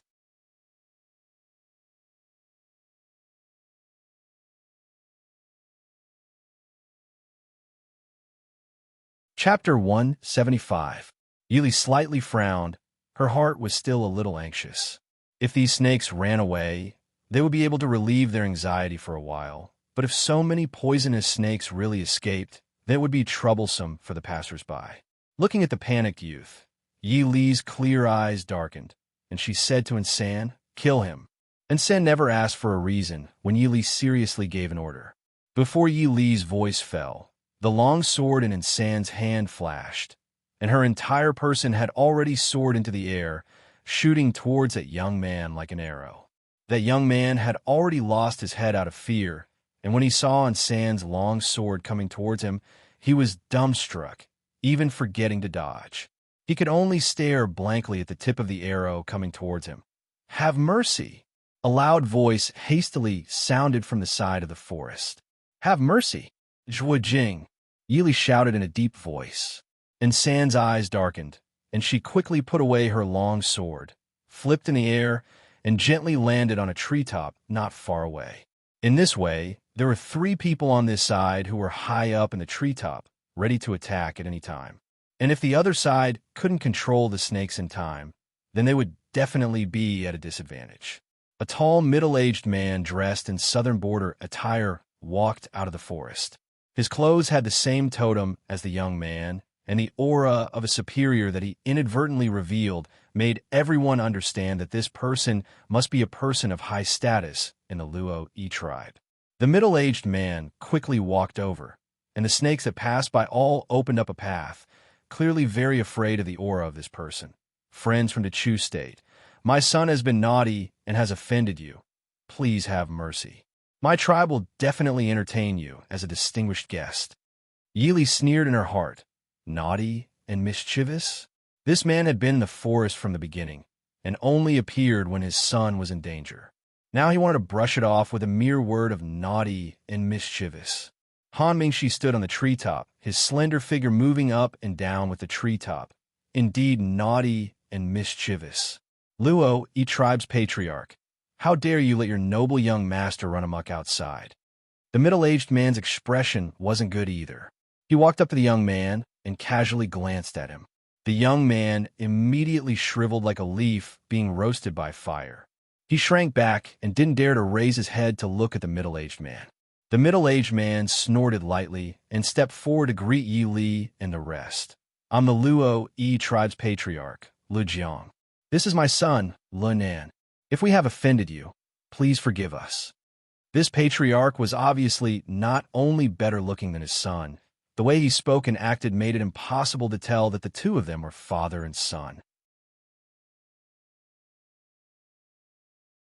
Yi Li said, "Although the way you treat your guests is a little scary, but I think Patriarch Luo, you should get someone to clean up these little things first."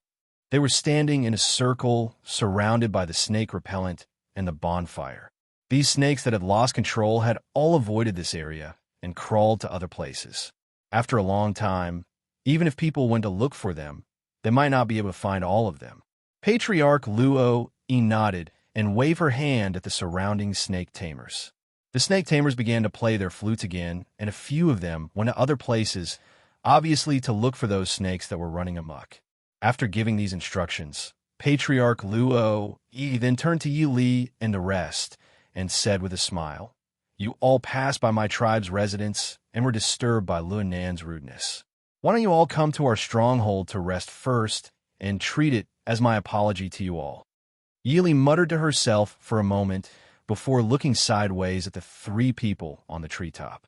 Han Mingshi had an indifferent expression, and Anson naturally wouldn't have a different opinion from Yi Li. Instead, it was Sickly Scholar who frowned and said, "We are in a hurry and won't trouble Patriarch Lu Jiang." Patriarch Luo Yi raised her eyebrows and shook her head. "No matter how you say it is troublesome. Scaring the guests of the Central Plains will really damage our Luo Yi tribe's reputation for hospitality. I would like to invite these guests to rest in the stronghold. Tomorrow, I will send someone to personally send you all to the capital." Hearing her words, the few Central Plains people present couldn't help but curl their lips in their hearts. The people of the Southern Plains were famous for being xenophobic, so other than a few bold merchants and people who had the ability to protect themselves, Normal people of the Central Plains would definitely not enter the Southern Plains. However, compared to the other tribes in the hinterland of the Southern Plains, the Luo-E tribe that bordered the Dechu state could be considered warm and hospitable. If they could have a Southern Plains native to lead the way, then their journey would be much easier. Then we will have to trouble Patriarch. Seeing Sickly Scholar agree, Yili only raised her eyebrows and didn't refute. Patriarch Luo-E was clearly very happy, enthusiastically calling the accompanying host to help the guests pack their luggage. Yili and the other two originally didn't have much, so they stooped down to pick up a bag placed beside a rock and threw it to Insan, who was still on the tree, while they kept the other one for themselves. Sickly Scholar was also very relaxed, but that Master Liang was busy for quite a while with the help of the housekeeper and guards. However, he carefully guarded his luggage and didn't let the people of the Southern Plains touch it, which made Yili a little curious about what was in that seemingly huge bag.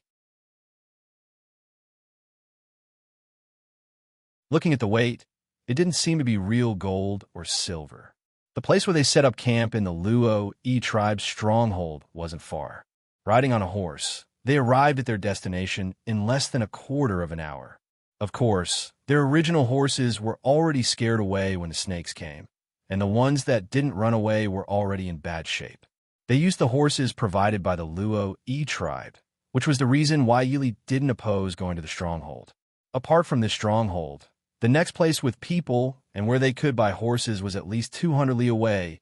If they didn't go, it meant that they would have to walk for the rest of the journey. The Luo-E tribe's stronghold was built halfway up the mountain, and the path wasn't as mysterious and rugged as the Southern Plains strongholds. Small wooden buildings were scattered on the mountainside. Because it was already late at night, the clan leader brought them to a small building that was used to entertain guests. He ordered the servants to bring them some food and hot water, then took the young clan leader Lenin, who had been so timid that he didn't even dare to speak, and left. The young girls wearing foreign tribes' clothing were invited out. Han Mingshi washed his face with water in satisfaction and praised, "It's still good to have a house to live in. If I knew earlier, we would have just stayed in the Luo-E tribe for a while." Yili sat at the side, curiously fiddling with the food on the table as she smiled and said, "Do you think that if we just went straight to your house, you would find snakes all over your bed in the middle of the night?" Han Mingshi imagined that scene and couldn't help but tremble. He shook his head and smiled at Yili. "Speaking of which, Junwei, you have to be careful. You have to know that the women of the Southern Plains are the most affectionate, and they like fair and clean young masters like Junwei the most. Be careful." "Ha!" He covered his face with a folding fan and laughed wickedly. Yili didn't want to be outdone and returned the look. "Brother Han, don't worry. If I have such good luck with women, I won't forget to share it with you. Besides, there isn't a single person in this stronghold who cares about my face." At the mention of Lenin, Han Mingshi's wickedly smiling face immediately darkened, and he snorted, a cold light flashing across his eyes. "Young Master Feng, you was very vengeful." And San stood by the tightly shut window, and when the two stopped, she turned around and whispered, "There's someone outside. You're tuning in to the Romance Rendezvous YouTube channel. We're so grateful for your support, and don't forget to subscribe to join us on this incredible journey through captivating stories. Your generosity through donations truly makes a world of difference, as it's the primary source of revenue that allows me to expand and enhance this channel for you. Thank you from the bottom of my heart for being a part of this adventure.